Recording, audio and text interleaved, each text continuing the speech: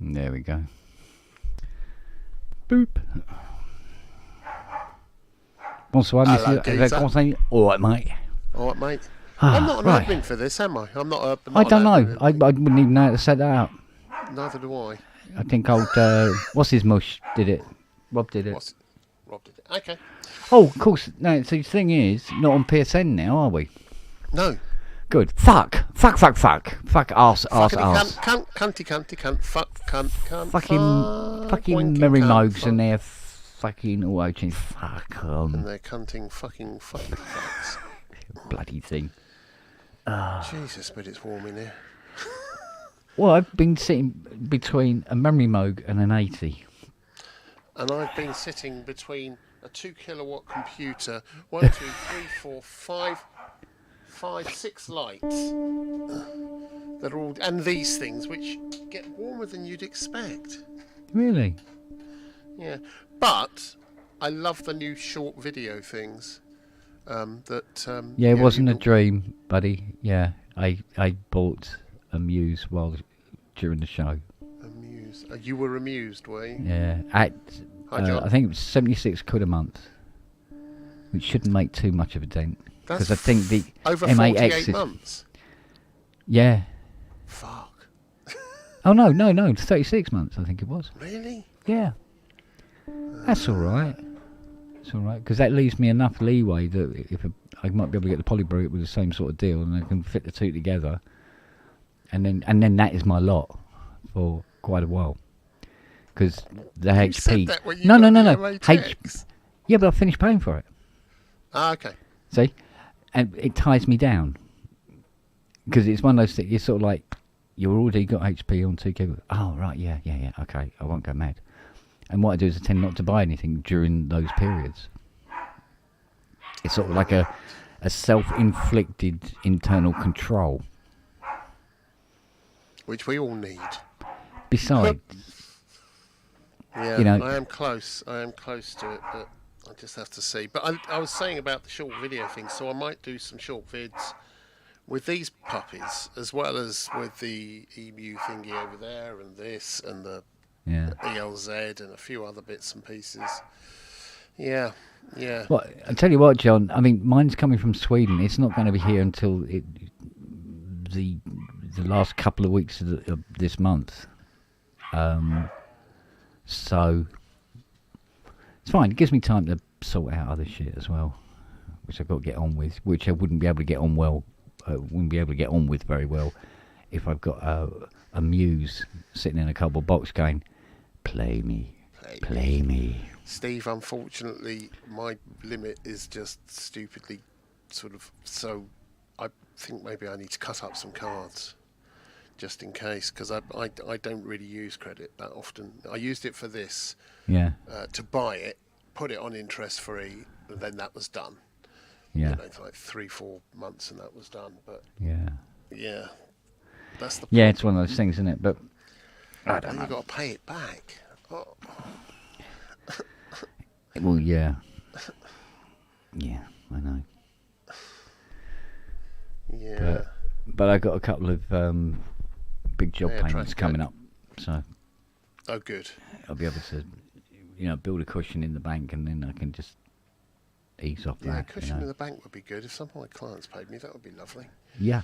Yeah. Well, as you know, I'm still waiting for the dosh on the GS1. Yeah. Which scuppered my scuppered your retirement. Well, not my retirement stuff. Well, yeah, in a way, yeah. Your because plans for not having to repair. Yeah, to start doing the Eurorack design stuff, and it's all sort of. Yeah. So in the meantime, obviously, Fiona's using the Carvera to do the process network lights. And is that working again now? Did you get it fixed? Yes. Dropping a spanner into the gearbox is why it wasn't working. So. Literally. Well, yeah, it took her 2 hours to tell me. She goes, "Oh yeah, I did drop a thingy and then it went through." I went, "Yeah." So I looked under the. Yeah, it's sticking in the drive bar for the Y-axis. Fuck. But of course, it's intelligent. It goes, there is resistance. I will go into shutdown mode until it is dealt with. So was that? So I'm taking this thing apart for 2 hours. I'm taking this thing apart, and then she goes, "Oh yeah, I also dropped that metal bar down there."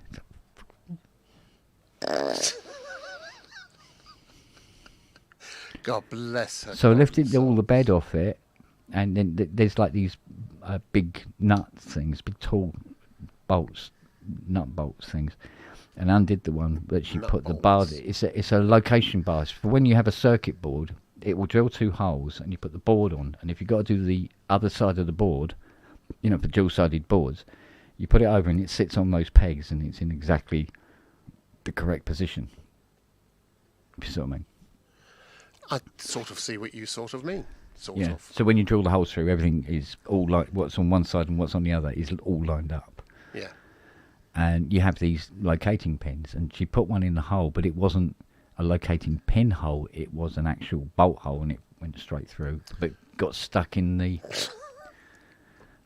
drive. Well, thank goodness it wasn't a lactating pin. Well, I think I can't knock this machine. It has there's a camera on the beside the head, and it will know if there's a tool in the tool location it's supposed to be putting a tool into. If you put a tool in it and you've accidentally put it in the wrong slot, it'll go, "Oh, there's a tool already there." So instead of just going down and smashing everything up, it goes, "No, there's a tool there," and stops. And you get a message come up on the screen. Location occupied, and you go, "What?" And you go over and go, "Oh yeah, there's a tool in it." Do what, and John? And then it goes, "Oh, tool removed," and carries on, deposits its tool, goes to pick up the next tool, tests the depth, and off it goes and carries on the job. And to be honest with you, it needs to be quite intelligent, because Fiona isn't. I'm going to tell her you said that. Oh, she knows. You should have heard what I was calling her last night when I found... we go, 2 hours I've been taking this fucking thing apart, and you're telling me there's a fucking dropped a bar in it, and you're telling me now, fucking hell. And she's there going... Moo. Like the little minx she is. Yeah, bless her. Yeah, so... Well, anyway, it got all stripped down and cleaned out. I cleaned all the internal drive, and... Because because lots of dust and shit builds up around those machines when they're doing like cutting out. And, fiberglass dust, wood bits and particles and all the rest of it. So, let's see. Can I present? I can't bring up... Oh, settings. No, so I can't get access to this, so I have to go to settings and change the camera. Let's just try that. Oh, there you go. Testicles. Testicles. Here we go. Let's try going like... Yeah, there's my testicles. Excellent, eh? Oh, there you go. There's my testicles. Have you got a party mat on your desk or something?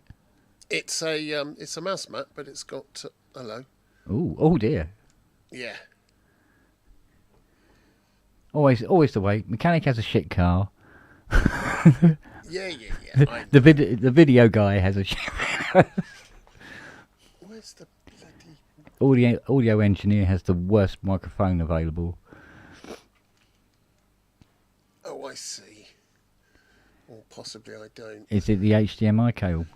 Yeah, I a bit buggered dodgy. it just before the show. Yeah. I buggered it. There we go, sort of. Crotch cam. Yeah, there we go. Alright, there we go. Try that instead and get The this. ELZ1. Is that it? That's sort of it. Actually, I better check. Let me just check that the thing is pinned. Make sure it's pinned. Are you pinned? Oop boop. I'm going to switch back because I think I've got another little... I would say that's pinned then, because Matt's come in. Bonjour, monsieur. So, yeah, so apparently VCO1 on voice card 2 has dropped below the capture range in the 2 hours it was on. And it's a Lintronics. Fuck you, lump of shit. Oh, for fuck's sakes, what is it? That Muse is nice, isn't it? Yes, you're going to be doing an unboxing for us. Oh, Christ, yeah. I won't be buying any cables for it, I know that. There we go. Yeah, it'll be a couple of weeks before I get it, though. Because it's coming from Sweden. Sweden. Yeah, from Sweden.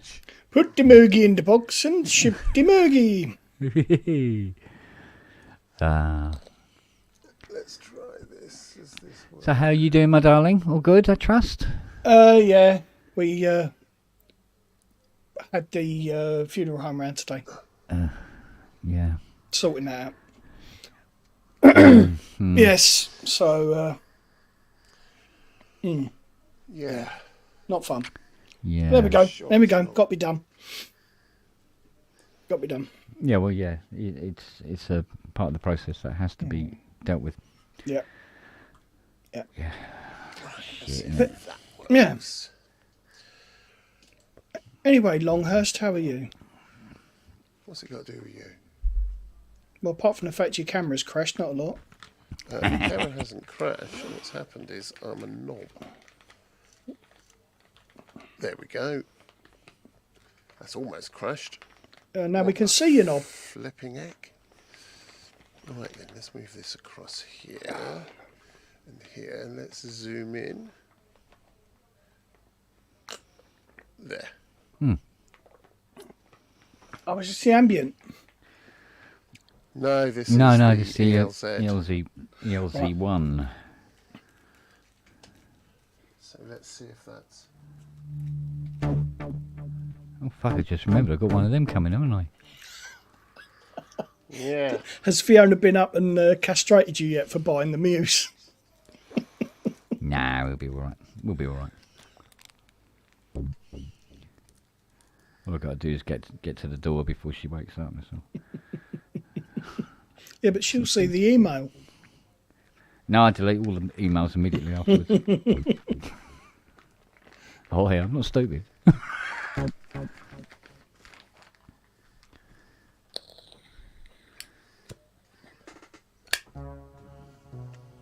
my little girl. You down there, little girl? Yeah, I know you are, sweetie. You're right, darling. I've been giving you a hard time today, isn't she? Is that Siri? Biting her tail and stuff like that. She goes, I don't like it, she's biting my tail. Pup exerting her authority. Yeah, man, she bites everything. Yeah. Well, I've seen your arms.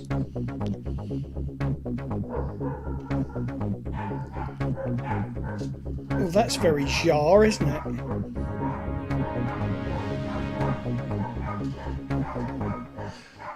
Yeah. Okay, cool. Back on this. Here we go. Yeah, it's quite jarring. It is, What the fuck is going on downstairs? Fiona's just opened your email. What, she's barking? No, she's gone to get the knife. They're warning you. Oh.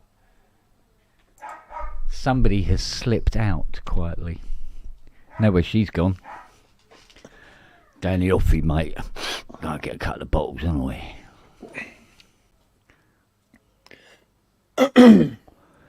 She does that.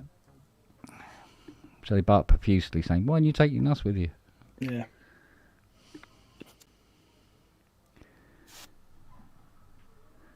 Oh yeah. No, I must admit, like I say, I haven't heard that Muse make a sound that I thought, yeah, that's all right, I suppose. They were all like really nice sounds. Yeah. And then when Manny done that, like that Mellotron type sound, Yeah. the Mellotron flute sound, it was like, what? Yeah. You know, because it really shows the scope of the sound canvas that is Yes. available.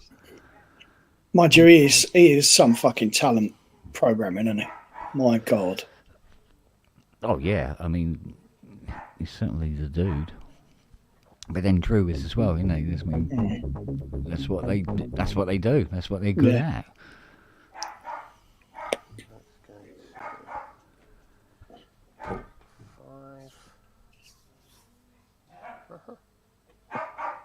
Yeah, you're not wrong there, Wagyu. Yeah, I'm still going, how the fuck did he do that?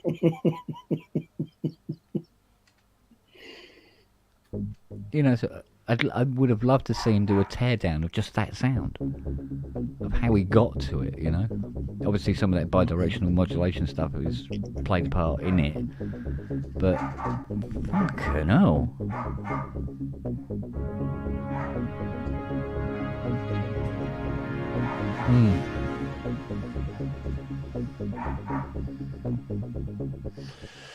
Yeah, this is a good little beastie. Certainly is. Anyway, switch that off, put this here. I feel alcohol coming on. Matt? Yes, mate.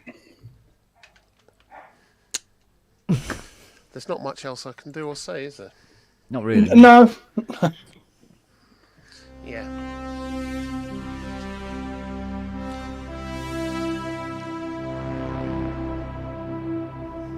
That sound will never, ever get old.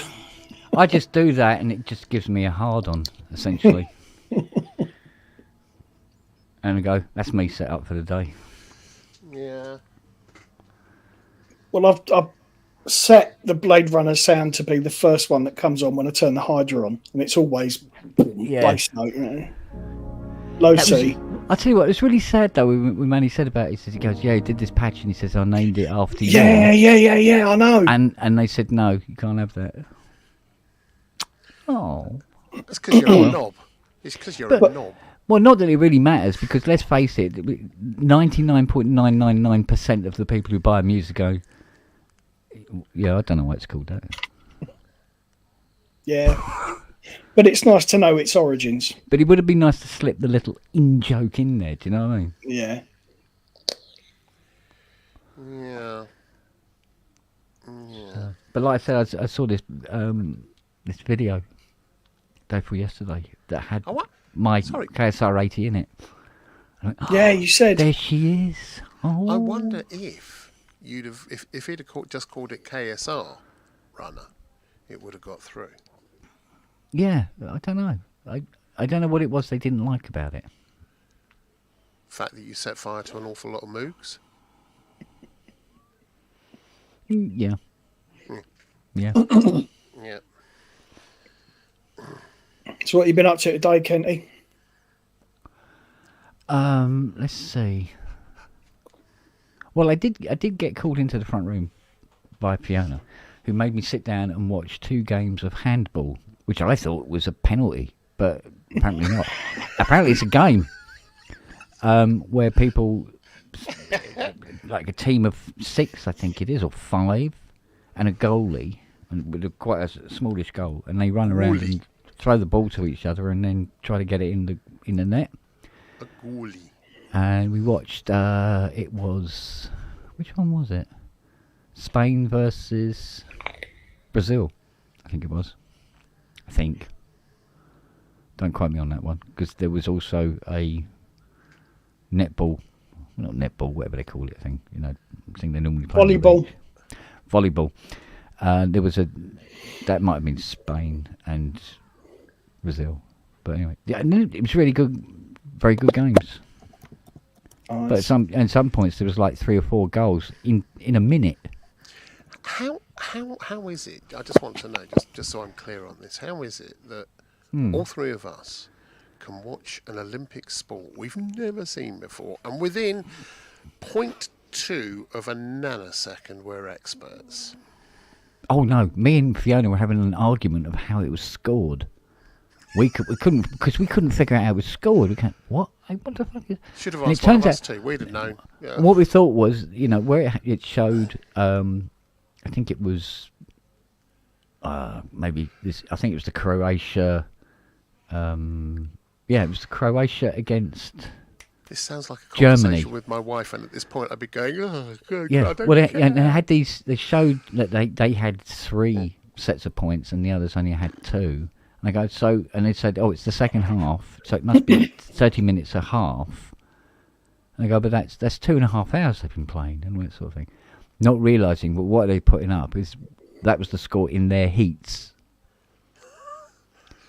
And it's actually an hour-long game, and you know, two halves of half an hour, and then you know, change ends and all that sort of thing.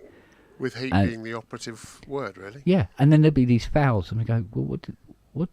I didn't see him do anything because it's very much a contact sport, but there's limits. You can only run 2 steps, and you have to bounce the ball at least once. That kind of thing. And I can explain it. When they do something wrong, that's a foul, right? And when they score a winning point, that's a point.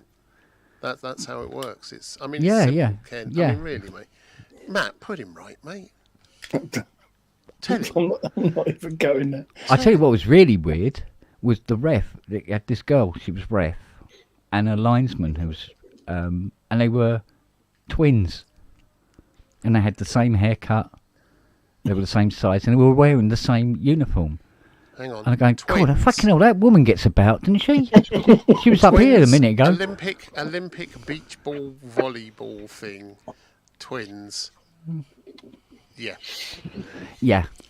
Yeah. All you need is leotard in that sentence, and it's just a whole sex game. I mean, you talk about points and shit like that. The worst one's tennis. How the fuck can you score 1 point and it be 15 love? You see, on what drugs were they when they fucking that come goes up back with that to one? medieval times when they were just greedy fuckers. I got it in there for I get 15. No, it was a 5-year-old. That's what it was. Yeah. Yeah, but 15, 30, and then 40. 40. And then if you're really lucky and you got a good wrist action, you get juice.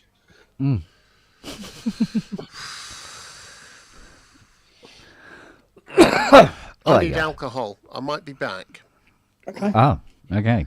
If are you going to try It's not sort of to... like an indecisive Terminator. Yeah. Are you going to try not to set fire? Or I might be I back. might be back. I might be back. It depends. Give me your clothes, your mug, and your motorcycle. Yeah, and your credit card. Okay. Oh no. Are you going to set fire to the memory moog before you take it down, or are you going to wait for Manny to appear? I'll have to wait for my bladder to fill up first. Your bladder. So I can stand here and deliberately not piss on it while it catches fire. Yeah. I'm going to go and get alcohol. I will probably be back. Okay. Okay. Arnie.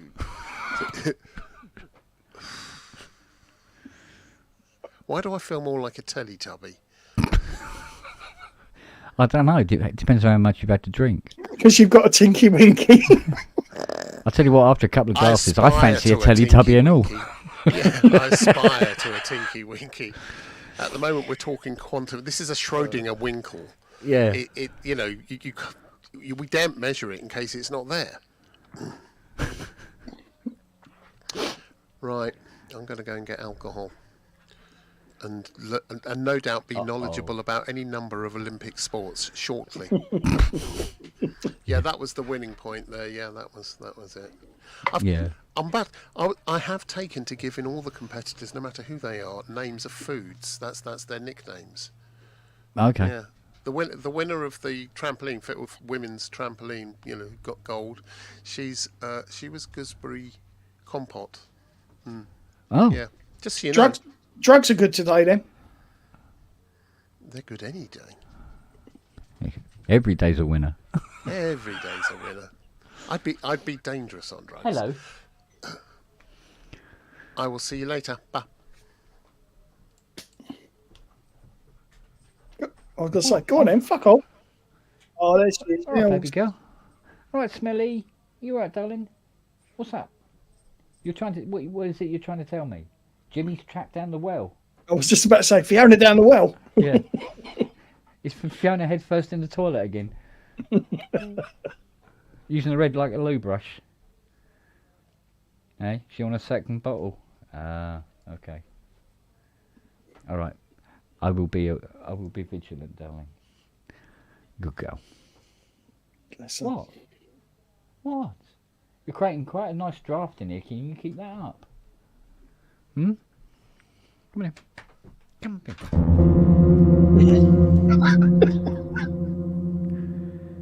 You play better than I do. You know that. Yeah, see, normally when I come in here, it's getting dark, or it is dark, right? And because it was PSN tonight, I was in here and it was actually quite light. And just before the show was starting, literally 5 seconds before the show was starting, I happened to look round at something and I noticed under the 80. And just as Robbie's pressing the button, I've gone, oh, the puppy's done a fucking huge shit under the 80. Like, right. So when the show started, there was lots of people going like this. Oh, I have to look that See, back. you couldn't see it, but Manny and it's all like no, like this sort of thing. And I go, do you know what? I'm going to do that. I'm going to say something just before the show starts. So they're all going.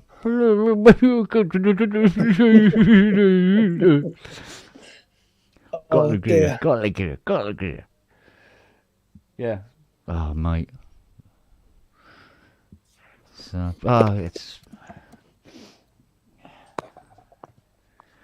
I'll tell you what, this bloody memory mood gets hot. Yeah. Because I said to them after the show, I said, they go, didn't you remove it? I said, no, it must have been down there a couple of days looking at it. It's been there a couple of days. If I move it, it will break the seal. And it will stink. The fuck are you, Indiana Jones? It's sort of like weighing it up and then replacing it with a bag of sand. Oh, Jesus. And then there's the big turd starts rolling towards me. Yeah. But that was a dream. That was a dream I had. Or was it? I was going to say, it's got to be fucking hot in there with the CS and the memory. It was. It was getting really, really toasty. And then, of course, it's like 2 minutes, 2 minutes to 9. And I'm going, what the fuck did I bring this up then? Yeah, no. Because I said to Robbie, I said, should I bring in the actual memos and you can do like a one-on-one with a Muse? Yeah. I must admit, as the show progressed, I went, I don't want to do a one-on-one with a Muse. Yeah. I don't want the memory moog to excel at something and overshadow the Muse. Yeah. Because, I mean, at the end of the day, you buy a Muse and you're going to be able to use the thing. Do you know what I mean? And it's not going to give you a repair bill every fucking 2 months. We're just judging by what Manny was doing with it and Drew. Yeah. There's no way that fucking thing's going to outstrip it. No. No. I mean, yeah, it has testicles. Big, huge, hairy cojones. But that's not everything. No. Sometimes do you know what I mean? Sometimes you need a bit of delicate as well. But then, as Manny demonstrated early on, where he was overdriving the output. But he was overdriving the output without it actually physically damaging the fucking synth. Yeah. So. Yeah. They've obviously done some good work with it. I'll tell you what, Wookie, you want to see the size of it? I'm going to need a bucket of bloody vinegar with water. Honest to God. I was thinking about getting a lion tamer in to try and get it out of here. JCB. Yeah, it's got its own fucking postcode. You should see the size of this thing, right? Well, you see, the thing about him, right, we're feeding the puppy 4 times a day, right? And she's growing so fast. You can physically see every 2 days how much bigger she is.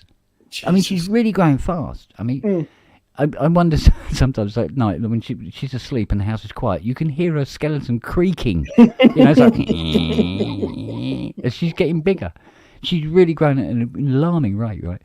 So she is eating a lot of food, and her favourite task is she'll have her dinner. She eats it very, very quickly, like she's never eaten before, and then she'll come into the front room, and she likes to stretch out and lay at Fiona's feet, right, just under the coffee table. And Fiona's happy with that. It's keeping her feet, you know, it's soft and, you know, it's just a very pleasant feeling to have a little puppy laying on your feet. But by God, every now and again she's going, oh, fucking hell, what, oh, Jesus Christ. And they're silent, but so deadly. You know, they're really sort of like... Yes. But they can melt paint from 50 feet. Yeah. And they go, oh yeah, and he goes, the huskies, they have quite a delicate metabolism and everything like that. And so try and lay off grain food, dog food that has grain in it. So she's got this grain-free puppy food, so that the digestion is very, very easy on the dog. Yeah. And it helps with all the absorbing nutrients and all the, the whole science behind it and all the rest of it. The downside that they don't say on the back of the packet, because they say, oh yeah, it's great for your dog's digestion, blah, blah, blah, to help them grow, get healthy bones and stuff like that. And then go, warning, smells like a fucking dead tramp. But they don't say that bit. Do you know what I mean? So every now and again, and I'm not kidding you, it's eye-watering. Yeah, yeah.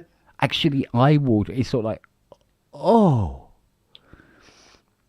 Yeah, that's an 11. Oh, yeah, do you know what I mean? Grading him. Yeah. So yeah, I mean, I was thinking that when I try to take the rust off the door on the Mustangs, just hold her ass up to it and just take the paint off. Fucking hell, just watch it all bubbling up, and then just scrape it off, because it is oh Jesus. So, but I must admit, I haven't been helping matters, shall we say? So, Lily was in the kitchen with me. And I was getting some milk out of the fridge, and of course she's there as usual, sticking her nose in. She goes, oh, what you got in the fridge, Dad? And I'm going, oh, do you know what? Here, have some peas and these carrots. Oh, yeah.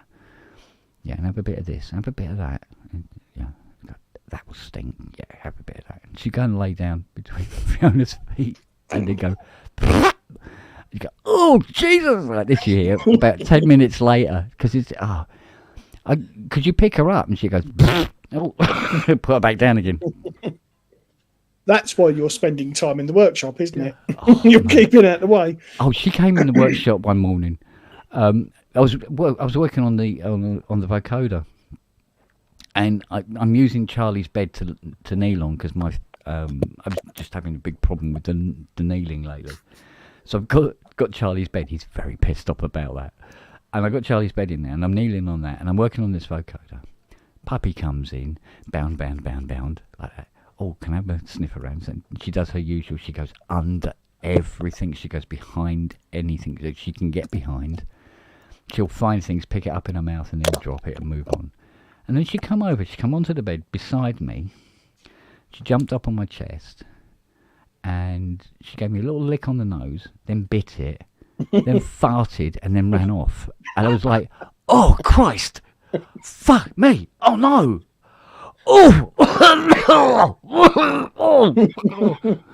Quick, get me coffee. Oh, light a fag. Oh, fuck me. Fuck. Oh, shit.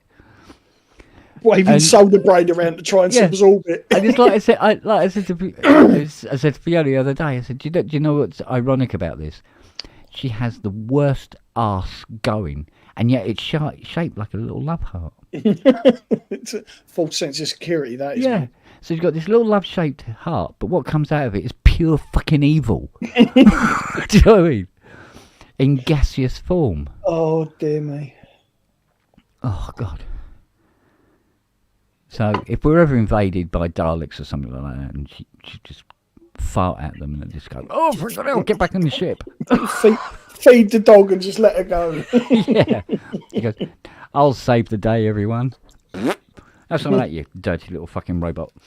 So, I mean, it will pass, but oh my God. I think we've still got about 3 or 4 months of this left. And then when she goes on to the proper foods, chickens and, chicken breasts and, you name it, pork and all that. Oh, mate. Woo. So do you think she's going to be as big as Charlie? I think the way she's growing, yeah. If she does continue at this rate, because they kind of reach proper sort of like maturity at about a year old, and we've seen her double in size in 3 weeks. Yeah, she's now twice as tall as Noah. Fuck. I know, it's ridiculous. But that's the thing, you see. She's getting the proper nutrition. She's being cared for properly. You know what I mean? Yeah. Mentally as well. She's getting the stimulation she needs from the other dogs. But you know, in fact, with the drinking bowl, we had this big blue drinking bowl. You may have seen it when you were in the kitchen. Yeah. Right? And it's always got water in it. You've got 4 dogs. It's always full of water. But it was on the floor. And what she does is she tips it over and then brings the bowl into the front room. If she wants a drink, she then goes back into the kitchen and drinks off the floor. This is at night, right, when nobody can see this going on. We now have this washing up bowl on the floor with 2 fucking house bricks in it, so she can't tip it over. Until she gets big enough to do that. And do you know what the little cow does? Go on. She gets in it and scrabbles all the water out onto the floor. Can't fucking win, right? I bought her this lovely electric, it's a cat fountain, yeah? I remember you telling me she dismantled it, didn't she? No, she takes it apart, she pulls the top off it, she takes the metal bit off, fuck knows where that goes. She brings the other bit, she leaves it by the back door going, mee, right? She empties out the bowl and she brings the bowl into the front room and sits there chewing it. She thinks that's fucking hilarious. Every morning. I mean, we had to tidy up the front room this morning because I came down, and I'm not kidding you. It looked like Blue Peter had a fuck fest in there or something. There was fucking bits of paper and toilet rolls and fucking shit everywhere, you know. And it was like, oh Christ almighty, I've got to sweep this all up. So I went into the kitchen to get the broom. There's no bristles on it. She's fucking eating them. She's bitten all the bristles. I got this fucking broom with like 3 hairs sticking out of it. And there's all these bristles all over the floor. Fucking hell. Got to hoover everything and go around and pick everything up by hand, you know. The worst thing my staffy ever did was we'd been to the garden centre, come home, and the ex-wife had taken a bag of compost and just put it by the back door. Oh, yeah. Mm-hmm. Yeah, that took about 3 weeks to fucking get all of it gone. Dog was like, oh, toy. And then started digging and kicking and fucking... Yeah, this is a classic, yeah. So, but we found a way of subduing her. It subdues her for a little while anyway. She was sitting there panting. She was up to no good. I can't remember what she was doing. She was messing with something. And I just picked her up and went, plop, dropped her in the swimming pool. And she swam to the edge, got out, and then she just went and sat down. I said, right, you behave yourself, you're back in the pool. And mate, an hour later, she's been a dick to Noah, giving me such a hard time, poor little sod. And I got, do you want to go in the pool? And I pick her up and walk her to the pool, and then she starts going, swimming in mid-air like that, and she's not looking very happy. So I put her down again, and I go, right, you're going to behave yourself. And she's sort of like, sat us down. Like, I go, right, behave yourself, because I don't want to use the pool as a punishment, to be honest with you. So, but that's the good thing about puppies; they forget shit after a while, anyway. Yeah. No, it almost sounds like she's turned up at your place and gone, you've given me all these friends to beat the shit out of. No, she just wants to play with everybody. That's all it is. Yeah. But her way of playing is she thinks it's hilarious to just bite the other dog's tails. And I tell you who's really not into it is Charlie. He's so not into it. Does he tell her off? Oh, no. What he does though. This is typical Charlie. He gets up and he goes and walks off, and that's the end of it. And he'll go out into the garden, and the puppy goes, "Oh, it's other tails," and goes after Nelly, bites her tail. But Nelly will then throw herself on the floor and play with the puppy. She loves playing with the puppy. Siri, not so much. And Noah is basically, fuck off and leave me alone. As soon as she walks near him, he just goes, fuck off. Just fuck off. of course, the puppy's going, no, let's play. And he's going, no, fuck off. This sort of thing. And it's like, rah, rah, rah. And then she goes, and he's, rah, rah, rah, rah. It's like, fucking hell, shut up, you two. Madness.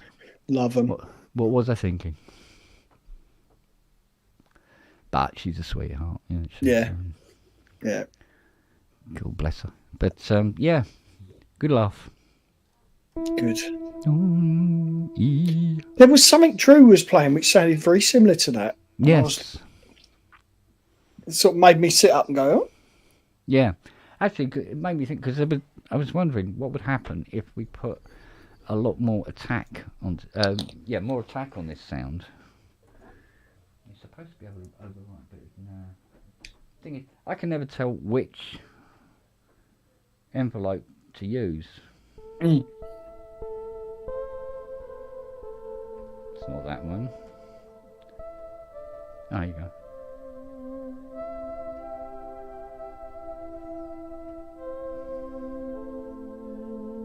Have a nice soft swirl. Oh, that's nice.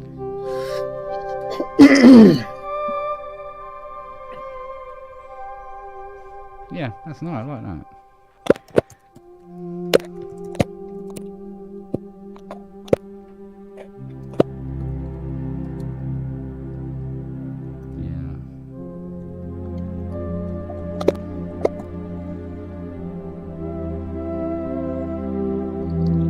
Yeah, nice. But that's it. I mean, listening to what Brooksy was saying last night, I was just going, yeah, do you know what? He's right. I tell you what it is. It's absolute abject fucking laziness. What are you talking about? Oh, doing something different. Thinking out of your comfort zone. Always going to the same presets, always doing the same fucking thing, and they're like, bleh. Yeah. I mean, I enjoy it. I know, and I enjoy the sound and everything like that. But it's like, come on, boy, you got all this fucking stuff.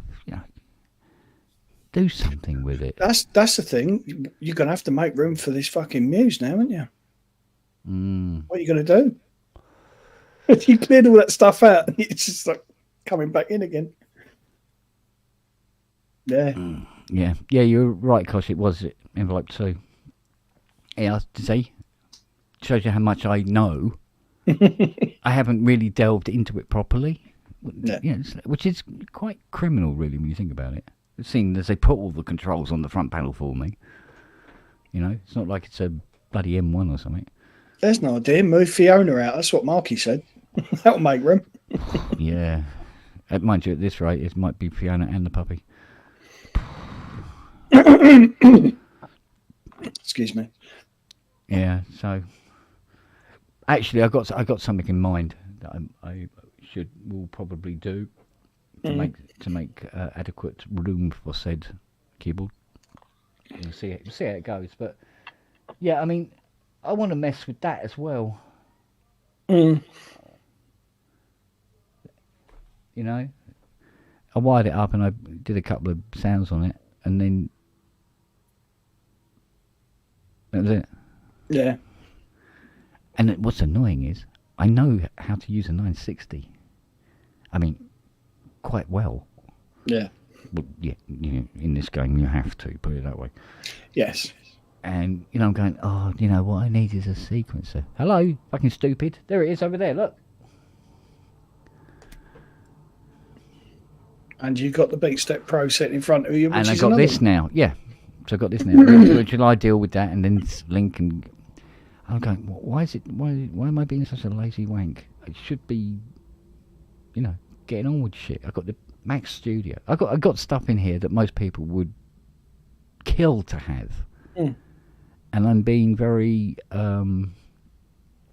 disingenuous about it. If you know, if you I know what you mean. I know what you mean. Because I'm there going, poor me, and I'm finding it very difficult to write stuff. And there's guys in the chats and stuff like that are going, what? Stop being a total wanker. What is the matter with you? Get off your fucking arse and do something with it.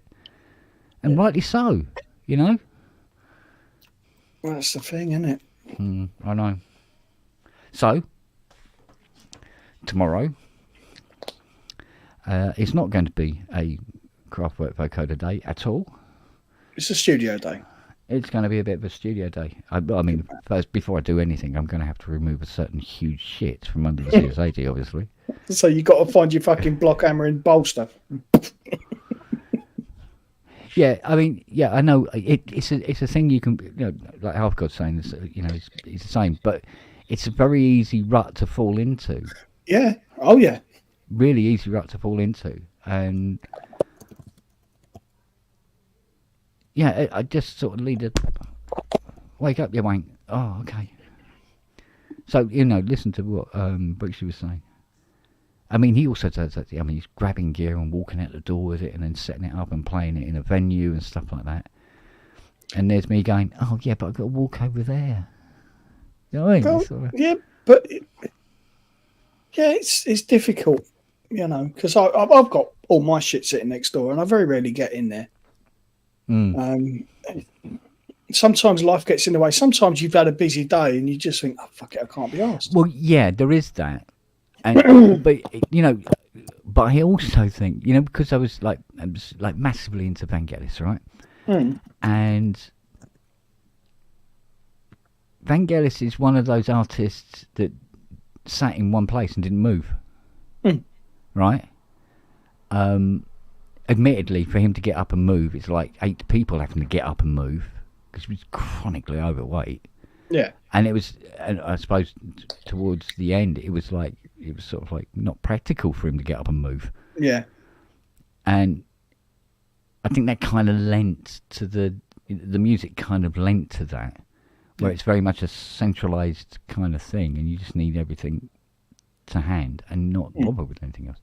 So when the gear starts to spread across the vista, and it's more than arm's length away, you go, well, fuck it, I'm not using that anymore. That's another reason for my... I mean, space is a constraint in there anyway, but yeah, having too much would be a distraction as well. I mean, it's a nightmare when you've got 8 million plugins and God knows what sitting in your computer as it is. But yeah, I mean, yeah, don't get me started on that. Yeah, so it's a question of limiting yourself as well. Sometimes, Yeah, but you always, at least I always used to think, the next thing I get is going to be the thing that breaks it all. And suddenly there'll be this breakthrough, and suddenly, I've found my sound, and all, that. It's the thing that breaches the dam. It's what you're hoping for. Yeah. It's that self-delusional bullshit that you feed yourself all the time, where basically what you are doing is sort of like self-monologuing yourself into going, yeah, I really need to buy this for the sake of fucking buying it. You're just pushing the creativity down the road, aren't you? To a degree. Yeah. And then when it's not really reaching out to you straight away, and you go, oh, I've got to work at this. Yeah, Yeah.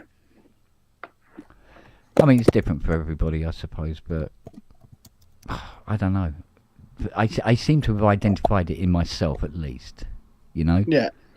Oh, I'm fully aware that I'm very, very similar. I don't do quite as much as I should in there. Yeah, I think I got more gas though than fucking Lily.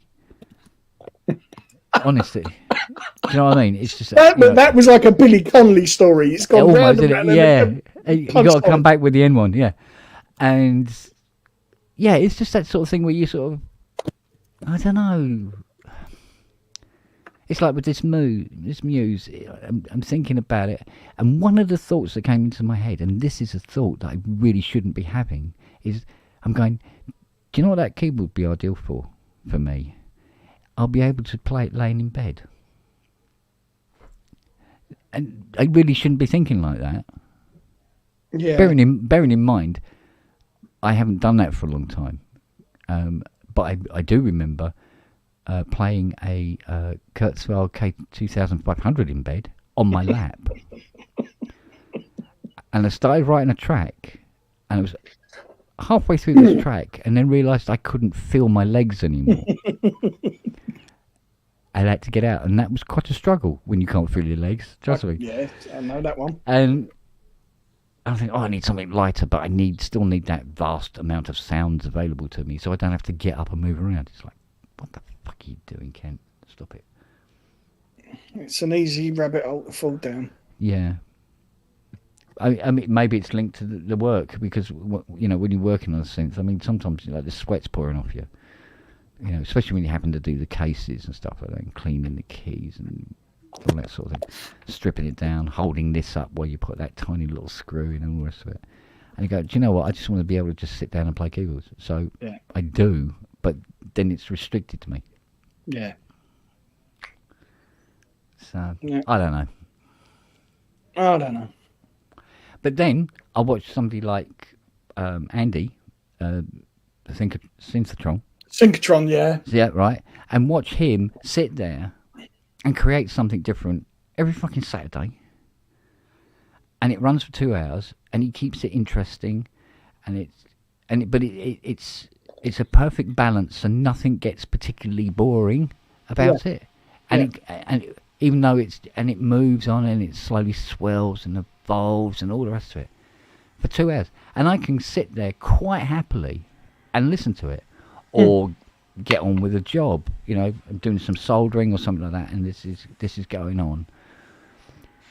I'm going, if I did that, I'd be cutting my own wrists within 10 minutes, going, God, this is so fucking boring. What am I doing wrong? Why isn't it right? You know, it's because you can sit there and listen to it because you're not creating it. I don't know. I don't think it's. I think sometimes what it is I will put too much in. Yeah. Do you know what I mean?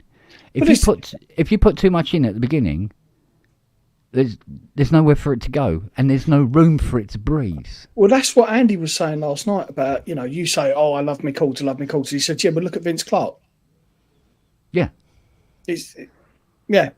I mean, you listen to the early Depeche Mode stuff. It's so fucking full of holes. You could practically walk through the track without hitting anything, and yet it's still full, and it works, and there's, you know, structure to it, and it was always great to listen to as well. And you think, yeah, and then you try it and you go, well, when's something going to happen? Yeah. So, do you know what I mean? It feels like it's not enough. Yeah. Yeah, I know, Lisa, darling, the fun part of it. And I think that's the problem, because I'm playing the same thing over and over again. The fun is now, it's tainted. So you you do have to try something completely different to rediscover the joy. Well, yeah, it's like I'll play a chord, like yesterday, on the pub yesterday, and I played a chord, and Brooksy went, I'll bet that was C minor. Because of whatever it was. It was the start of a piece of music. Was it Midnight Sonata? No, it wasn't. That wasn't what I was going to play, actually. No, but that was the chord, wasn't it? Yeah. And it's that kind of structure. But, yeah, the thing is, what he meant was I start everything in C minor. It's always C minor. Doesn't matter what I do, it's C minor. Yeah. C minor this, C minor that. Don't even bother changing keys very often. I used to change keys all over the place during the same song. When I was doing the orchestral film scoring stuff, it was all over the fucking place because it needed to be, yeah. And there was lots going on, but there was structure, and you had lots of this here, and then it morphed into this and did something completely different with a whole new set of sounds, and blah blah blah, and went on to this and went and done something else. You know what I mean? And it's just, and then I just went, and I can listen to some of the stuff back. All right, it's really badly recorded. Mixed. Yeah, right, okay. It's sort of like I set the volume control on the synth and go, right, that's it, mixed. And then you play another keyboard on another track, on another channel, as it were, and then set the volume so it doesn't blur over that one. Mixed. There you go. You know, or maybe pan it to the left slightly, or whatever. And that was me mixing. So although you hear the tracks back and you go, yeah, it's a bit there, sort of thing. But listening to the notes, I'm going, God, the stuff I'm doing in that. And then I'll be putting in hooks And then you always have a strong theme, but it's a theme that you can morph. There's one I did where it has this theme that goes, you played it, I probably can't play it now because I haven't played it for donkeys, I'll have to listen to it again. But when you play the theme, and it did kind of repeat and everything like that, but then it comes back in later on at the end of the track. The trick being, I'd done this other theme in the middle. Now, what the listener listening to it for the first time doesn't know is that when you play the first theme and the middle, the second theme at the same time, they're actually reverses of each other, and they kind of make harmonies. Yeah. And complement each other. It took ages to make it work, right? But it made it work. So there was two themes, and they're actually, one's the complementary theme to the first one. Yeah. And then you do this at the end, you go, oh, wow. And I go, I used to put work into this. What the fuck? What? Eh? And go, oh, I'm old now. Can't be bothered now. Do you know the last time I really sat at a keyboard and sort of come up with a melody and then put a counterpoint, sort of a secondary melody behind it, and then built from there. Yeah. And that was the first proper keyboard I had. It was a Yamaha PSR 400. Mm-hmm. Right? And it was the last time I ever sat down and fucked around and came up with stuff. To the point, and I've got all that shit sitting in there now, to the point that a guy was giving a 400 away about 3 months ago, and I went and fucking had it off him. Because I'm like, I'm going back to that. Yeah. Start building from there and then take it in there. Yeah. And try it with different sounds, try it with different rhythmic sections, things like that, and see if I can. Some people start out by just playing chords on the guitar and then Vince Clarke takes it into the studio and then synthesizes the thing. Yeah. That would be probably a better way for me to do it. Yeah. I mean, I wrote a ton of tracks on a PSS 630. Mm. It was just a plastic wedge. Yeah. With the soft buttons, and then it had the drum pads on the front of it. I think I've got one of those in the cupboard. Yeah, and it had did those sort of like meow sounds. It was quite nasally, but it had quite a nice feel, and it had a speaker in each corner, sort of thing. I wrote tons of shit on that. But what was interesting is then when I started putting the studio together, I took these tracks and then brought them to, the inverted commas professional gear, and recreated them. Yes, they sounded better, but they didn't sound better. I know what you mean. They were no better. It was just they were created. That you came up with that track based on the sounds you were using. Yeah. I got so what I had was something where you listen to it and you go, considering all that gear you had, shouldn't it sound better than that? The inspiration behind the track wasn't the same. Yeah, exactly so. Yeah, I got you. Which again is yeah. But to give you a rough idea of how delusional I was getting, I'd write a score to a film that doesn't exist, right? Mm-hmm.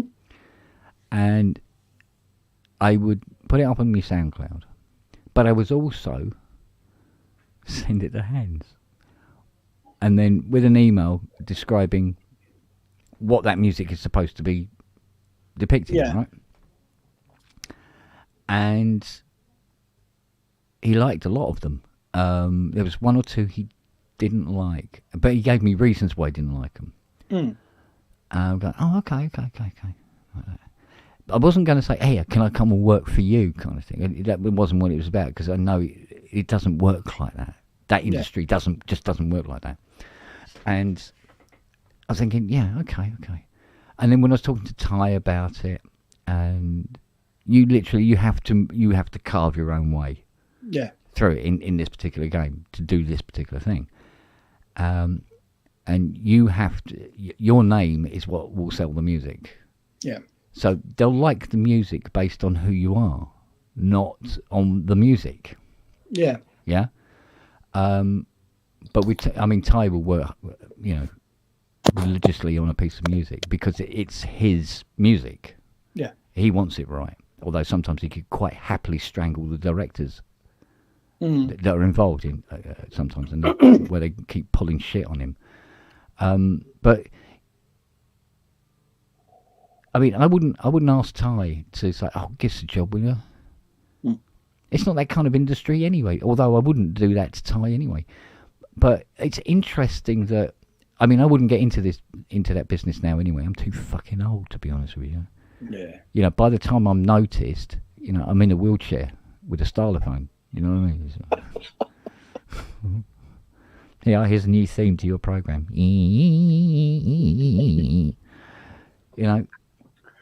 Yeah, just don't sell the strapline. Can you tell what it is yet? But I enjoy writing film themes. I enjoy that because it's my favourite kind of music as well. It's the music I like to listen to.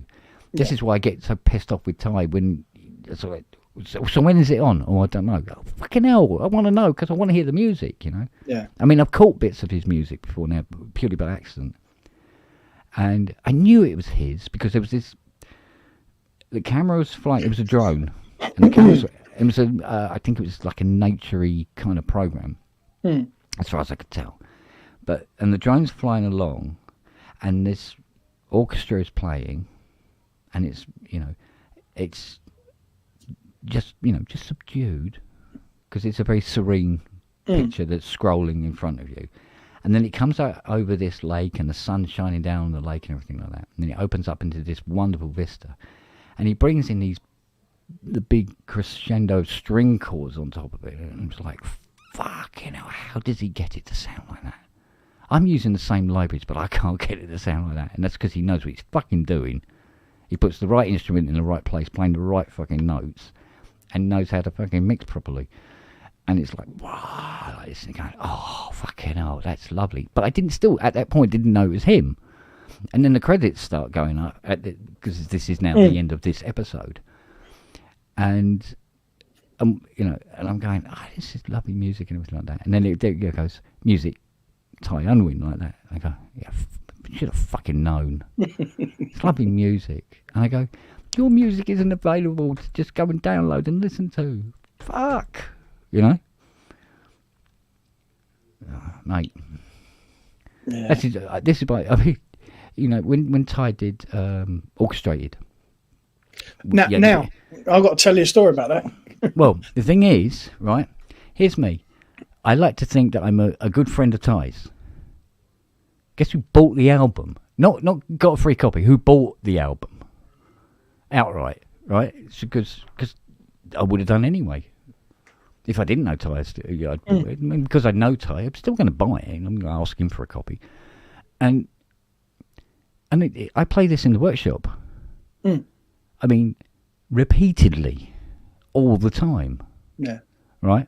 Yeah, all right, it's interjected with obviously other albums, most of them only from the 80s and 70s. Pretty much, yeah, fuck the rest of the decades, I'm not interested. And I'll play, obviously, the Bandcamp stuff that I've downloaded for various things. I love playing Grace's and Brooksy's album. Yeah, I've got a couple of theirs, and it's nice for driving, I find. Yeah, I find I like to play that when I'm trying to sort out difficult problems on a synth that have been a bit iffy, and I'll put that on, and that'll get me through it.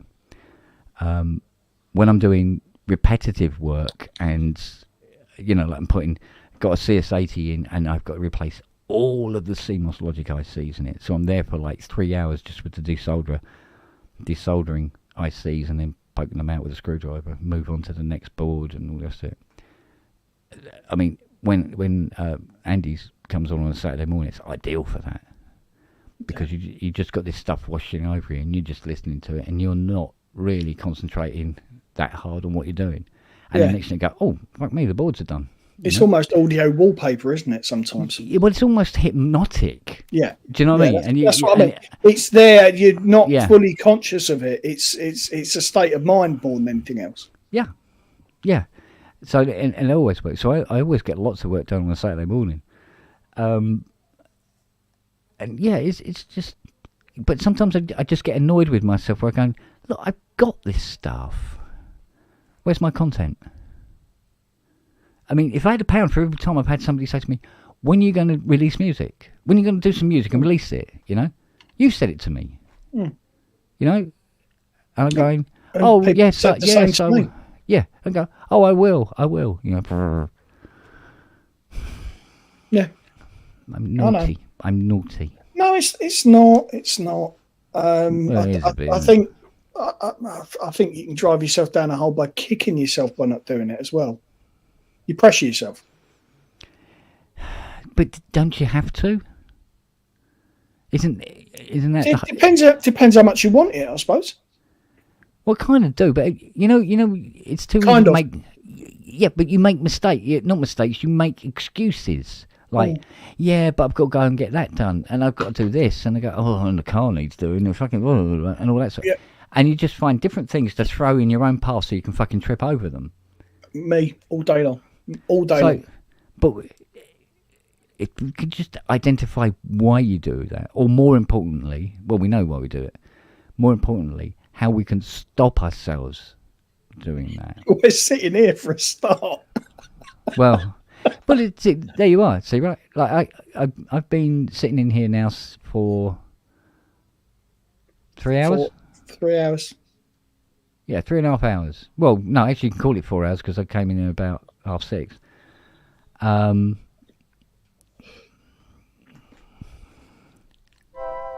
There you go. Yeah. Yeah, I know. I know. And you know when they say, "Oh yeah, well, what you need to do is restrict yourself. Don't have so much stuff."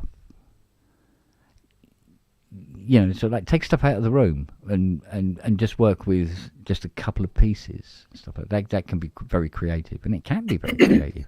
Thing is, I've got nowhere to put the fucking stuff. Yeah, same here. And if I did, I go, oh, do you know what this needs? Oh, it's that piece of equipment that isn't in here. And go and get it and bring it in, wire it all up and everything like that. And do you know what else it needs? The next thing you know, I've got everything back in here again. Yeah. Yeah. Mind you, it's a nice problem to fucking have, isn't it? Let's be fair. Oh, no. To people who haven't got much stuff, it does seem that, but it's not. It's a real pain in the arse. It's a massive, especially after a while, it's sort of like, ugh. Yeah. I mean, Fiona's said to me before now, she goes, well, you work with synthesizers all day. You're probably not really up for doing more synthesizer-y stuff in the afternoons. And I mean, yeah, but it's so different. Yeah. You know, it's the other side of the counter, you know? Yeah. Yeah. Yeah, I suppose so, because, I mean, Luke, you know, he's got his head under a bonnet all day, every day, 6 days a week. Yeah. And his downtime is fucking car shows and God knows what. So he takes the passion and he runs with it elsewhere. Yeah, but he's got the passion that I had when I was his age as well. But for me, it's kind of like... Tailed off. As you get older, it does. Yeah, it does. Yeah.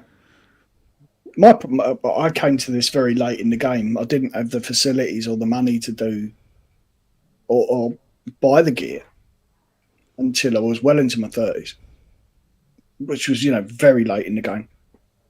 So, I don't know. I don't know. What's this? Okay, Kent. Do you think maybe that it's something to do with the way you're working, being a solitary activity, and all the pubs and shows don't feel like that? Well, that's true enough. I mean, half the reason I do the pubs is just like, it's better than staring at the fucking wall. Right. Well, this is how it became the pub, isn't it? It was a way of getting together. Yeah. It also gave us opportunities to sort of help each other out with things. Because, you know, somebody's got a problem or, you know, they need to, you know, want some advice on something. I mean, there's bound to be somebody here who knows more than anybody else about a particular thing, you know? Yeah. That can help out, you know. But I guess that's how it goes. Oh, yeah. I'm going to put my fan on. Hang on, because I'm fucking temperature's going up again. I don't know what the temp is down there. I'm hoping we're going to get some thunderstorms tonight. Because all of a sudden it came over really cloudy earlier. It hasn't rained yet, but it's just been insanely hot today. Yeah, you're right, I think. But do you know what? Because when I was toying with that idea of being able to do like the jam tabber, because I thought that would be a great way of trying to be, well, not trying, but to be creative by literally bouncing off other people, which can be an incredibly creative way of working, because you're then hearing things that you wouldn't normally be hearing. You might be playing at speed, styles, keys, or something that you wouldn't normally wouldn't go near, and just, getting out of that shell, and open it up a bit. But yeah, I couldn't get that. See, the problem was, I was going about it completely wrong right from the go, because like the idea was to. I mean, I tried it with me, Robbie, and was it Ben back then? I can't remember, but there was about 3 or 4 of us, and what the idea was that I was trying to jam tab it with everybody, and then also be able to stream it out. And I could not, for love nor money, get it to be able to do both at the same time. Yeah. Now, I've since watched Andy do it. Right. But I'm there going, wait a minute, how the hell's he done it? He's managed to do it. I don't know if he's using 2 computers, because that was the idea I was going to do, was try and do it via 2 computers. So one was receiving the entire Jamtabber stream, as it were, and then send it out, and that's what people would be watching on YouTube or whatever. And then on this computer would be what I'm actually doing Jamtabber. So I'm not hearing what's coming out of the second computer, because that's obviously going to be 20 seconds later kind of thing. Yeah. You need a laptop or something, just a laptop just to send the shit out then. Yeah, or probably the iPad could probably do it. And then I don't know, there was all this shit going on with Ventura up against Sonoma and all this. Yeah. Well, you've been fighting that for a while, haven't you? So yeah. I mean, obviously the this new OS has had many creases ironed out of it now. It's lovely to have my Cubase sitting there, for instance, and not going flicker, flicker, flicker, flicker, flicker, flicker, flicker, flicker, flicker. Well, you say that. I've had so many problems in the last, 6 weeks, like just with FaceTime on this laptop. And we're booking it down to Hayley's Wi-Fi, and she spent a bit of money yesterday upgrading her Wi-Fi around the house, putting a mesh system in and all that. And it turns out it was the laptop. Yeah. So I did a reinstall, just wiped it, reinstalled, pulled the backup back in, and it's fine. Yeah. Shit, cost her a lot of money, and it was my fault. Yeah, it's tech's brilliant when it works, but when it doesn't. Yeah. I know exactly what you mean. But yeah, I mean, the couple of Jamtabber sessions that I ended up actually doing, I massively enjoyed. It was great. It really made me really enthusiastic for playing again, I must admit. Yeah, well, yeah. I suppose. But also, afterwards came away with ideas to try out as well. And there was, it was like, sort of this enthusiasm had suddenly blossomed out, again. It's sort of like, hey, this is fun, Yeah. I think, because I think Icing probably hit the nail on the head there with it. Because, a lot of us musicians, as you say, is quite solitary when it comes to playing and writing. And when you're on your own, you've only got whatever you come up with to work with. Yeah. And Andy did say to me a while back about, he said he figured out a way of how you can open a private room in Jamtabber. So if you're doing like a session that you're going to stream out, that you don't have, you know, somebody from Brazil come in with a fucking Farfisa race tone. It's a private invite as playing opposed to... the wrong key at the same time, sort of thing, or whatever. Or somebody going, "Hello, I play kettle drum. Everybody shut up!" Bang, bang, bang, bang. You know? So if you can have a private room, it's cool. You can actually control the narrative that way. So, but I mean, yeah, I mean, I think it's something I should probably look at again and figure out. Well, basically, what's that? Don't stream the jam tabber through the pub. Keep them separate.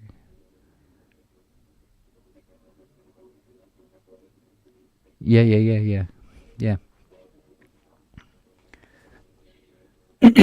But this is it. I mean, but you know, making it open to, you know, because you know, there's the pub guys and gals, you know, because it seems to be the you know, pretty much the same 40 odd of us. Yeah, and it's open to them, you know. Yeah, it's just something maybe needs to be revisited, doesn't it? I think so, because there seems to be this something missing that I feel when writing now. It's See, I can lay there in bed and fucking lyrics start flying, because I mean, I said before, I started out as, and I have been all my life, a singer. So I have words and shit come into me, and then I hear the sounds and all this sort of shit, and I write tracks in my head, and by the time I get up and everything's switched on, it's like, oh bollocks, it's gone. Yeah. Or I'll get the bass line started, and then my brain will fuck the rest of it off, and it's like, what was I doing? Yeah. Whereas if you start a bass line and then somebody comes in and starts playing something on top of that that complements it, and you go, oh, okay, yeah. Now I know what this bass line can do, or how I can, what I need to do to adapt it and stuff like that. Yeah, absolutely. I think, it was all the horribleness of all the other musos going off on wanky solos that made me not want to deal with them.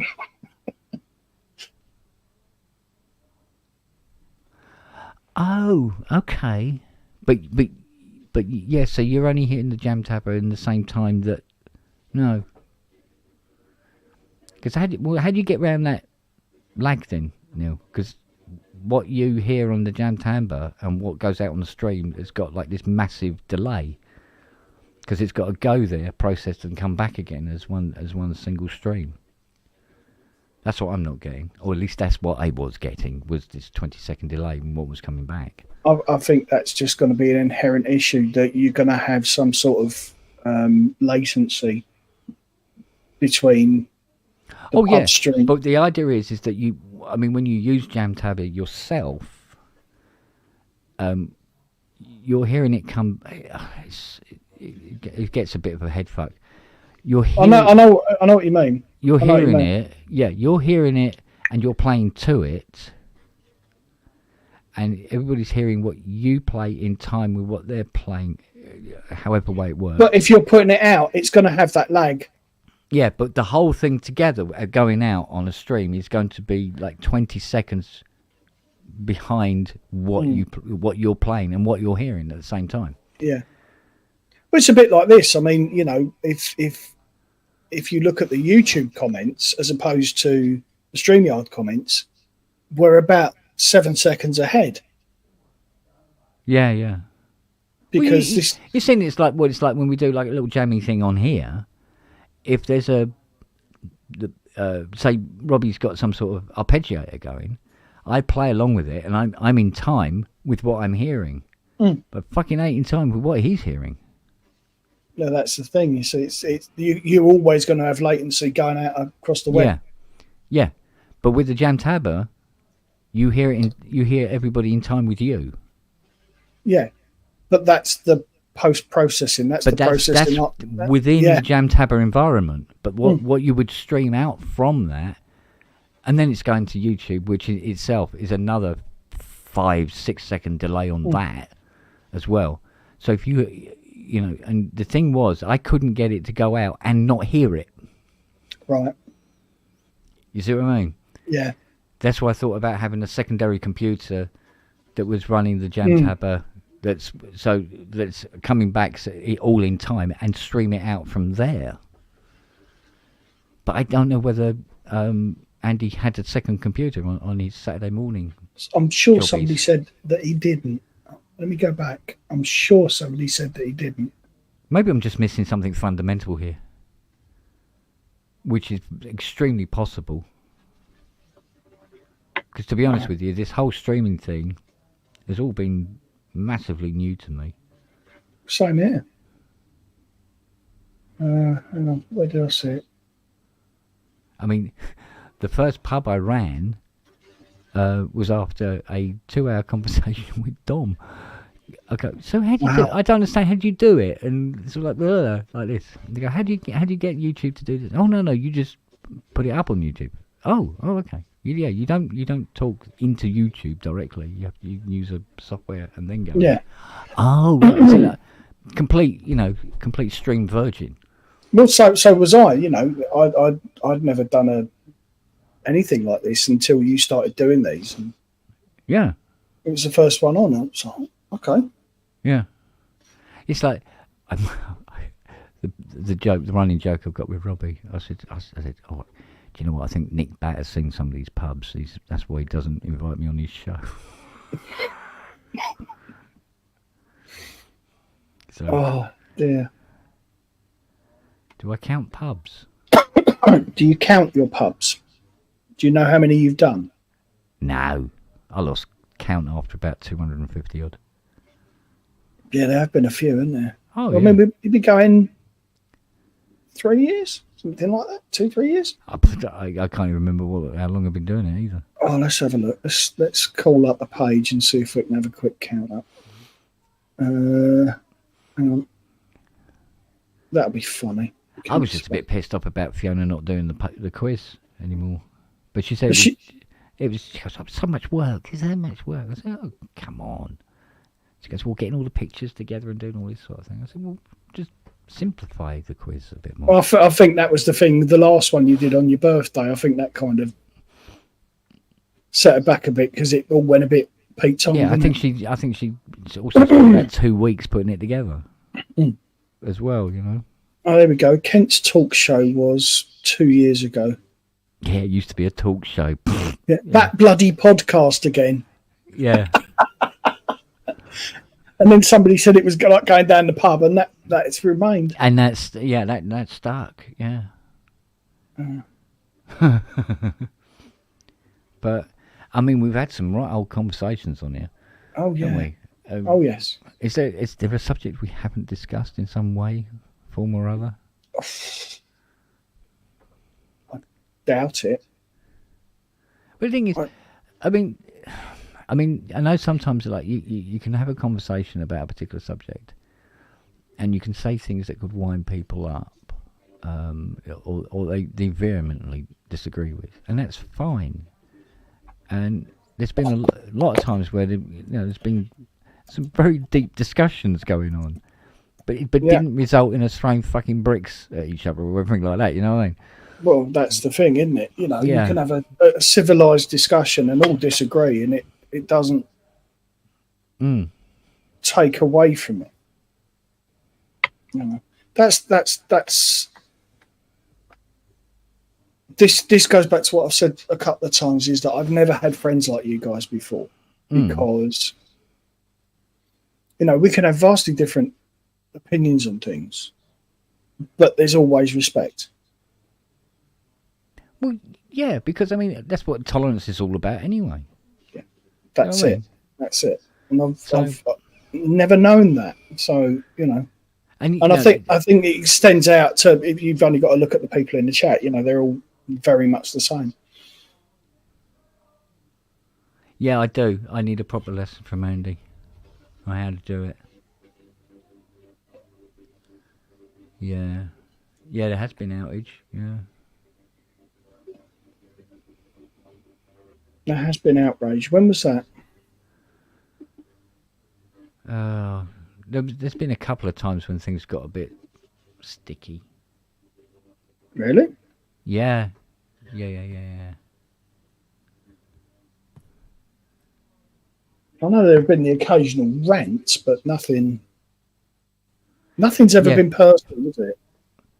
Yeah, Justin doesn't like the word cunt. But then, if you look at his background, you can see why he wouldn't. Yeah. You know. Yeah.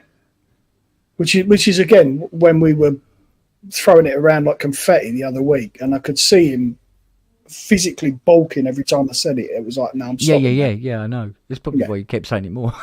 but here's the thing, right? Now, he's a very, Christian guy. Yeah. But he doesn't throw his Christianity in your face. He doesn't go, oh, you can't say that, and we can't do this, you can't do that. Have you seen what Steve Elbows just said? What's that? Me and Wagyu are trying to get a private jam server set up, so we'll be in touch in the future. Which could take. There you go. Yeah. I don't know whether Dave's there or not. Cleo's dad. Oh, he's just muted his mic, so. He's having problems. He's probably getting dressed. Yeah. You go, oh, wait a minute, I can't go on naked. Let me throw something on. I mean, talking about Justin, I can't even remember. When I've thrown out a couple of those jokes that are too bad for even this show, and I've had to private message them.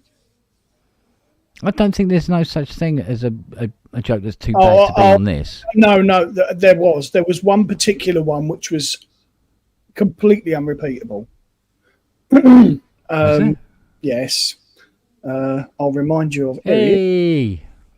I'll ping you a private message. You're muted. Still muted. There you go. Hey! All right, babe. Hey. Good. I was thinking, if I can get the VP ticket, I'd be like the young buck, in the election. They'd be like, wow, you're only 56? Ooh. That's pretty sexy. Did that help the conversation or make it worse? I don't know. I give up. Matt. I'm intrigued now. I want to know what this joke was that Matt said. I've just sent you a Facebook message. Oh. Yeah. Jeffrey Derry. Yeah, he remembers it. Yes. It's you know what? You got to be yourself, and you got to try to be empathetic. Yeah, no. But you can't change who you are. You don't change your box for someone else. You just try to respect. No, my point being that when I threw that joke out, Justin came back with something that was just as heavy. Oh, good. Yeah. I think he can take it, but at the same time, I think it was just we were machine gunning the C word out so often that night that it was too much for him. Yeah, it could be for a lot of reasons too. Wait, who are you bastard? Where's my phone? Anyway. Yeah, okay. Yeah, I can see where you're coming from. Mm-hmm. Remember it now? Yes, I see where you're coming from. Really? Yeah, I don't know. Yeah. Yeah, see, that's a difficult subject. Full stop. Yeah, I know. So, yeah. Yeah. That's me. We're all dealing with it. Oh, there she is. I was gentle. There she is. Nobody likes my scruff. I got to do it. There's no other way. She's got to get up here, and I can't move. I'm like a big bless her. I know. That's my favourite track of yours, the one where you've got a... I love it. That makes me happy. Thank you. Well, she's immortalised now, isn't she? I needed... Yeah. Well, I sing The Body Electric. He's already said he's got like an alarm clock or something with that sound. Yeah. No. I don't know if he's love it. Yeah, no, he told me he was... I was like, dude, that like makes everything worth it right there. Maybe I'll do the sample pack, but I did get it. I did get it on something. Well, my little girl, she's 10. She just adores cats.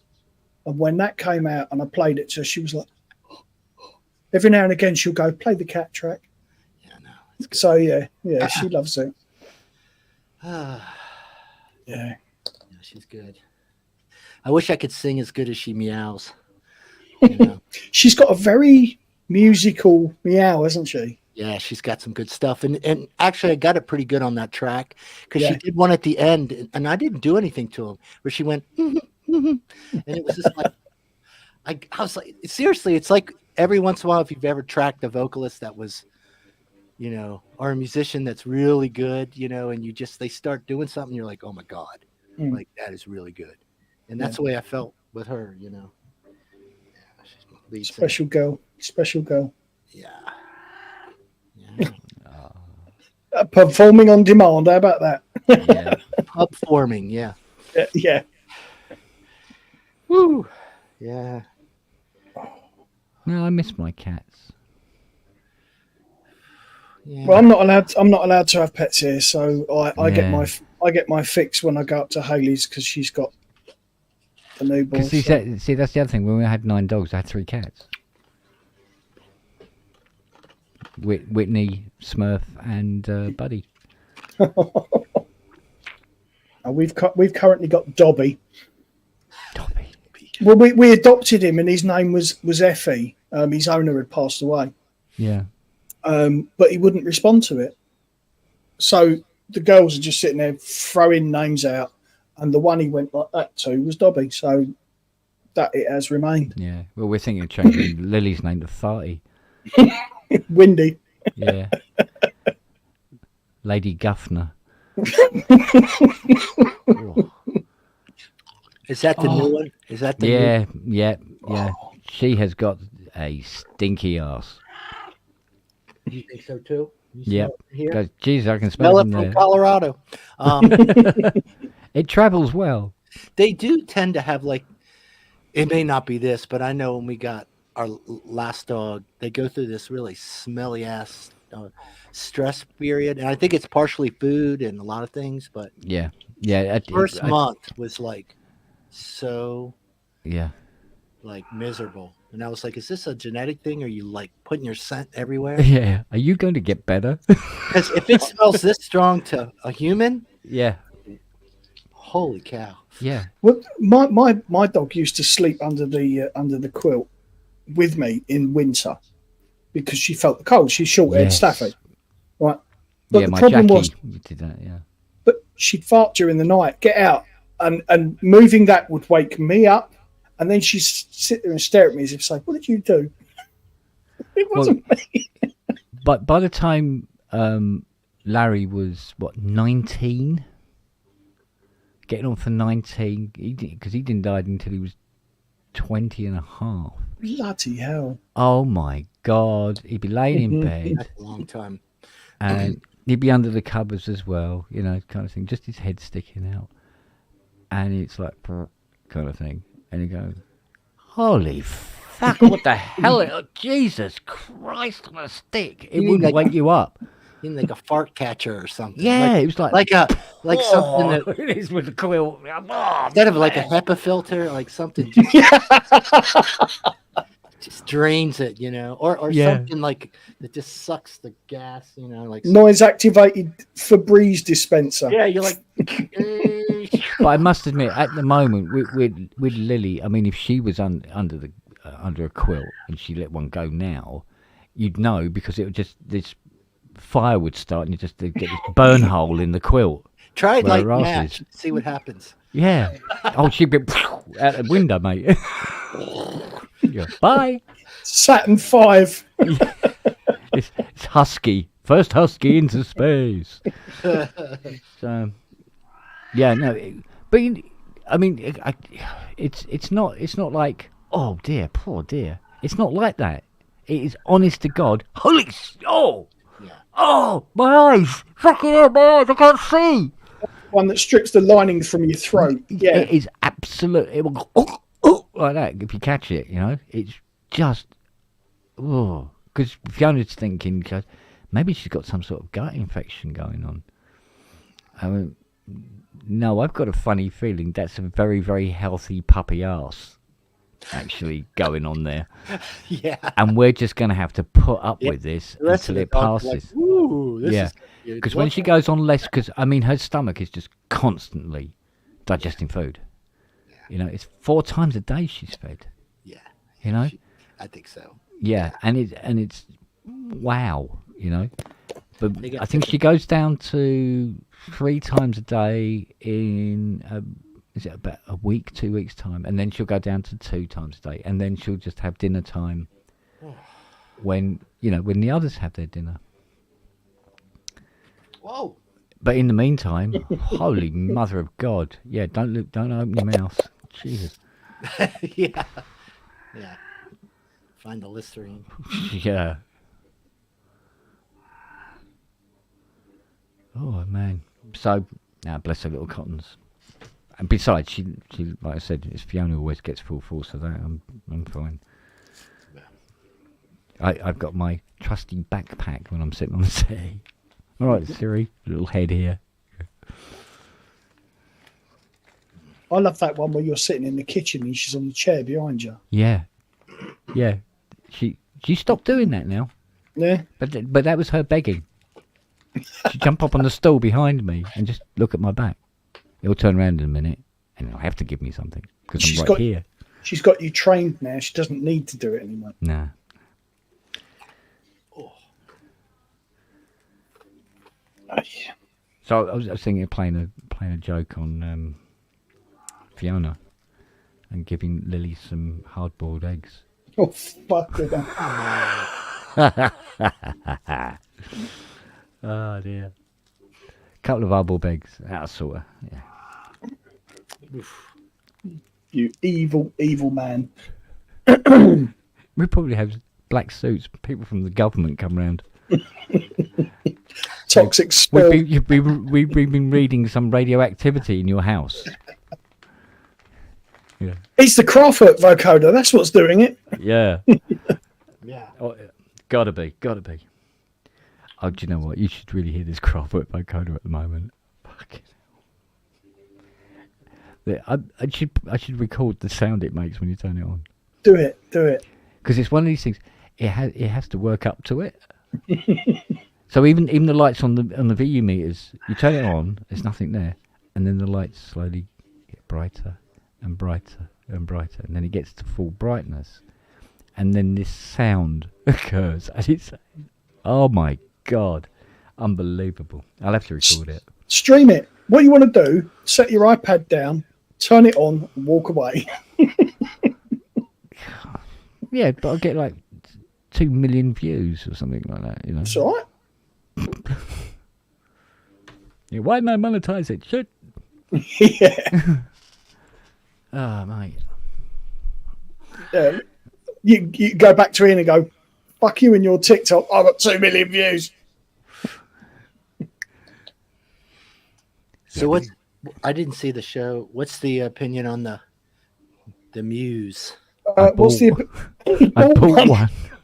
And about you set me up. Go ahead. About 5 others did as well. Yeah. In the show, in 2 hours. During the show. I knew when Drew and Manny were in there. Yeah. I came in for a little bit. I was like, oh, this is too easy for me. It was fish in a barrel, mate. It really was. It really was. Wasn't it? Hearing the scope of the sounds that this thing is producing, I'm going, oh, good. Manny, please don't play another patch. Then he does, and you go, oh God. Yeah. Luckily, and then I'm looking at how much it is. Then he play another patch, and then Drew would play a patch. Yeah, Drew's. I must admit, is more my neck of the woods. Those kind of sounds, as well. But I was loving what Manny was doing as well. Yeah. But then Drew would do a couple of sounds and going, oh God, I wonder if I can get HP. Shit, man. I'm trying not to pay attention because the price is just, oh man, I just can't drop that. Yeah, same here. Unless I really I'd have to really like offset it with something.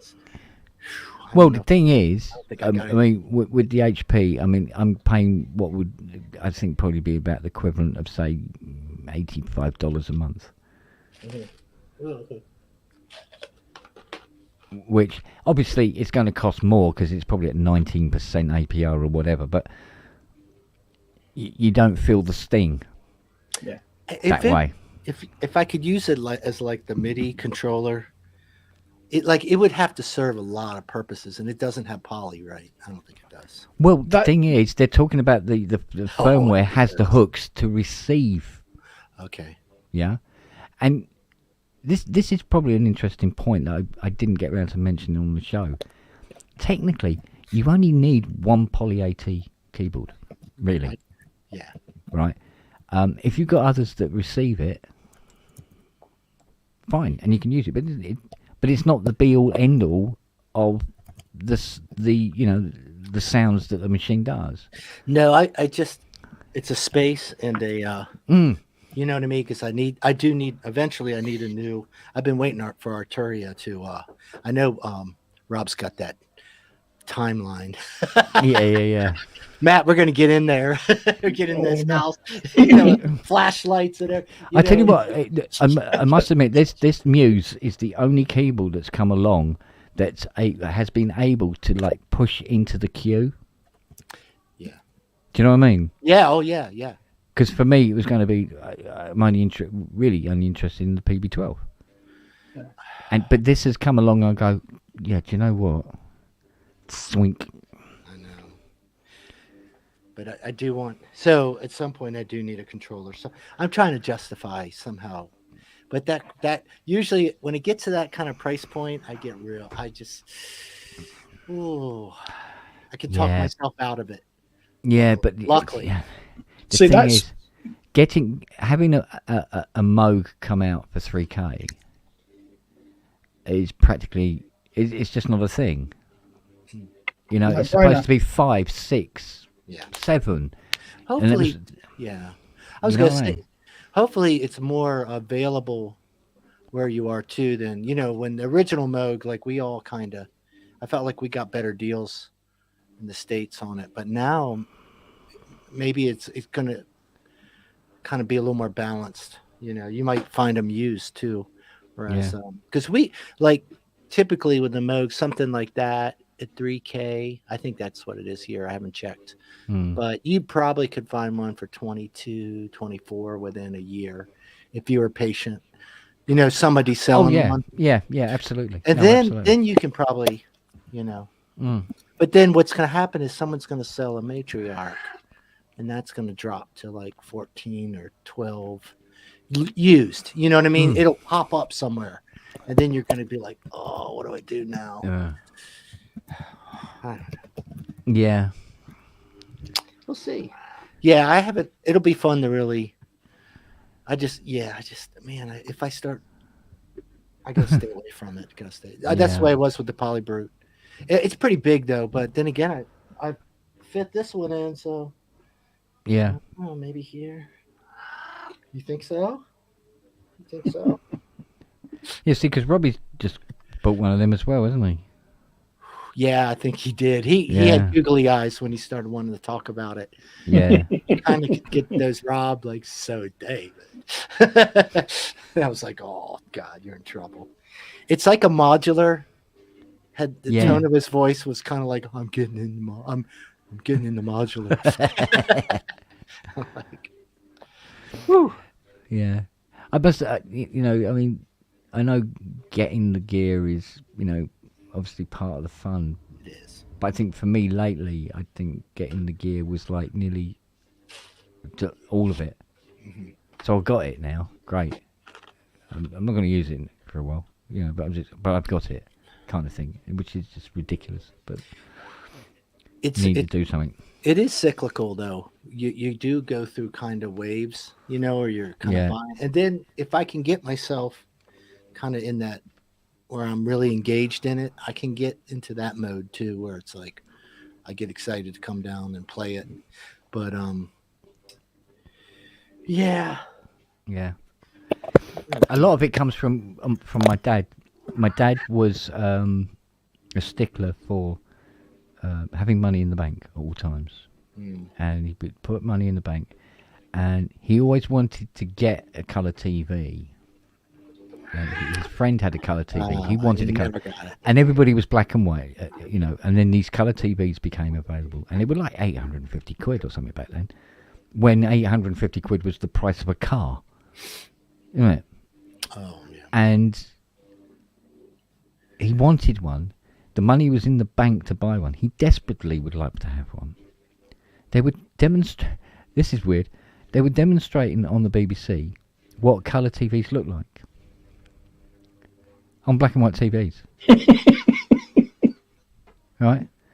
But there was this huge buzz about the colour TV. You know, it's the 605 line. You know, it's got a fantastic picture, and you know, you see grass and all this sort of stuff. And he really, really wanted one, but he goes, no, I won't. You know, I'll wait until next year. I'll save a bit more money. He had more than enough in the bank to buy this TV. It wouldn't have hurt anybody. Do you know what I mean? Because both my mum and dad were working. They were both on great wage. And he kept putting it off, and he was always putting off stuff. So his shoes had holes in them, because he goes, no, I'm not buying new shoes yet. There's still a bit more time in these. And he was constantly denying himself stuff. And then he died. And it stuck with me. Yeah. If the money's there, fuck it. Live in the moment.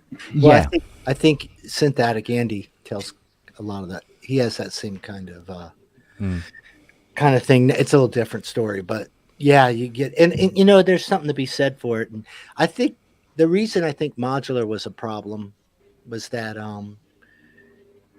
it was those $200, $300, $400 purchases, and you know, all of a sudden you were doing. I know, I was plugged to like 500 here, 800 here, 600 here, 500 here, 200. I only spent 200. See, I'm doing good. You know, 600 more, and then like I had all this stuff. And this is actually better. Like you get one nice thing, right? Yeah. And I don't know. Like I still have some modular. I still like it, but I couldn't play in both fields. It's just too much. It was way too much. So I kind of wanted to get back, kind of like, you know, the way it is when you buy a guitar or something. Like, okay, I'm getting a new guitar, and you think about it for a while, and you get it.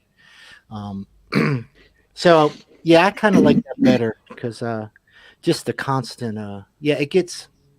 I mean, I ended up having to sell a lot, and then after a while, I just wanted out of here so bad, because it just overwhelms me. I get some kind of weird claustrophobic thing that's like, you know, I don't know what it is. I don't know if it's probably guilt, to be honest with you. I just probably like, what the hell are you doing? You shouldn't have all this, you know.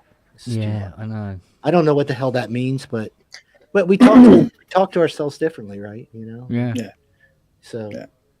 Yeah. I mean, another thing that I was trying to deal with, I suppose, was when the agoraphobia set in quite young anyway, and money, forget it, there wasn't any, right? My tongue's hanging out of what other people had and stuff like that, and I wanted to buy these things, and I didn't have the money. Mum didn't have the money.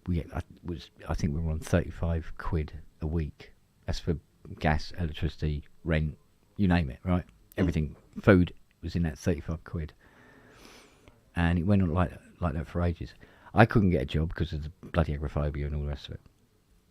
So when I got into this, and then suddenly I got people coming to the door throwing money at me to fix their synths. A friend of mine told me that you can repair my memory moog. I can't find anybody to repair my memory moog. Here, have hundreds of pounds. And I'm going, oh, okay, cool.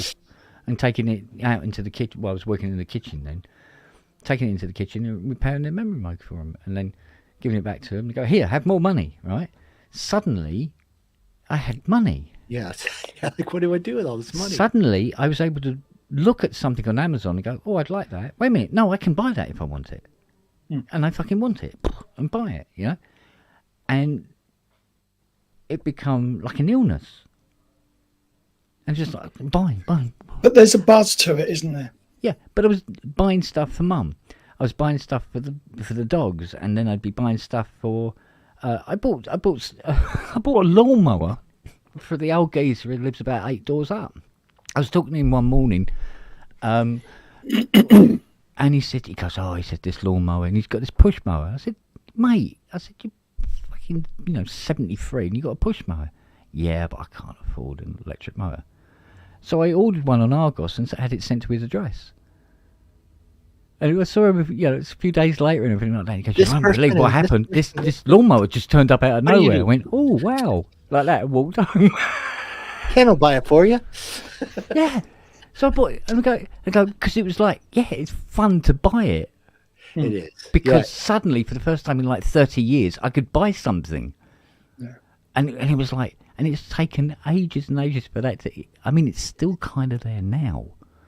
Do you know what I mean? Well, when somebody said to me about, because I was trying to explain to them that I had agoraphobia, because they wanted me to come to their house and everything to repair this keyboard, because they just didn't want to deliver it.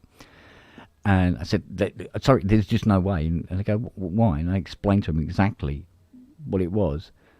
And he was literally on the doorstep, and I'm explaining this to him. He could have just brought the keyboard with him. He was here.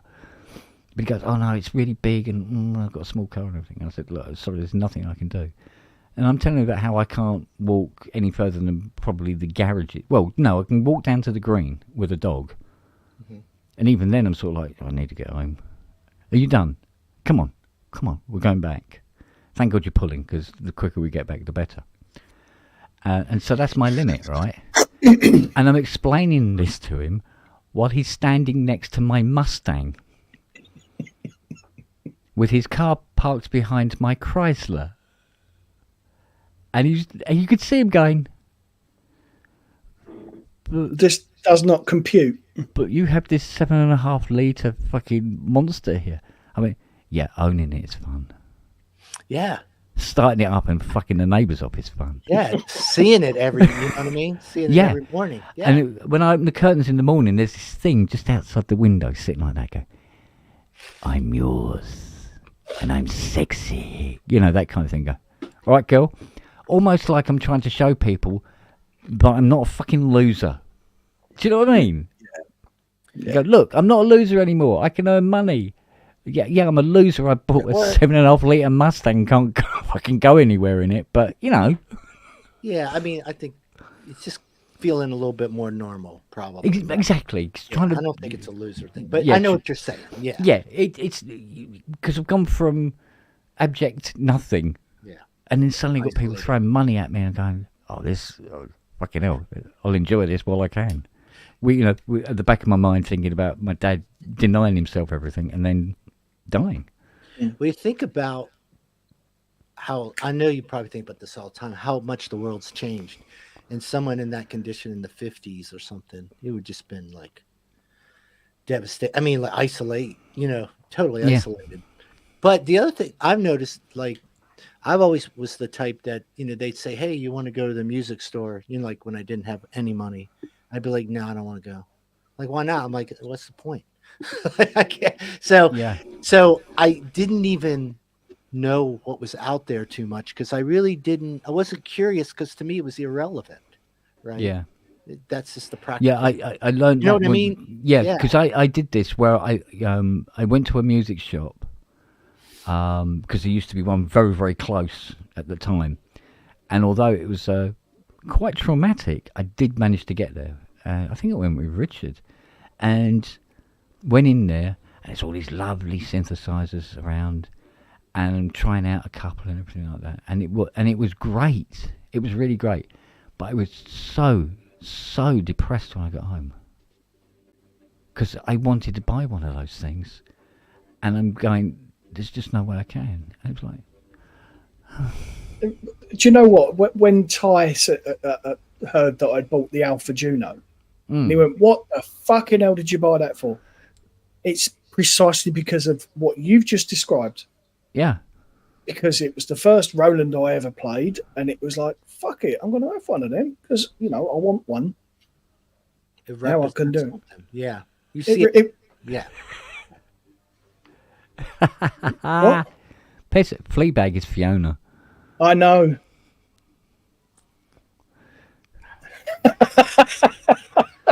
Oh, God bless her. Go fuck yourself. Oh, here it is.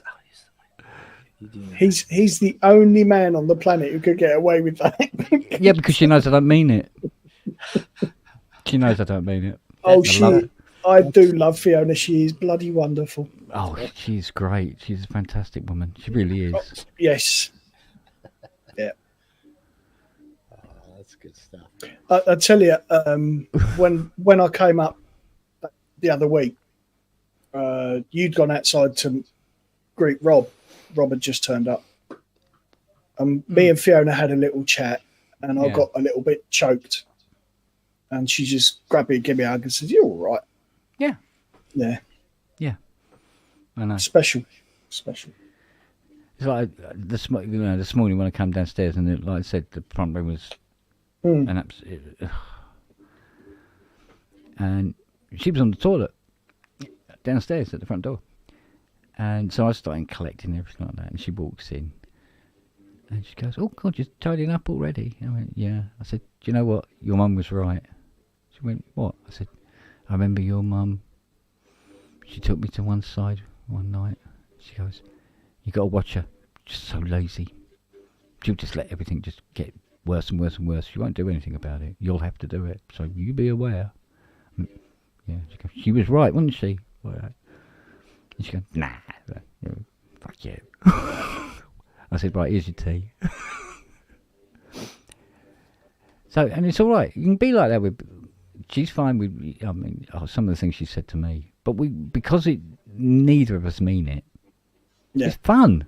It's fun. It's just fun, just sort of like berating each other from time to time. I mean, not quite at the level that you and Fiona do, but me and Hayley are very similar in that respect. Except we just fuck about and have a laugh all the time. Yeah, and that's how we deal. Well, surely you can't be in a long-term relationship with somebody and there be any barriers or any areas you can't wander blindly into.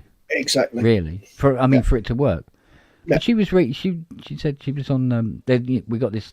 She joined this local residence thing, and this guy, this guy. She goes. I've got to read you this. I mean, all right, guys. Apparently, this is an email that coming from some guy who lives over here somewhere. I mean, okay. And she said he was explaining about he was playing Monopoly with his ex-wife round her house with her current new boyfriend, and how they got into an argument or something. He accused her of cheating and stuff like that. And he was asking, he goes, "So, what should I do?" And I said to Fiona, I said, "Well, tell him what the fuck is he doing around his ex-wife's house? Playing fucking Monopoly. What the fuck? Over means over. Come on. Fucking hell." Well, although I've got to admit, out of all of my exes, both my ex-wives, all of my ex-girlfriends, the only one I don't speak to is my ex-wife from 10 years ago. The rest of them, great friends. Oh, God. Great friends. Yeah, well, she's probably still saving up the money for the telescopic sight. You may hear from us shortly. From about 500 yards, yeah. Yeah, duh. Yeah. Yeah. Yeah, you never know, do you? I mean, my ex, she went down the side of my Chrysler. Yes, I remember you saying about that. With a van, yeah. Tore the wing and door clean off it, as a sort of, how dare you leave me? And we go, well, wait a minute, I hadn't seen you for 6 months. I've seen some extraordinary breakups. I knew someone that got the girl carved out I guess it was near hunting season, so I guess they had caught a deer. She carved out the heart. God. No, I know you don't. I'm not making this stuff up. I know. I'm with you. And she left it on his doorstep. Oh, God. Wow. So everybody, I guess, deals with it a little differently. Yeah, but there are other parts of America where she would have shot him and cut out his heart. Well, that's the problem. And left it on his new girlfriend's doorstep. I was listening. Keep the poor deer out of it. Yeah. I think it was Michael Moore. He was saying that it's roughly 70% of people in the United States don't have guns. So it's 30%. Which I that sounds just about right to me. That would make sense. Yeah, but you know what the scary figure is? Which is a lot. The scary figure is that there's supposed to be like 360 million guns in circulation. Well, that's been my point, is that we're kind of why are people still getting upset about like whether they could buy a gun? There's so many of them. Yeah. Like, and it's like, yeah. I mean, people collect them like synths, you know? They collect them like... My mate couldn't wait to leave the UK. He lives in Tennessee. The first fucking gun he bought was a 357 Magnum. I mean, I can understand 5% of the people being really fascinated by guns. You know what I mean? Yeah. But that's not what we're doing. It's exactly, the real problem is exactly what you said, is that when you get that many out there, you really can't control it anymore. And if you want to make a discussion about, well, it's just a few bad people that are mentally messed up, I'm like, well, that's about 20% of the population, you know, on a good day, right? And probably 50% of them could get pissed off enough to do something crazy. I mean, you know, we're not like, it's not like we have crazy people and not crazy people. We have a bunch of people that are, you know, some people are more twisted to. Yeah, it's just right across the spectrum, really. Yeah. But no, I totally understand people having a handgun and wanting a handgun. But if you live in a country where handguns are allowed, and there are other people out there who have handguns, you will feel safer if you have a handgun too. Well, yeah, but it's like a vicious circle. I can understand wanting to have something maybe in your house to feel safe, right? Yeah. I think it's not worth it personally, but whatever. But when you start going out with it to feel safe, and then the next person next to you isn't safe anymore because you have a gun, so now they got to get a gun. Yeah. And that's what's actually, I think, happening now, is that there's a certain level of people that are getting them because other people have them. So it's like, I don't know. But you know, the amount of things that happen that are related to guns is way underreported in the United States. You cannot listen. Yeah. I mean, way underreported. Yeah. Like you know, when you see those videos, it's like there's somebody working behind a counter, and then two hooded guys come in, and they both got guns each, and they're demanding the money. And the guy goes to the till and he's taking out the money. And then as he goes to hand the money over, reaches down, picks up his handgun and has a crack at them. And they go fleeing for their lives. You think, yeah, okay. That is gun ownership working. Yeah. Because once you've legalized guns, you can't not legalize. You can't make them illegal once they're out there. You couldn't do it, could you? Really? Now we can't get the two real big. We can't get the AR-15s banned. Yeah. Which is really, you know, these semi-automatics. Yeah. We can't get those banned, and then we can't go. I'll tell you. And then we can't get a part of the public to understand that we've got to do aggressive background checks across the board. You can't go to a show. Yeah. Like, we just can't come together and get those. Go ahead, Matt. Sorry. No, my point is I can understand people to a degree owning handguns. Yeah. What I don't get is why they need assault weapons. They don't. Or claymores. There's a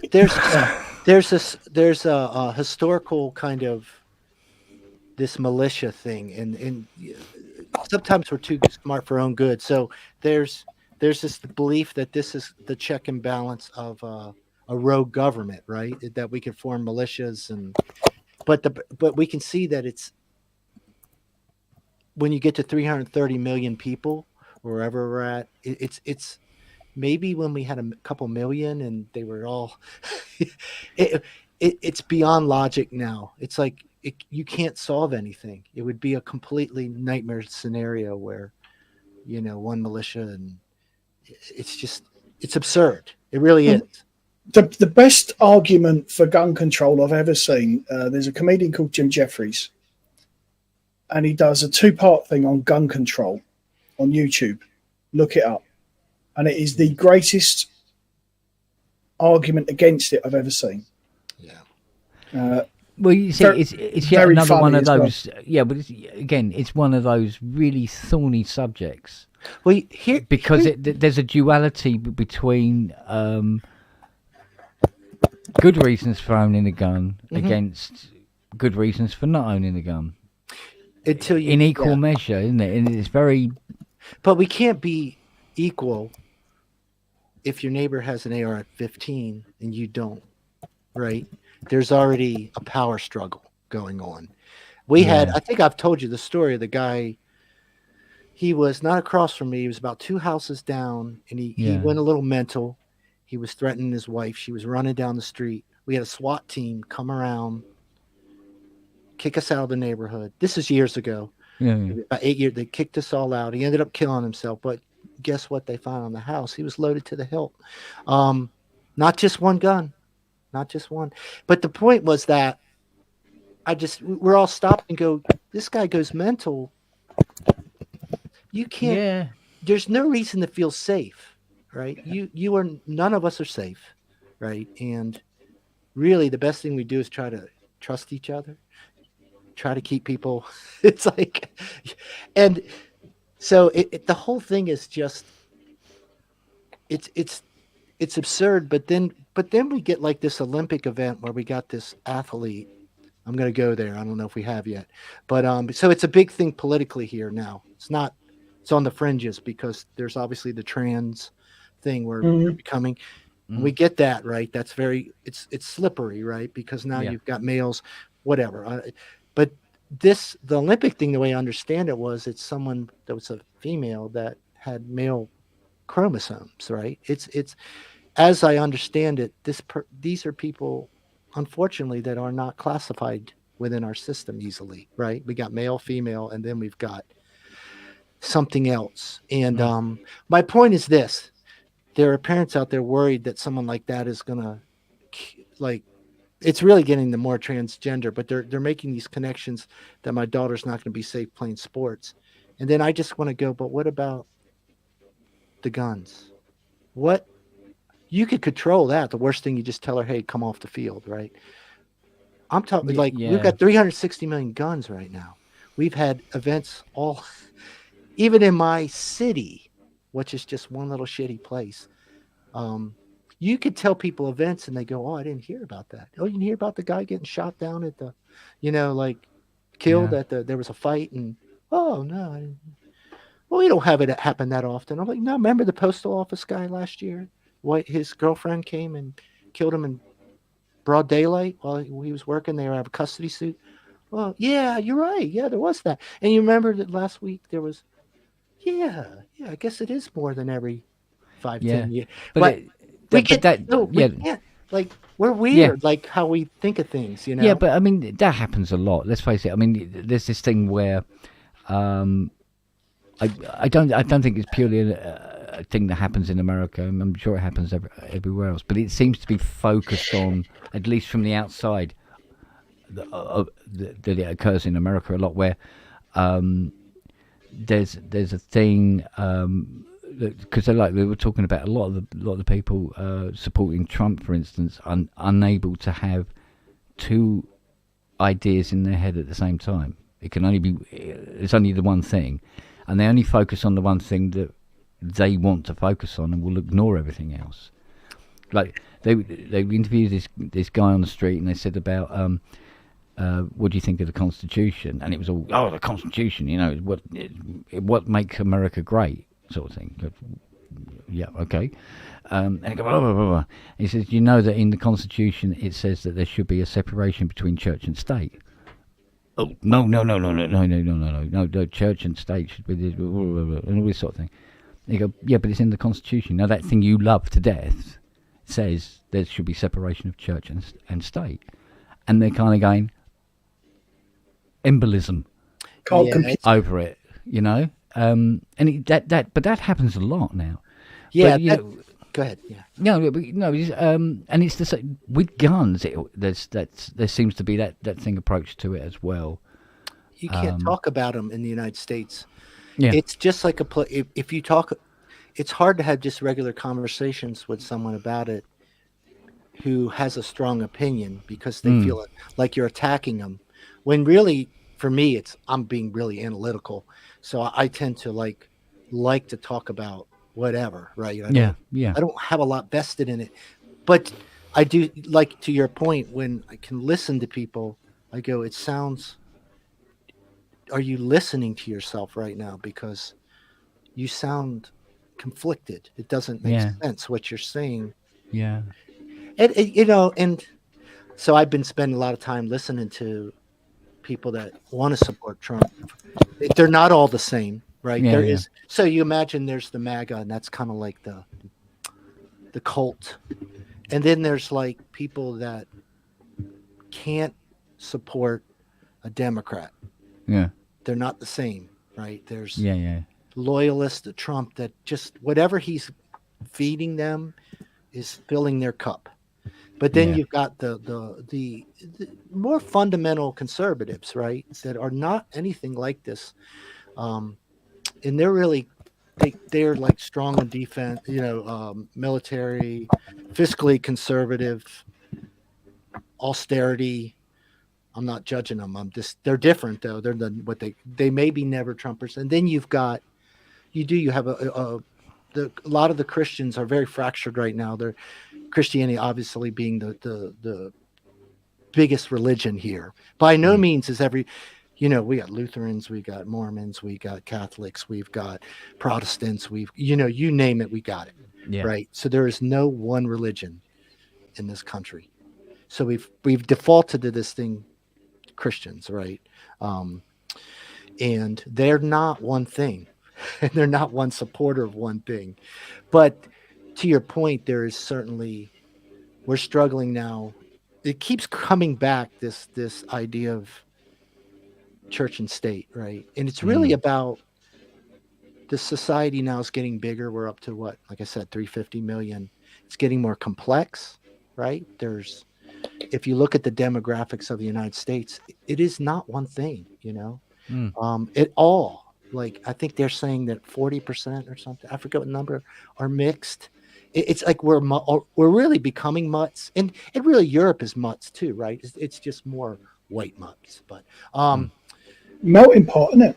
I mean, I'm a mutt, but I'm not showing it with my my skin color, but I'm a mutt, right? There's a lot of history, Yeah. But look, we know skin color is just too damn easy for us, right? It's too damn easy of a way to separate us. Oh, Christ, religion is too damn easy of a way to separate us, right? Yeah. If you want to gain power, you just say, I'm this, And a lot of us go, well, what are you? I was listening the other day, and they're talking now about the conflict down in Israel and Gaza and all that. And they was like, well, he's a Zionist. I got to be honest with you. I don't know what the fuck a Zionist is, right? I've never used that word in my life, right? And they're saying, well, we got to know if the president's a Zionist. And I'm thinking, I don't even know what it is. Like, if you tell me they are or aren't, I'm telling you, this faction of the United States, it's a bunch of us that don't even know what that word means because we don't think in those terms, right? Yeah. It's some sort of religious, or I've heard what it is now, but I didn't even keep it in my brain because it was irrelevant to me. Yeah. I was like, well, I don't care. Like, I'm not going to make a decision based on whether someone's a Zionist. I'm like, that's the most, to me. Now, I do get other people. They're going to say, well, I was raised Jewish. So for me, the word means a lot. And I go, great. But understand it means nothing to me, right? Yeah. Just like if you say you're a Catholic, to some people, they go, oh, what is that? And I'll say, well, this is kind of what a Catholic is. Then you've got people that are Buddhists and Islamic. I mean, it's the whole thing is, to me, is really what's sad. And I think you see it in politics. They're all over the map telling people, well, if you're this, you got to vote for this person. Well, if you're this, if you're a Zionist, you got to vote for this person. Or this person's anti-this, and how the hell does anybody make a decision, based on it? And then at the end of the day, you know what everybody chooses? Well, who's going to feather my pocketbook in this? Are they going to tax me or them? And if you say they're going to tax them, they go, oh, that's what I'm going with. Yeah, that's fine. Yeah. Yeah. It's like, tax the rich. Yeah, sounds good to me. Yeah, the sod you Jack, I'm all right scenario, isn't it? But boy, they spend a lot of time like getting people worked up like I said about the Olympic thing, and you go, what the hell does that have to do with your life? Like your life in your community, in your house. Well, this could theoretically happen. You see what's going to happen, right? We're going to have. But I must admit, though, I mean, I've watched some of these Trump interviews, and don't you mean car crashes? Well, you know, Fiona's very interested. She loves watching them, and there was one. He was being interviewed, and they were talking about some government body, which was a 3-letter acronym, and he says, "What is that? What is that?" Oh, DEI. He's going, "Yeah." I said, "That was DEI it. thing? Break it down. Can you break that down?" So she says, "Yeah, it's diversity, inclusiveness, equity, and inclusion." Yeah, yeah. So, and she says those 3 words and goes, "What does that mean? Can you break that down?" No, that is it broken down. You fucking ignorant moron. And you watch him, and you go, "How is anybody?" He's far from ignorant. He knows exactly. It's no. Well, did you see the little thing? Did you see the little thing when he picked a water bottle up and tightened the lid? I heard about that, but I didn't know. Is it real? Yeah. Have you seen him? Have you seen him playing golf on his own? He cheats playing golf on his own, right? What sort of twat does that? The thing is, right? Yeah. He's manipulative. Really? Yes. Yeah. He's manipulative. He knows how to get a sucker to come in and buy the goods. Yeah. But he's not intelligent. There's no way in hell that he is intelligent. He's completely unaware of the world around him.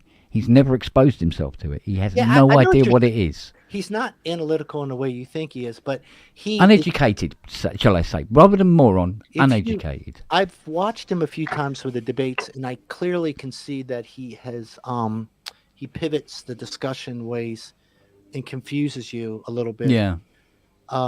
He also uses it to his advantage, and they've said that one of his tactic is when he doesn't understand like the DEI thing, he turns it on you and says, "Well, what is it?" And it's almost like he wants you to define it for him because he doesn't effing really. Yeah. Now they use that. It's a code word, for they're very upset because they feel like some people are getting special, things. But if you actually go into who's classified under that DEI, it's an enormous amount of the public. It's not just like it's like something for black people. It's nothing that simple, but it's a way to get people excited again and feel like they're getting screwed. They're getting the money. You're not. Yeah. Again, it gets into really a pocketbook. He's funny. Go ahead. I can't remember who said it now, but it was either a politician or something like that. And he said that he said quietly deep down in the back rooms, right? A lot of the countries around the world are really hoping that Trump gets in again, because for the 4 years that Trump was in power, the last time, everything was focused inward, and America wasn't going out and fiddling around and and throwing its weight about or whatever, and it was all nice and quiet. Yeah, the Mexicans were sort of like the butt at the time, and then of course all the farmers down in the south are going, we've got nobody to pick our crops, they're all rotting in the fields because we can't find any American who wants to come and do a 40,000 hour week for fucking $1. But that's where I know that's where you got, and you can look at what happened right in the UK, and a lot of Trump's fiscal policies are very similar to Tories with the austerity. Well, there's see, the thing is with Trump is that Trump doesn't have a policy, like in the sense of like Trump is not a Republican. This is what gets really confusing. Trump is with the Republicans now because it's the place that Trump can get into power, right? Yeah. I'm just saying that's how his brain works, right? So he's not a Republican. And there's a lot of Republicans go, he doesn't stand for us, but he dangles enough but he is a Republican. He's running as a Republican. So there's this contradiction. Well, I'm a Republican. So what do I do now? Yeah. I'm like, well, you think about what you really stand for beyond just the word Republican. Same thing for the Democrats. It's no different. But yeah, that one he did recently, he's oddly entertaining when you watch him. But the problem is that he's mean. He's a mean guy. Like he was saying, that's been the thing that nobody can even think of the last time they've seen the guy laugh. You know, he's uptight. You know, he's not. He's just he's a bizarre guy, but he's certainly no Joe Biden in the sense of Biden was kind of like a classic politician. He was a politician, but somewhere underneath all that, it was like, okay, enough's enough. Yeah, this is politics, but we got to kind of, what's sad now is you get these people all get to come home from these different countries, right? They do this big swap, and half the country is angry because it made Biden look good. And that's pathetic, right? And it goes both ways. It's pathetic because that's a great moment. Yeah. And it's all about, well, I didn't get credit for it, or so-and-so actually did it. It's like, is this the most childish thing? I'm like, no, these people clearly got it done. Whoever, and it's not just Biden. There's a group of them that worked their butt off for probably the last year or two trying to get this deal done. And they got it done. So just be happy for them. Like, I mean, these families are together, but it's like everybody now, there's too many people now that are like, they think they need to spin their side for everybody. You know, it'd be like if I came on here and said, well, you know, the thing you need to know about the Republicans and the thing and it's like, because I certainly vote with the Democrats more just because of but they're not perfect either. You know, no, I mean, that's the thing. It's like, I tell you things about like the whole war thing. I'm like, look, stop acting like we should solve this thing, man. I mean, this is their problem. I know we give them weapons. I get all that. But the point is, ultimately, we're not firing the weapons, man. Yeah. And it's arrogant for us to think we can solve it. Now, could we stop the weapons? We could. But, you know, you don't change 40, 50-year-old relationships overnight, because it would be like if Trump gets in the office here and everybody just said, well, F you, United States. Trump's an asshole. We're not going to help you. And we'd all be going, well, whoa, wait a minute. I thought we were allies, right, with these different countries. So that means allies mean nothing anymore, because Netanyahu's a bozo that cares about Netanyahu.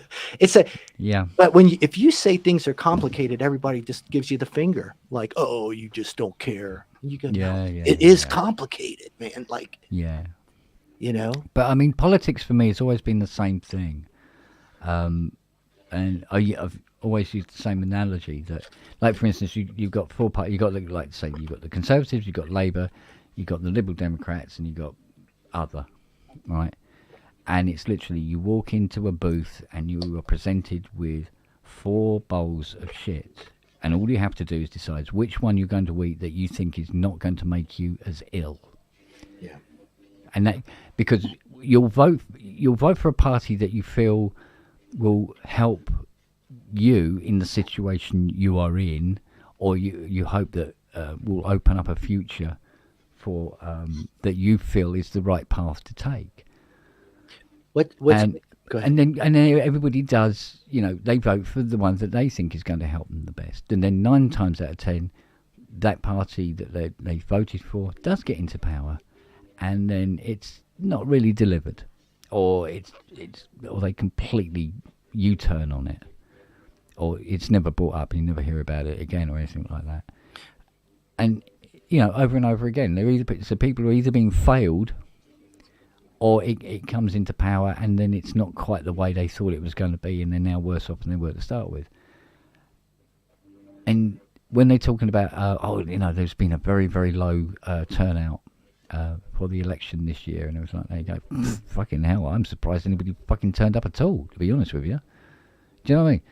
And see, and this is why, you know, when they say, oh, there's no way Trump's going to get in again, but because Trump has a a dedicated base that would, I mean, Trump could walk up and shoot a kitten in the head and they would still vote for him to go, But that's what we found out, right? The limits that it is about winning in power. Yeah. Because he said, he speaks for us. He's going to give us what we need or whatever it is and all the rest of it.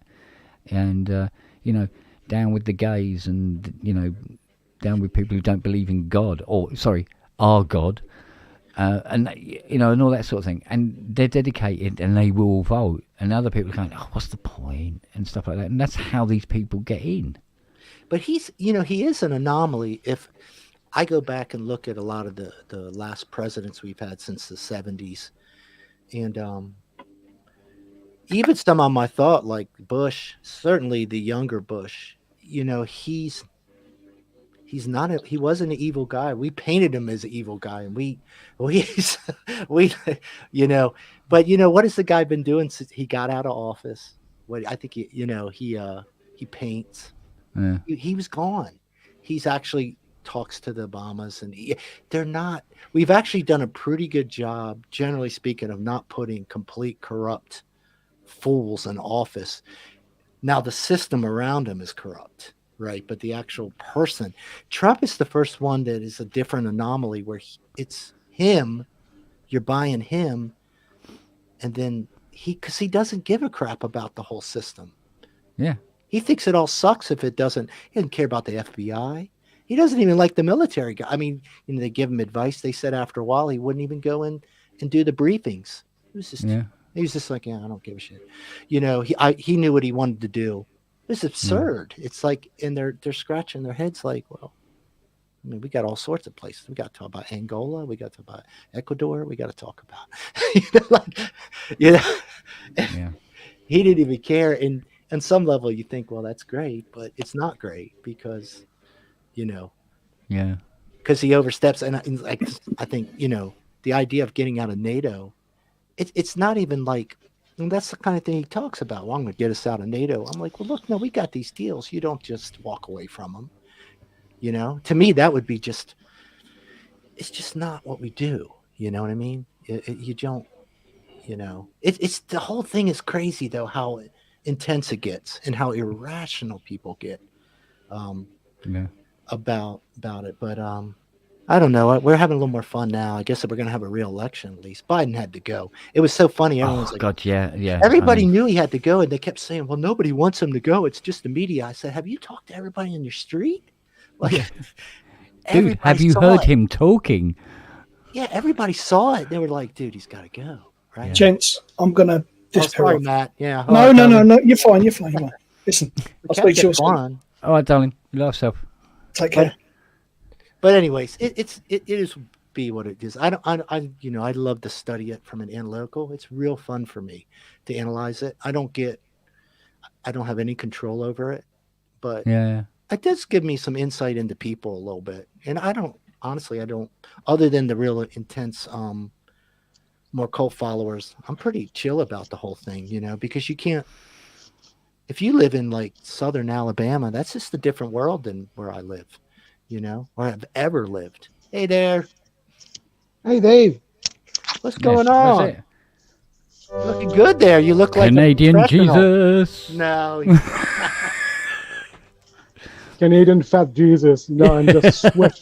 It's so hot here. I just came from outside. Dude, it's hot everywhere. Yeah. We've been running close to 100 degrees the last 2 weeks. Yeah. Wildfires are starting again. All that shit. But how? Sorry, I interrupted the. No. How hot has it been there?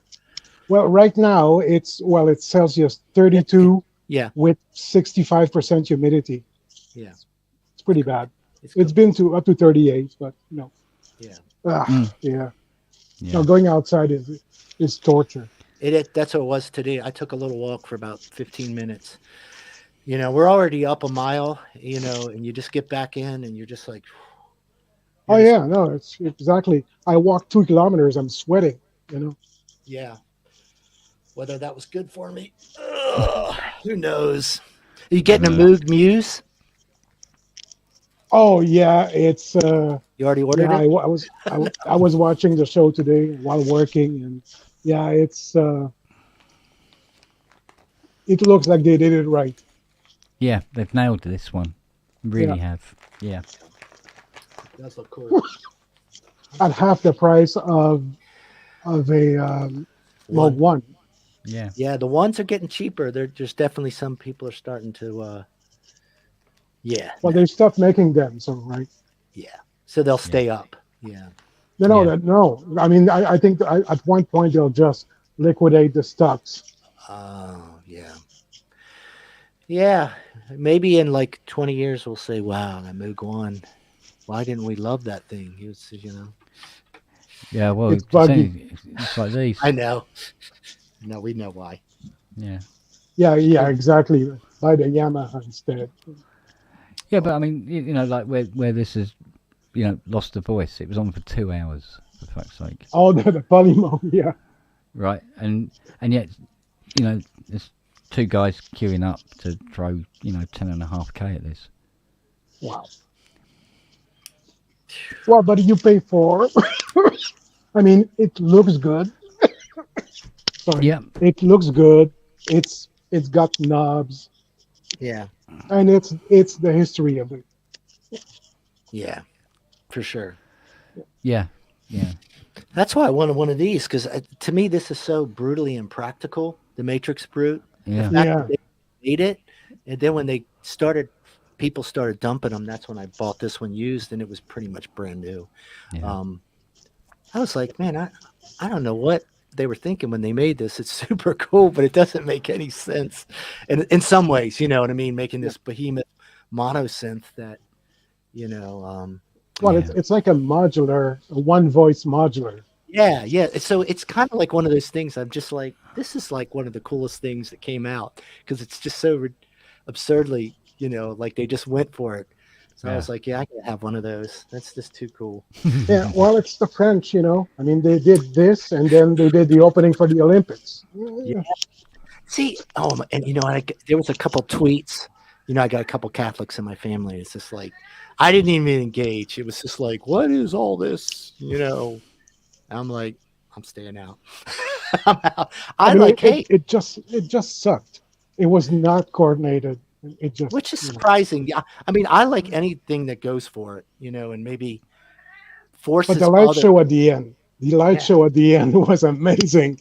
I mean, you need that at every concert. It's really amazing. But but the French, they definitely, they like to go for it. So I don't know. To me, it's fun, but I didn't really care, personally too much. In the Olympics now, it's just getting, I don't know, it's just hard. Yeah. I used to really enjoy it, but now it's just this idea of rooting for a country is just, I can't do it. Just like, I'm happy for him that, I really am. Yeah. But, yeah, I don't know. What do you think, Cleo? You came back. What happened? Ugh, probably too hot out there for her. No, it's cool. I'm in the basement, so it's real nice. Yeah. She goes, this is the place to be. I got this coat. I can't take it off. And this one's finished. We got lucky. They finished this one when we bought it. So it's not, it's pretty tight. You can actually run air conditioning down here. It's probably the best place in the house right now. Mm. Definitely. That's why I'm down here. Got my synths, my guitar, cat, living life. Yeah. And my wife, get up here. Everything's complete. Man cave. Yeah. I'd expand it if I could. There's no way it's going to happen. Oh, you really don't want to. You'll end up with a place like this. It would end up like a bachelor pad with a big sofa or a big TV. Yeah. Guess what? Refrigerator. Yeah. That's exactly what it would be. Got a TV in the front room the size of a football pitch. Got a leather settee that goes the entire length. That is electric reclining, I'll have you know. Dogs love it. Yeah. There's 2 Jupiter 4s, a Hammond, an MKS 80, and what else is there? An emulator 2 in the garden. And has been for 3 months. Oi. They're clean because it's rained a lot. Oh, yeah. So, because there's absolutely nowhere else for them to go now. And people just love abandoning keyboards here. Jesus. Yeah. So, yeah, it's just ridiculous. I mean, like I said about, if we do clean out the garage, you'll have to live stream it so people can understand what that... Because what is in there is just unreal. It's just unbelievable. It's good. I think there's even a Yamaha B35 in there as well, standing up on end somewhere.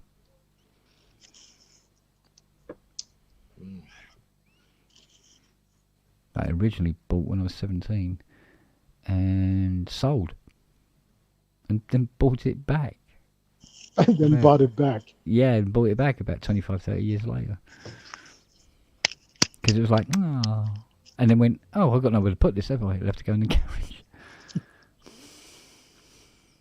Well, it's like me when I bought a second D50 when I realized that, no, it was a third one because I already had one in storage.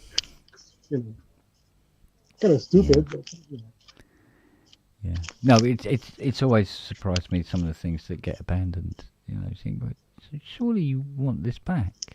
No, I can't be asked. Really. So taking a car journey down to collect your synth is more trouble than the 25 grand you could sell it for. Yeah, essentially. Yeah. Bye.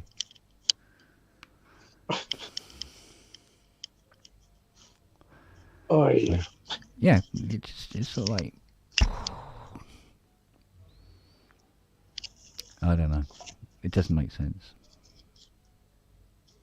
But, you want somebody to abandon a Jupiter 8? No. No. No, not a Jupiter 8, mate.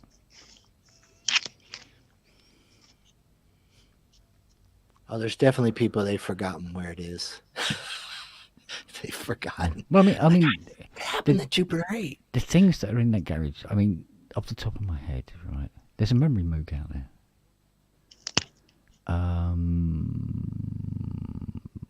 Let's have a think. There's a Jupiter 6. There's a Publism with keyboard. What? A Publism. Infernal machine. An effects processor that you can also play via a keyboard. But it's a special keyboard. Right. It's I think it belonged to Soulwax. And they go, nah, I can't be asked. Okay. Apparently it's cost a few quid. What else is out there? Think. There's a multi-Moog. There's what else? So much stuff. There's a 4-voice out there. Oh my God! There is a Wurlitzer drum boy, which is about the size of a settee. It's a mechanical drum machine. Oh yeah. Yeah, a mechanical drum machine. 1950s. There's a T8. There's a CS70. There's a CS50. There's a CS60 as well. There's parts of a CS80. There's a blue Meanie. There's a grey Meanie. Come on, what else is there, Kent? Oh, that blue Meanie. Oh God. Yeah. That's what probably. I mean, the 4-voice would be tough too, but that blue Meanie. Yeah, but the thing is, though, when I say, "Oh yeah, no, there's a blue Meanie out there," you wouldn't recognise it. I think I'd still want it. There's there's no power supply in it anymore. Most of the sliders are broken. I'll put it upstairs. You know what I mean, though. It's sort of like it looks like it looks like a skip find, Yeah, but nonetheless, they're out there, and sometimes these components come in really handy. Yeah. You know, somebody brings in a blue Mini. You go, where can we get a handle for a blue Mini? I've got one. You have? Yeah.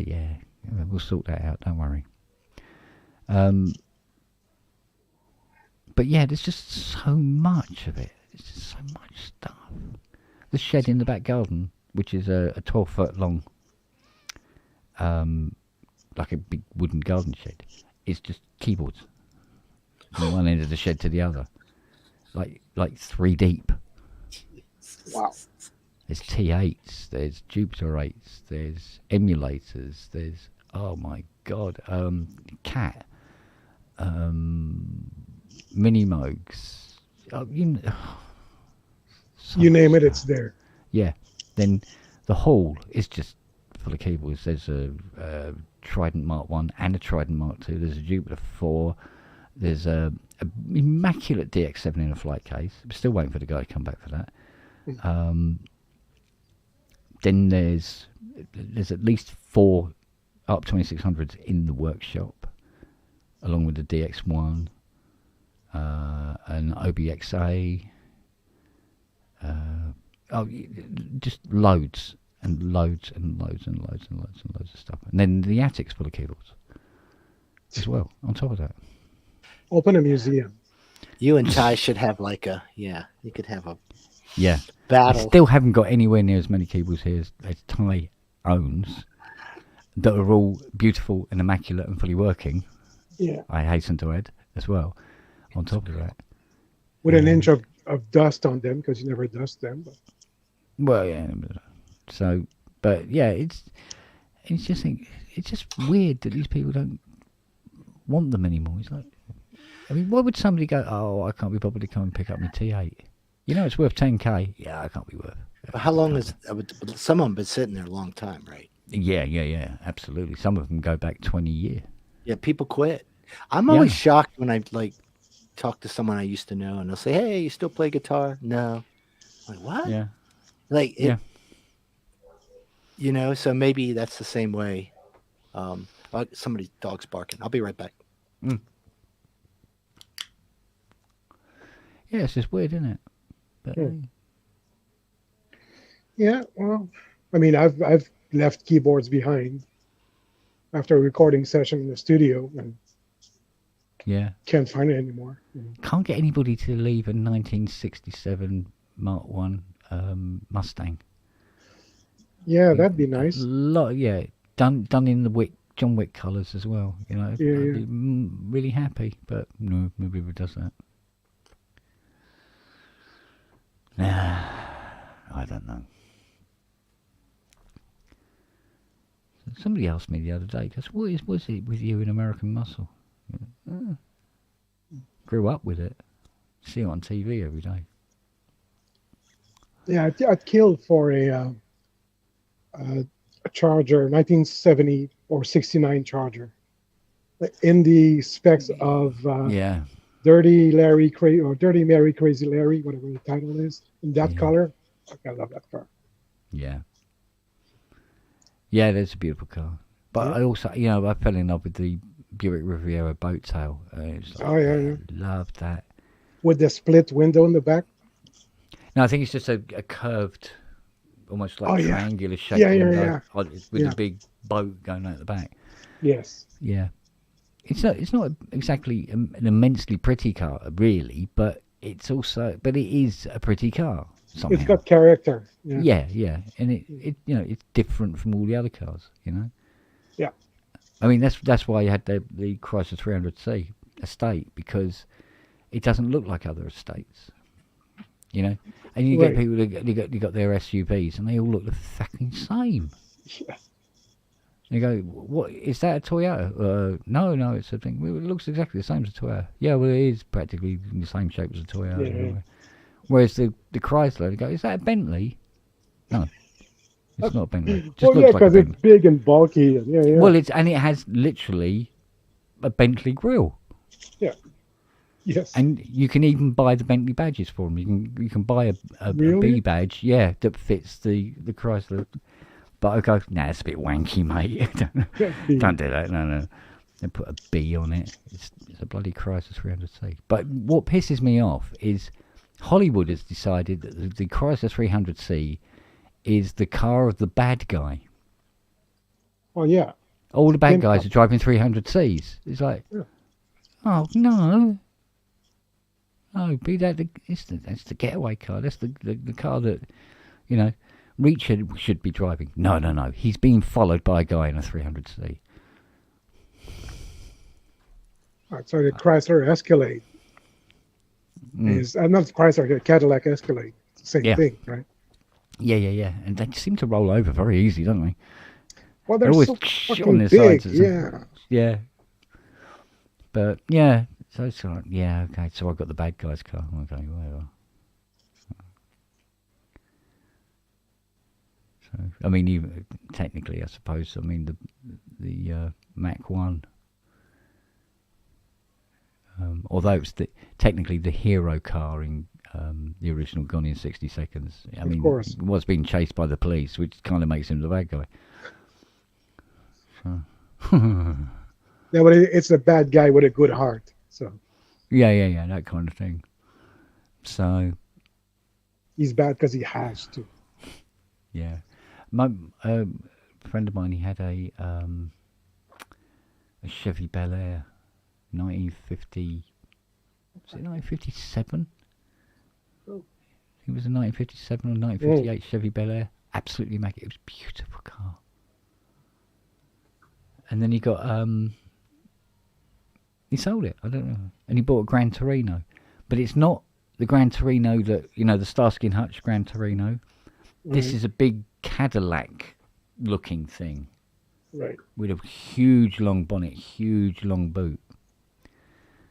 So I'm assuming it must be the one before the Starsky and Hutch Gran Torino.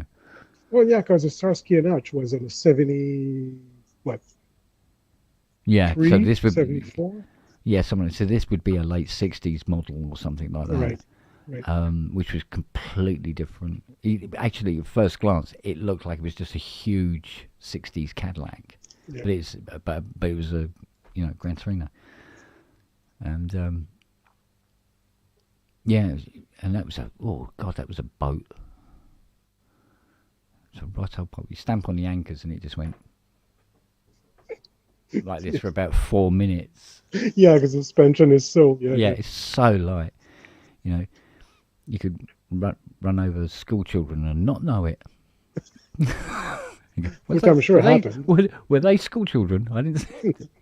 And he had like a big, you know, the big bench front seat and all that sort of thing. Go around the bend real fast and then sort of like, where's the steering wheel?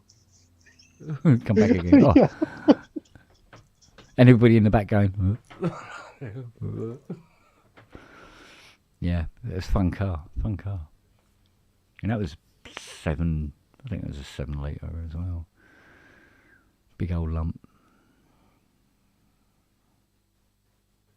But I think the car I really, really loved driving was, it was a 1968 V12 E-Type Jag. Oh, yeah. Well, with hammer-on wires, the works, right? And it was in, like, Ferrari red. Oh, yeah. And I had to drive it to Hanwell Garage, and, the people, the heads it was turning. Of course.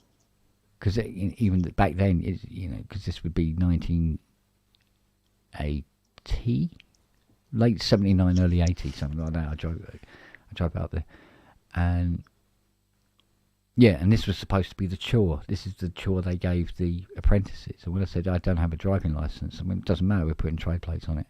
Nobody's going to stop you. So I did, and so I drove it to Hanwell, which is a good 36 miles through London. No license, never taken the test, all the rest of it, and never got stopped. He goes, obviously don't do 140 down the Euston Road in it. And I went, okay, all right. Went down the A3 though. Oh, fucking hell.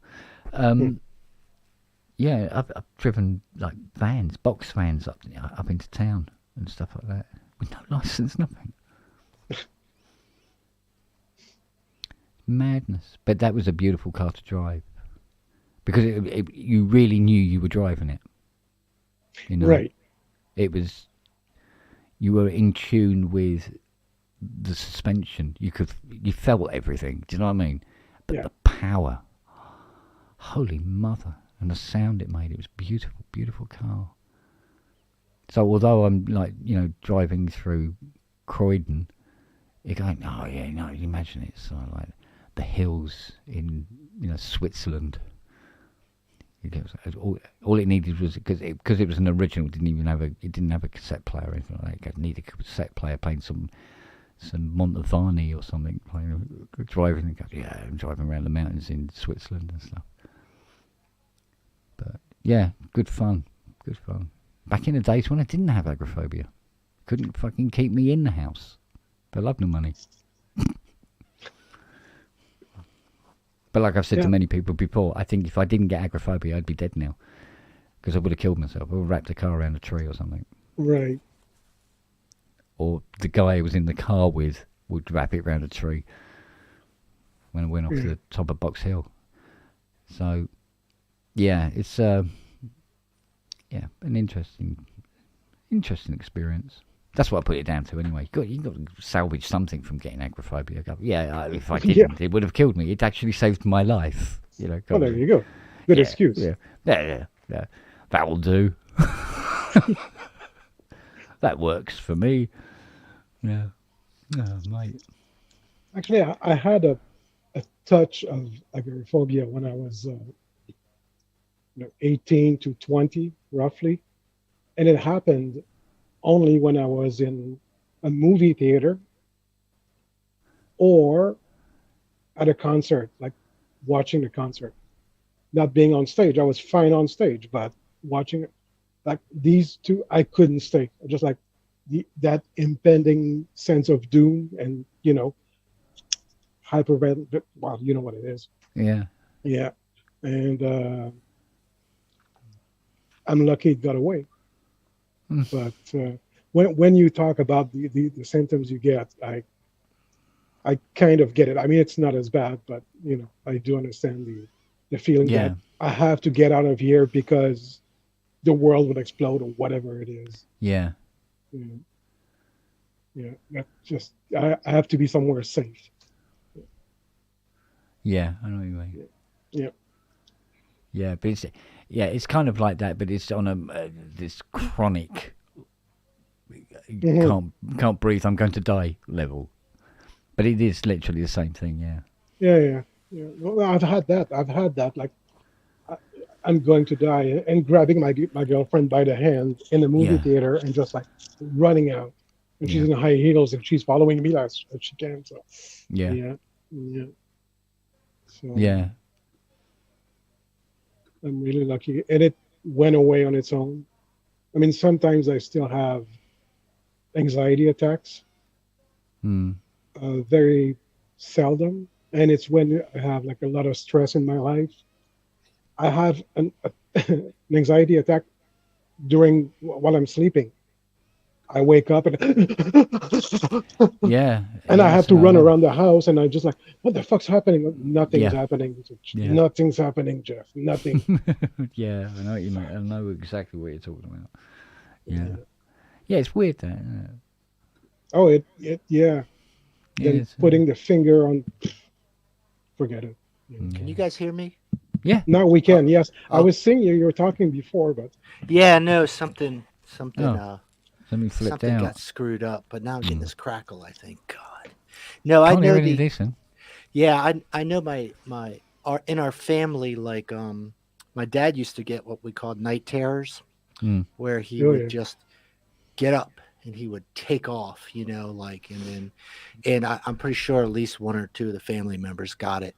I didn't get it, but I certainly got anxiety, but I definitely get some crowd. Something happens if I get in a crowd that it's borderline. Like I don't enjoy myself. It's just too much. It's like a border collie that can't see its environment. It's just too much stimulation. I can't. And that's why I don't really. If I go to concerts, I prefer very small venues, you know. But if it gets, I've never liked stadium shows, or the worst would be like an outside show where I was up front or something. Like the idea of being in the middle of some pack is no escape. Yeah, no way. Yeah. In fact, I'm more fascinated that people can do it. I kind of go like, wow, like, aren't they freaked out right now? Yeah. When you see these big festivals where there's 150,000 people there, you go, that fuck. I wouldn't even do it today. Yeah, you want me to pay to go to that? Yeah. I used to remember this thing that my granddad used to do, because me and my sister, we would go to my nan's house at weekends because mum and dad both worked.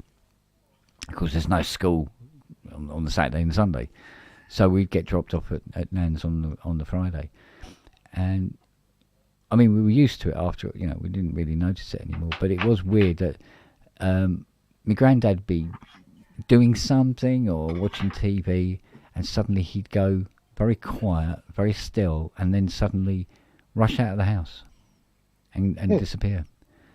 And we go, "Where's Granddad gone?" He said, "Oh, he's just gone out to get a breath of fresh air." And this went on right up until he died. He died of lung cancer some years later. But when I was older, and I said to them, my nan, I said, "Oh, yeah, remember those weird episodes Granddad used to have?" And she goes, "Oh, yes." She goes, "Yeah." She goes, "Oh, you're old enough. I can probably tell you about it now." I went, "Okay." She goes, "Oh, you see, he used to he worked the radio in his tank." Yeah. And he was in France, and they were literally having they were one of the first wave that made it into Paris. And he says his tank got hit and it was quite badly damaged, and they were worried that actually one of the tracks was going to come off and it was going to get a bit, they'd be going around in fucking circles kind of thing. And the whole of the city was, just gunfire and tanks and anti-aircraft guns and fucking all sorts of shit going on. And she said what happened was they tried to get some cover because there was going to be an airstrike. Because it was like a panzer division down the other end of the city, and you just don't go near. Was it tiger tanks, whatever they're called? You just don't go near them because you couldn't penetrate their armor from the front. The only way you can hurt them is like hitting them directly up the arse. And of course, their manoeuvring is down, right? So what they did is they made their way towards this. It was like a church, said next to a hotel, and they were making their way along this road to trying to get into a back street. And the RAF came over and they bombed indiscriminately. I mean, obviously in front of the Allied lines, but they were sort of like going off the track because they needed to hole up somewhere and get this track sorted out. And as they flew over, then they bombed the hotel, which collapsed. It collapsed onto the church, and then it collapsed onto the tank. And they couldn't get out. Yeah.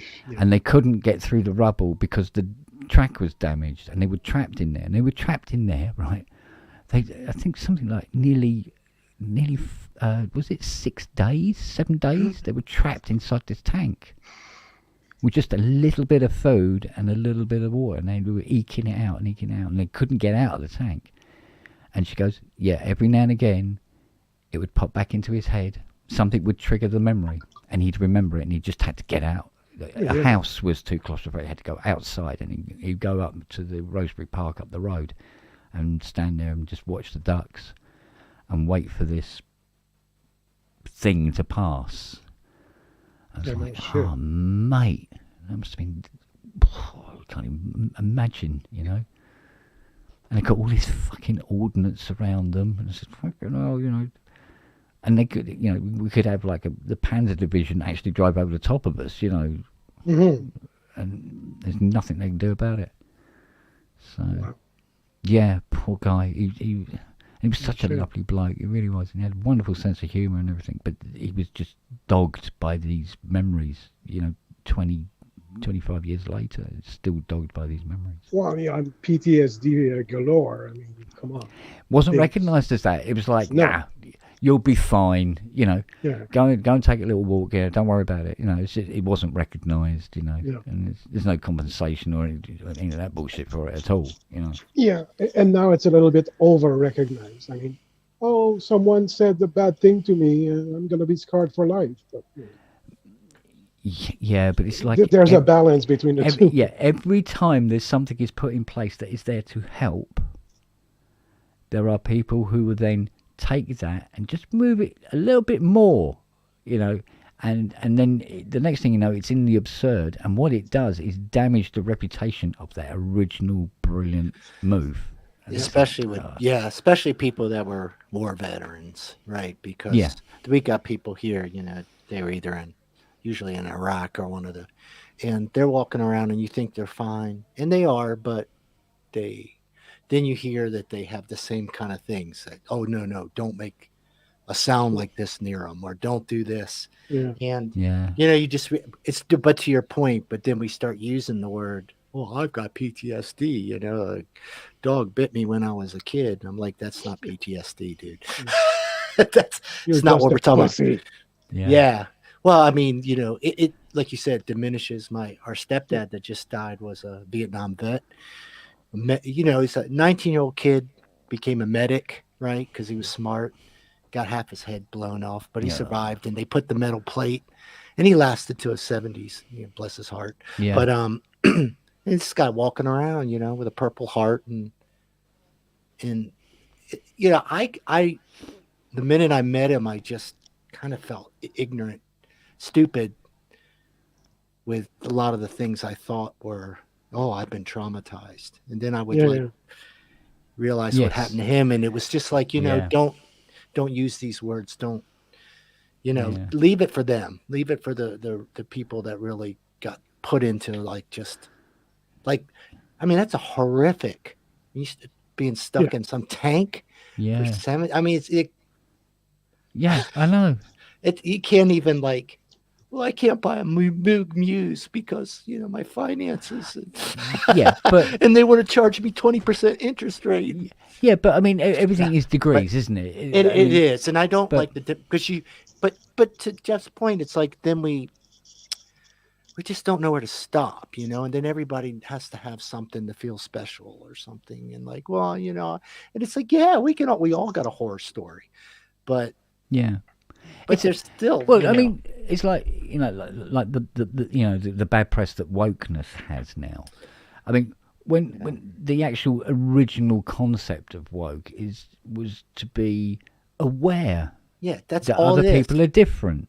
Yeah, and to be more accepting and sort of chill the fuck out and everything. Right? Try not to. But do you know what I thought? It just got carried away and people took advantage of it. But I don't think that's actually what happened. I think what actually just really disrupted it and took away what power it had was people being offended on behalf of other people. Right. Exactly. That's a really good point. It is. I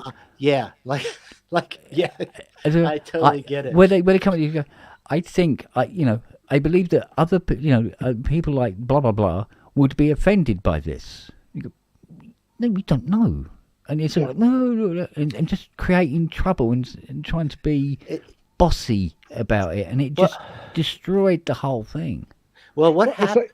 Go ahead, Jeff. No. Okay, no, it's like you were talking with Matt before. I was listening while I was working and talking about Jason. Jason Haver. And Justin. If there's someone who Justin there, sorry. If there's someone who could be offended by coming to the pub, is him.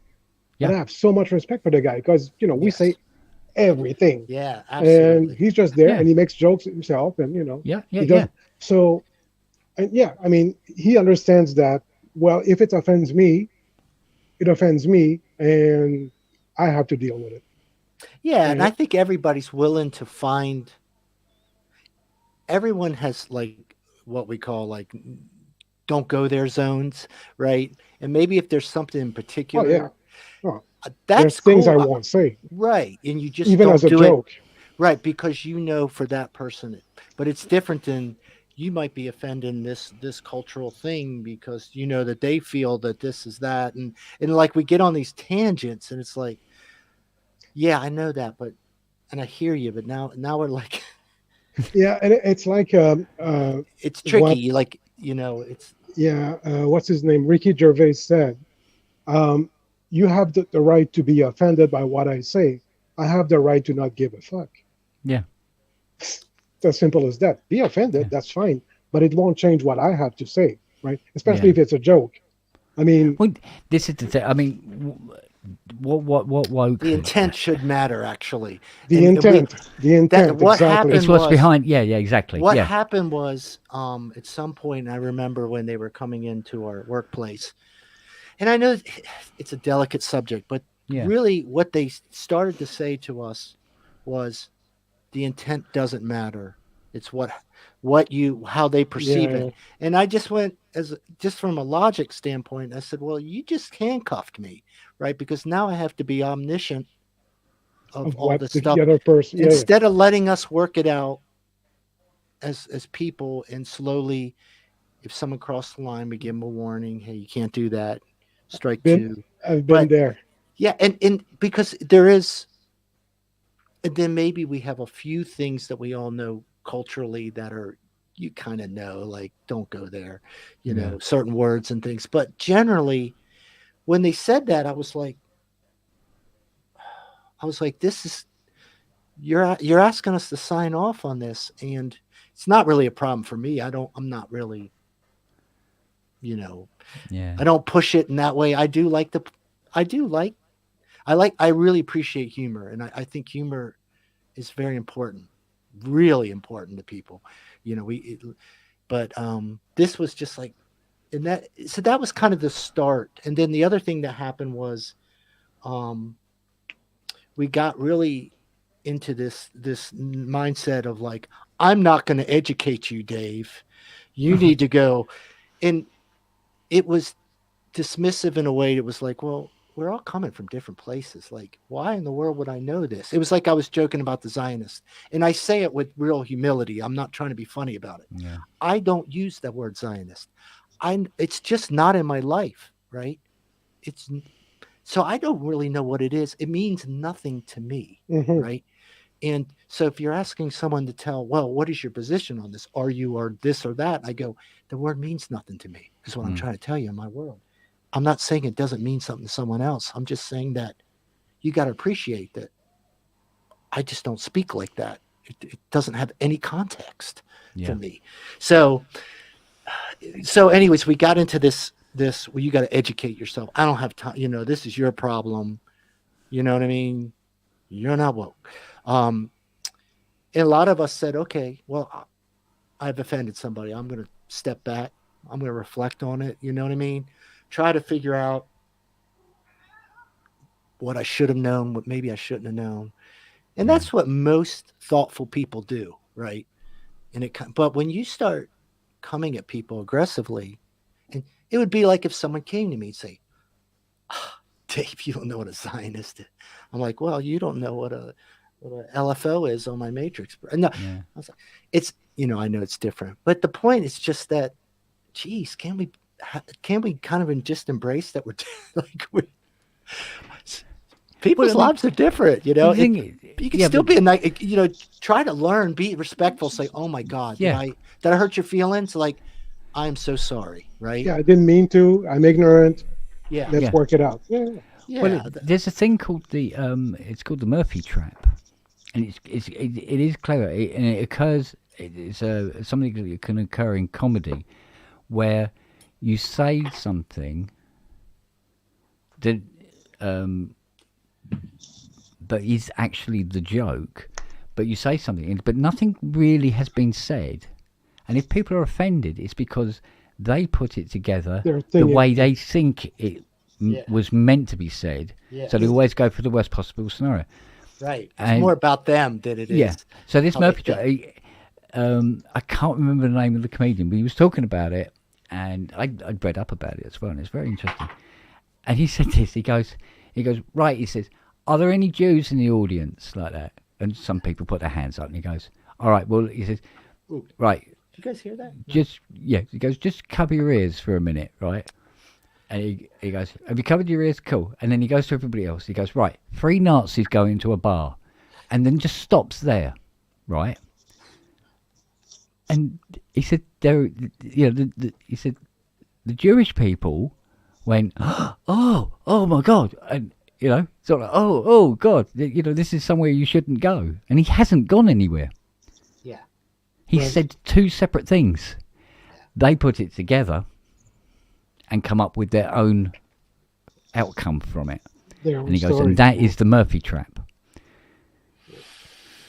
I mean, yeah. And one of the things I realized about humor, the more safe type of humor is deprecating humor, right? So if you make fun of yourself, you know what I mean? It's much safer place to be funny with people, because then there are some people that are more, they want to make fun of people.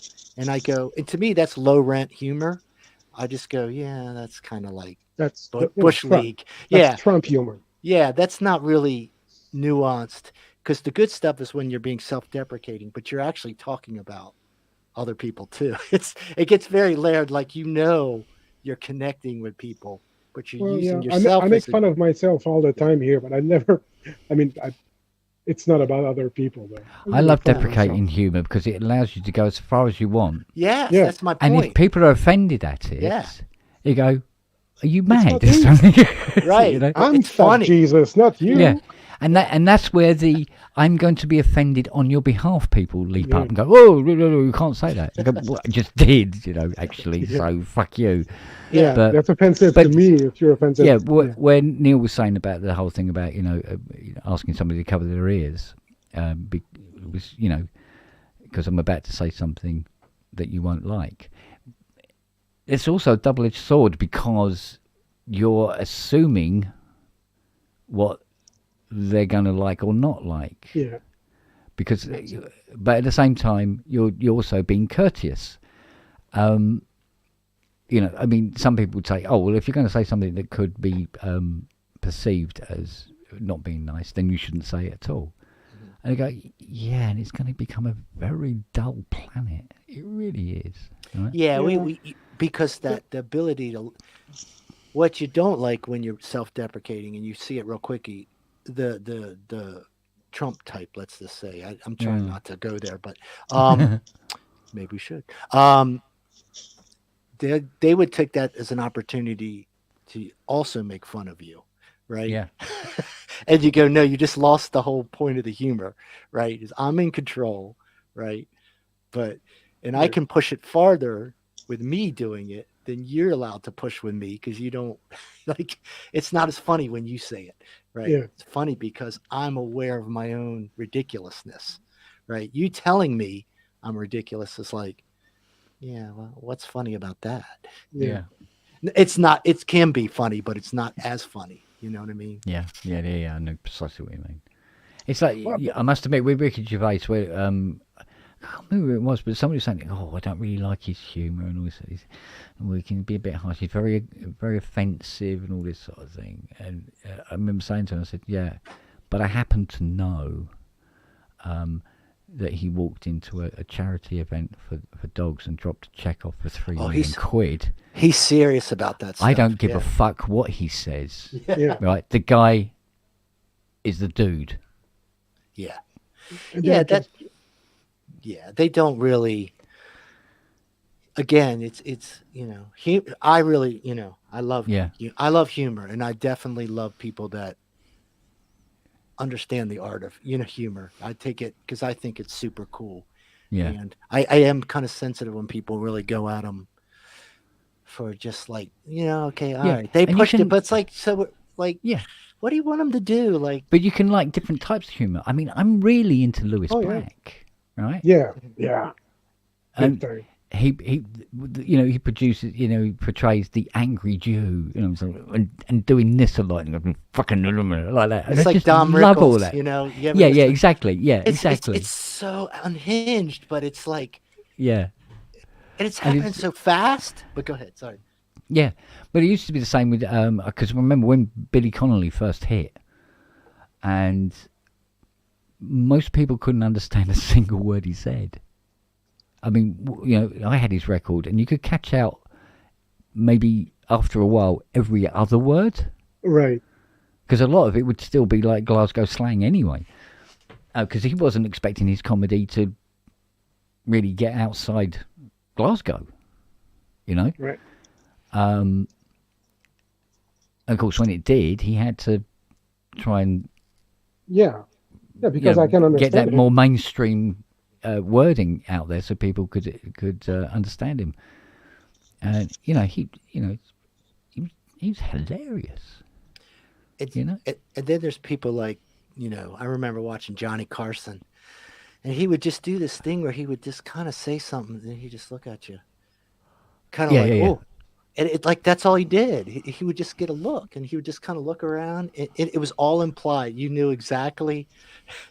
And it's like I was really surprised when I saw, Craig. He ended up with that talk show. Yeah. Oh my God! Yeah, I love him too. Yeah. Huh? Craig Ferguson. Thank you. Yeah. I don't know why I couldn't remember it. See, because like Craig Ferguson here was like,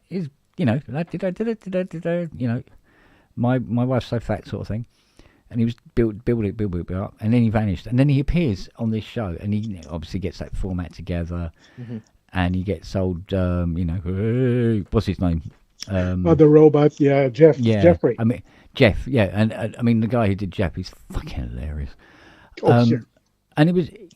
And it was great, and he was able to do that thing where he could say something very, very creepy to a young actress, and then make it not creepy. Yeah. You know what I mean? If anybody else had said that to them, people were going, "Ooh, fucking laugh." He's very, very, very good, very funny. So and it was, he'd done a brilliant job out there, and so. I know. Well, Seinfeld's going through that now, where there's been different things over the years, and it's just tough because if you think about what that show gave to so many people, just to be able to sit there and laugh, and just I mean, it's a gift, it's a really giving thing to make people laugh, and then like something happens. Go ahead, Jim. Sorry, I don't know if you remember, but we went through that same period. Yeah. In the 90s, right? Yeah, I mean, it was called positive discrimination. When you were a male, white, you were evil, and I was just coming out of university and couldn't get a job. And it's the same thing now, because I was like a 25-year-old male, and now I'm 58, and so I'm the bad guy again. And so it just, we had this huge period, and then it went away. It's coming back. It's going to go away. Yeah, I think part of it too is that, well, it gets like in the States, what I've kind of realized too from listening to people when they vote, some especially white males have a very elevated sense of their importance, and they have a hard time seeing themselves just part of something where they're not maybe the thing, you know what I mean? It's like, it's kind of like when the younger generation comes along, right? And we start going, wow, we're getting less significant, right? People don't, or what just happened, right? You get to your 80s and you just realize that society's kind of done with you, you know what I mean? And you're not. So it's really complicated. So there's part of it is like, wow, I had a pretty good sweet deal here, position of, and then things kind of pivot. And again, it's just the way it is. That's what I've learned as I get older. I just got to realize, you know, when I'm in a room of 20-year-old people, 20s, I'm really irrelevant. Like nobody wants to hear what I have to say. That's why I like coming on here. Because, yeah. You know what I mean? Like it's not. Yeah, no, I know. But it's kind of just life. But that's because they hear it in a way as to say, well, I'll tell you how life is. And I was I was on vacation the last few weeks, and I went to go see my nephew back home, and he's 26 years old, but we've been really good friends for the last 10 years, right? Yeah. And I was with his friends, they're all the same age, and I'm talking to them as I'm 26. Yeah. I'm not telling them, well, you don't know anything. I go, I remember how it was. You're at your age, and you're living this and this. You go, yeah, but it's a different world. It's a totally different world. Yeah. It's a different world, but it's the same people. You're at the same developmental stage as I was still 26, right? You're looking at the context of where they are in their life at 26. Where they should because be. It's the same thing. It's the same thing. And they're kind of looking at, and what we're seeing now a little more is like, oh, it's so bad now. Like when you grew up, you didn't have any of these problems. And you're like, no. I had the same fucking problem. I had to find a job and work and pay my bills. And when you grew up, the stock market was so cheap and houses were cheap and jobs were plentiful, and you just don't understand what it's like now. It's doomy and gloomy. I'm like, no, actually, there was no jobs. It's the same thing.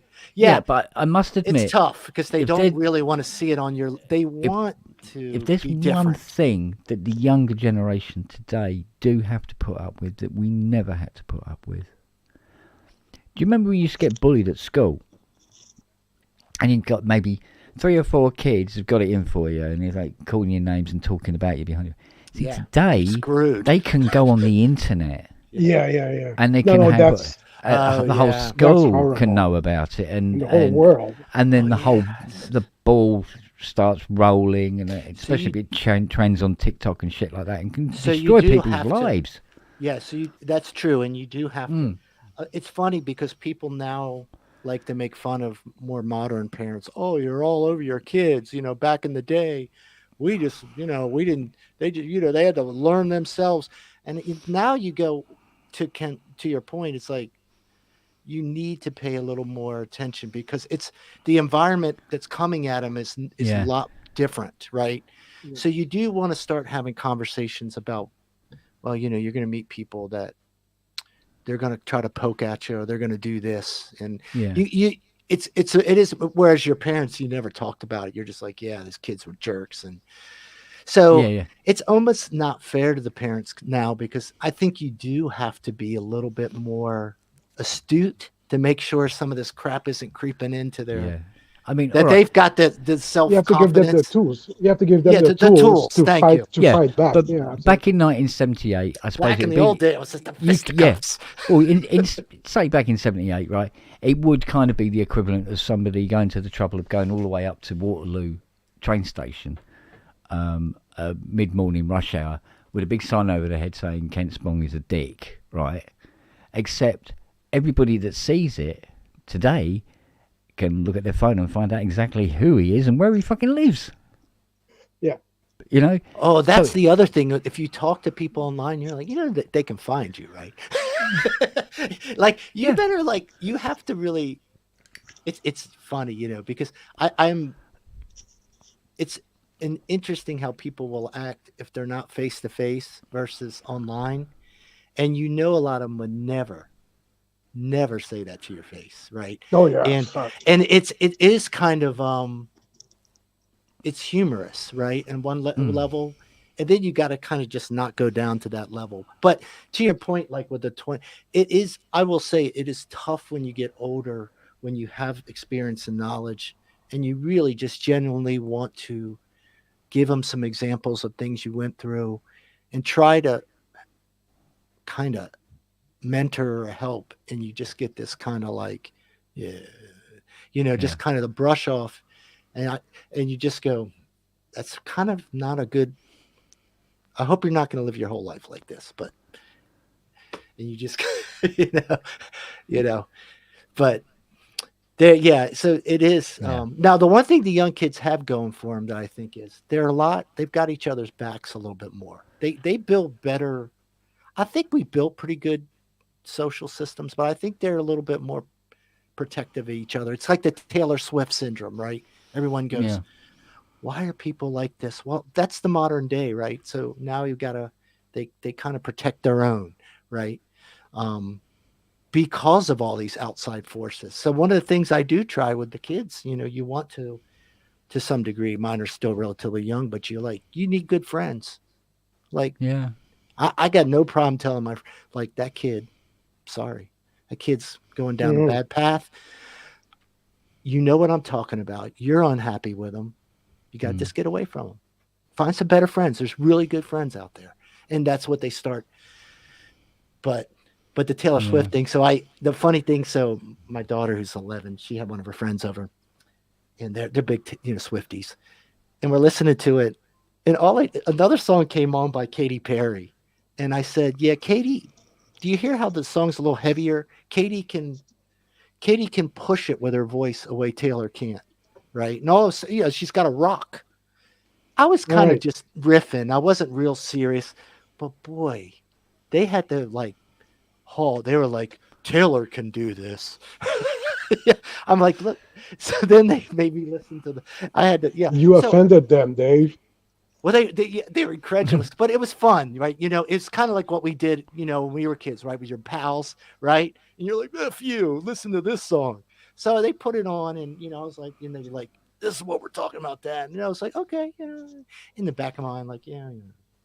But it was like that protection, and I think it's the phenomena of they're building these they are getting very community based, a little more. Maybe we were a little more dog eat dog, but we had our bros, But I think they're a little more intensely designed to do that if they're smart kids. I don't know, man.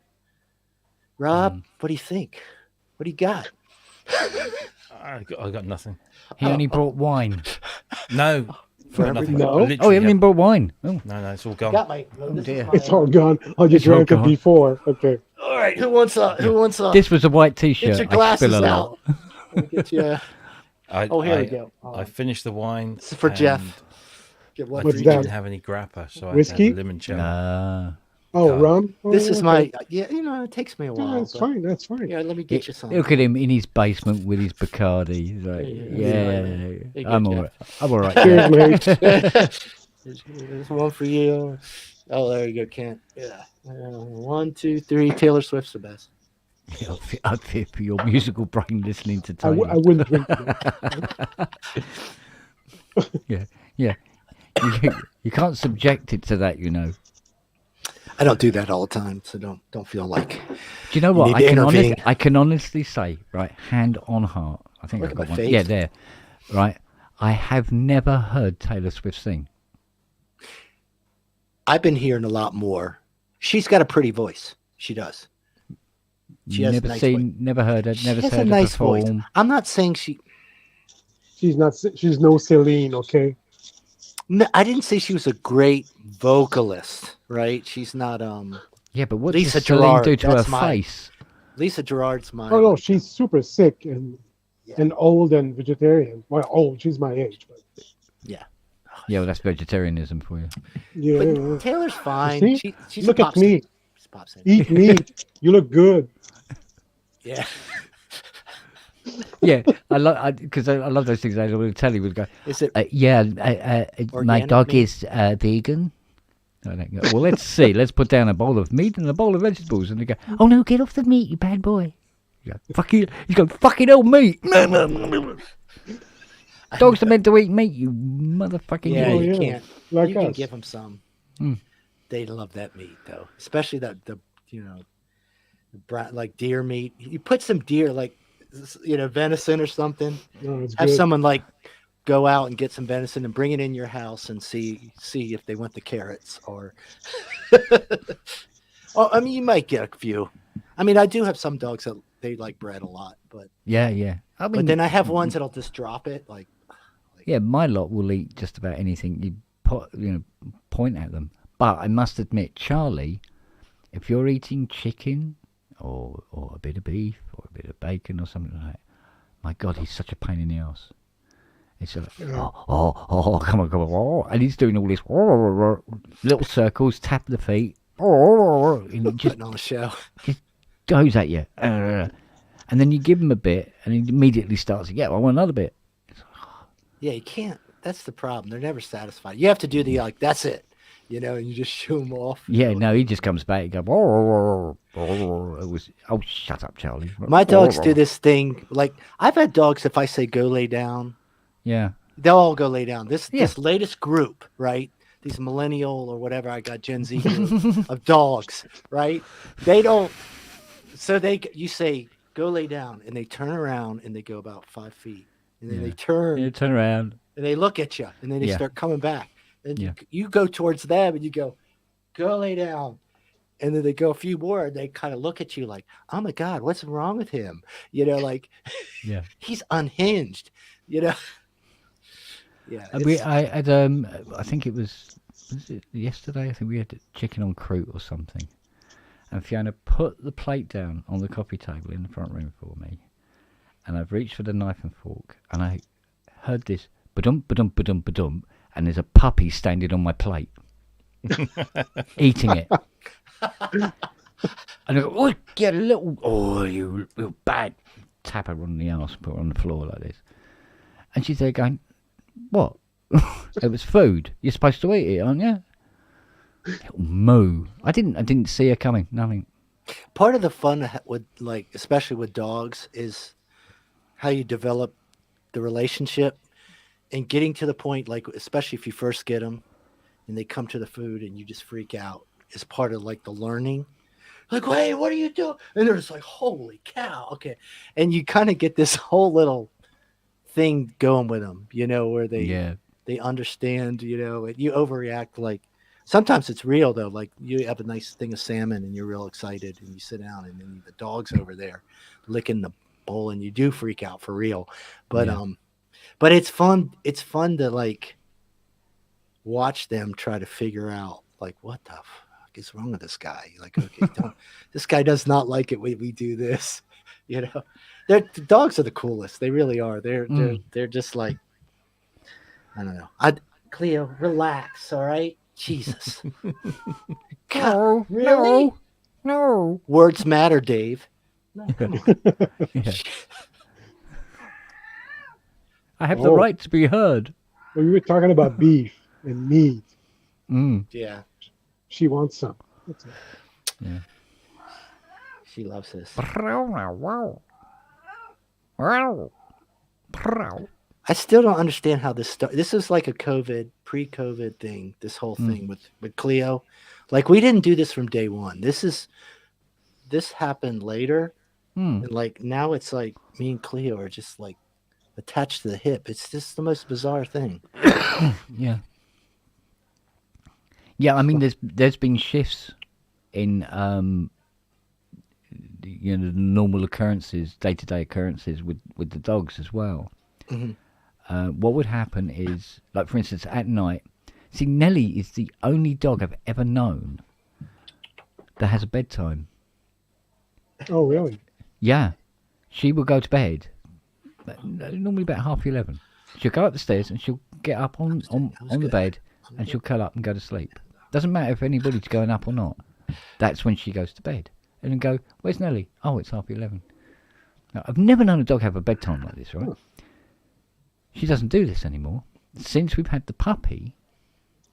Oh, she changed. She wants to sleep downstairs with the puppy. Right?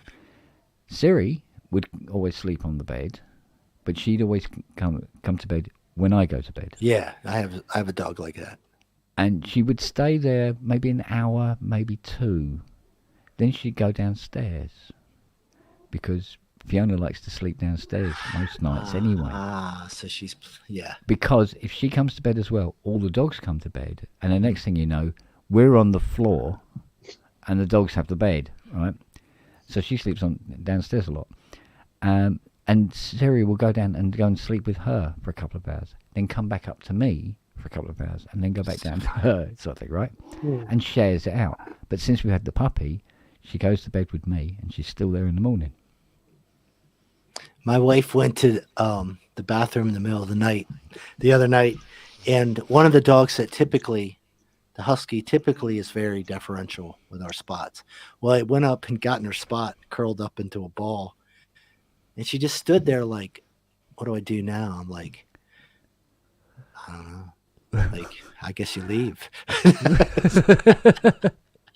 No, but it's but that dog, if you kind of touch it, it like overreacts, like, okay, and it like jumps up like most dogs you just kind of like, yeah. This one, if you just touch it, it's like, oh my god, you Nellie's me, a bit like that. Like really, really dramatic. Nellie, it's like, what are you doing? What? Yeah. They're so cool. The thing that really does my head in. I mean, I don't know what it's like to go to the toilet by yourself. I think it must be quite interesting. No, it's not.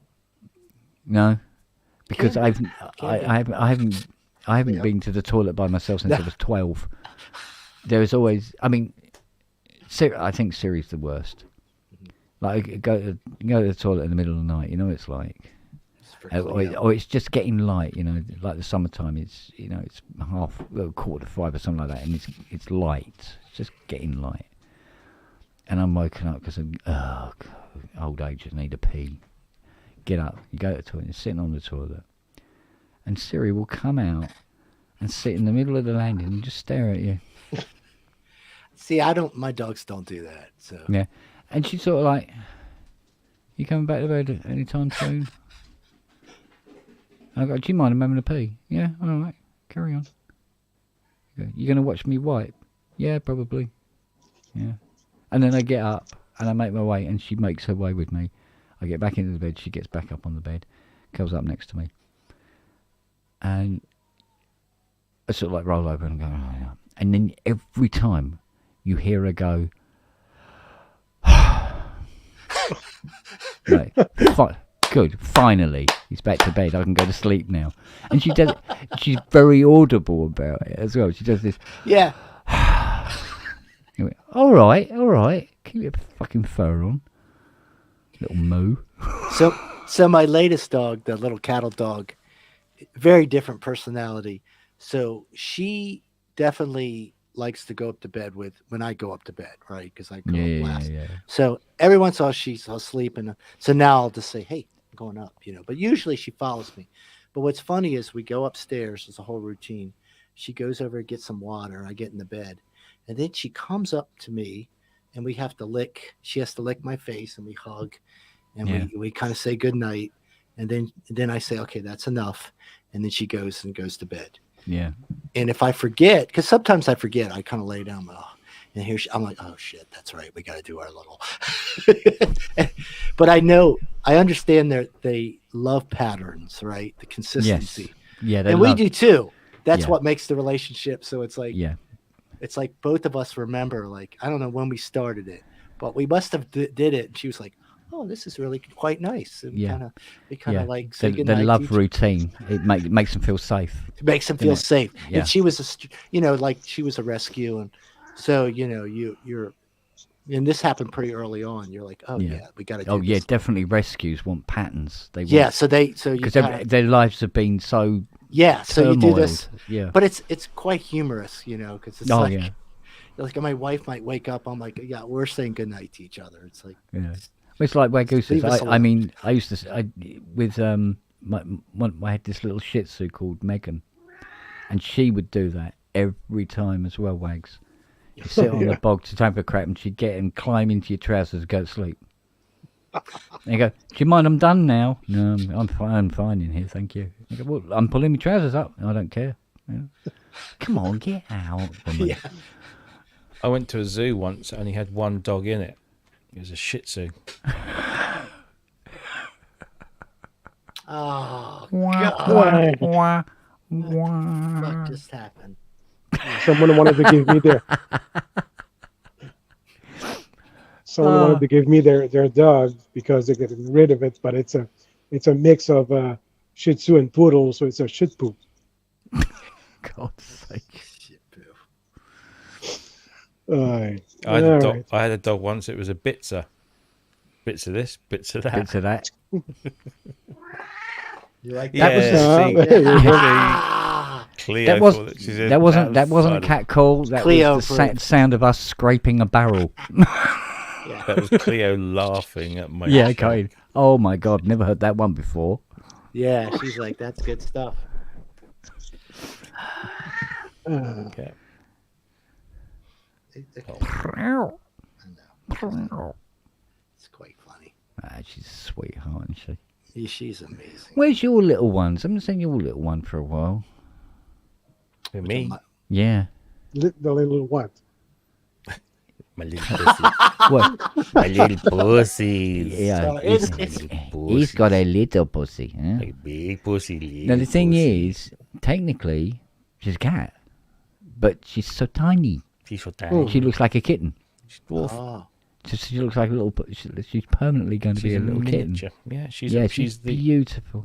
She's I don't think I've seen the other one. Yeah, you must have seen. Well, Milo's more of like.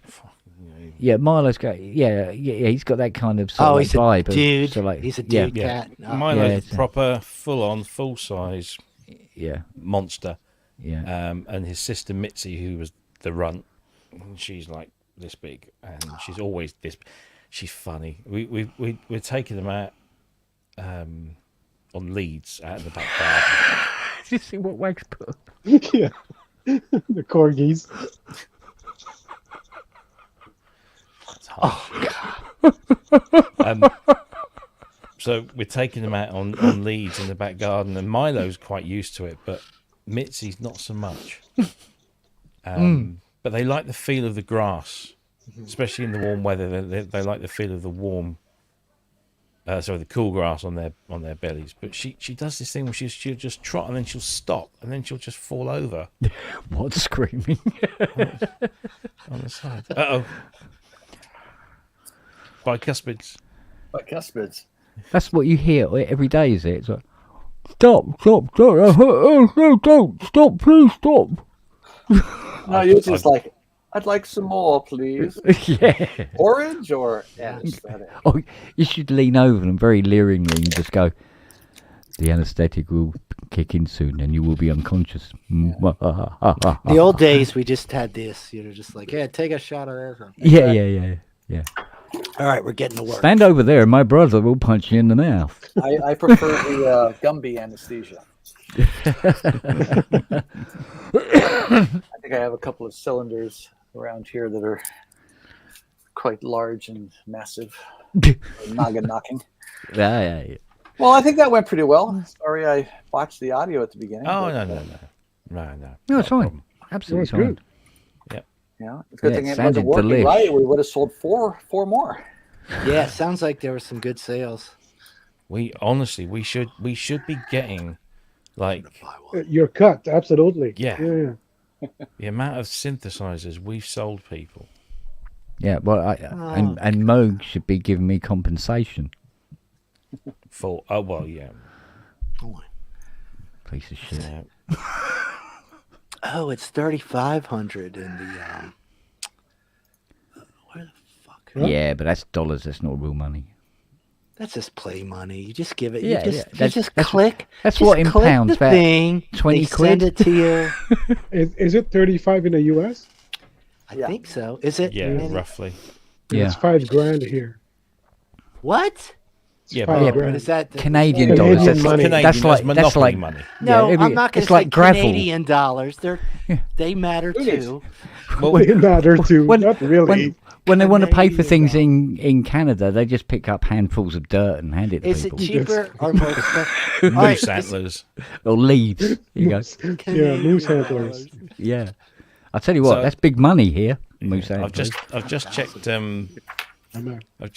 Toman. Yeah. And they've completely sold out of their allocation so far, and they're now saying 7 to 9 weeks. Yeah, that sounds about right. Yeah. But that's why you had to order yours from Sweden. Sweden. God, it's gorgeous. Yeah.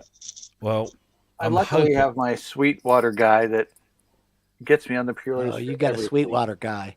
That says it all. Because they gave me one of their credit cards, like you say, like Ken said, $79 a month. Hey, yeah, cool.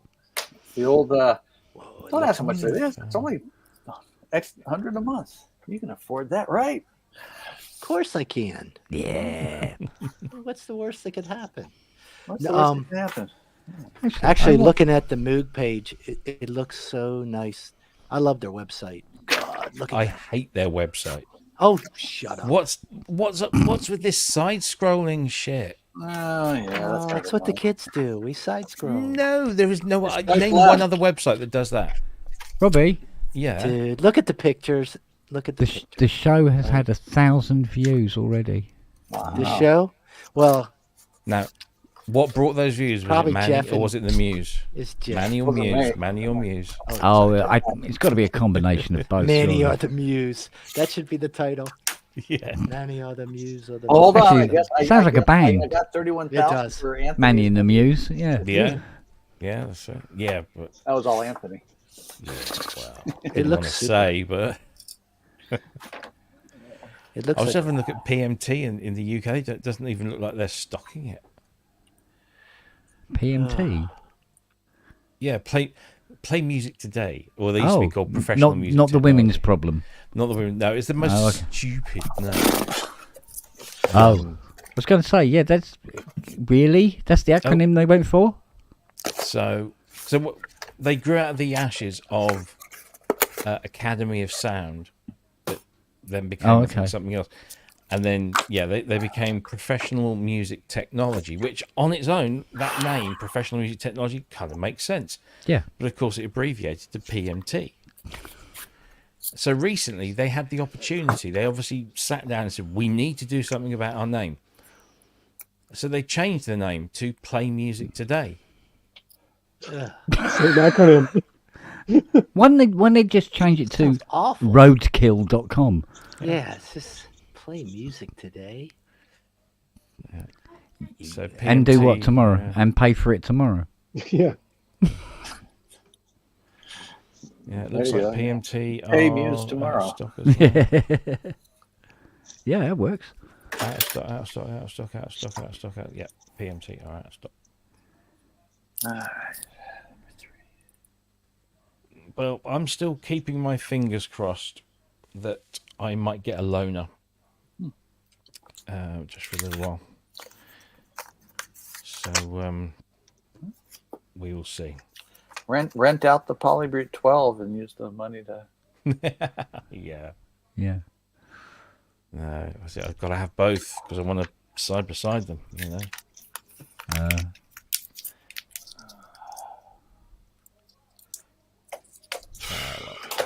I could always sell Kevin's 80. I'm obviously surely he won't mind. He wouldn't mind. Nah. Get 54k for that, no problem. Although I don't think that one that was up for 54k went for 54k in the end. No. Yeah. And guess what? That DX1 didn't sell either. No, unsurprisingly. Yeah. No, I think the most outrageous price I've seen for a CS80 so far was 138,000. Actually sold? No. Oh. No, but somebody thought they could probably get that for it. That wasn't in Switzerland, was it? No. Same guy. No, it wasn't Chuffs or anything. And it wasn't even the Nemo Studio one?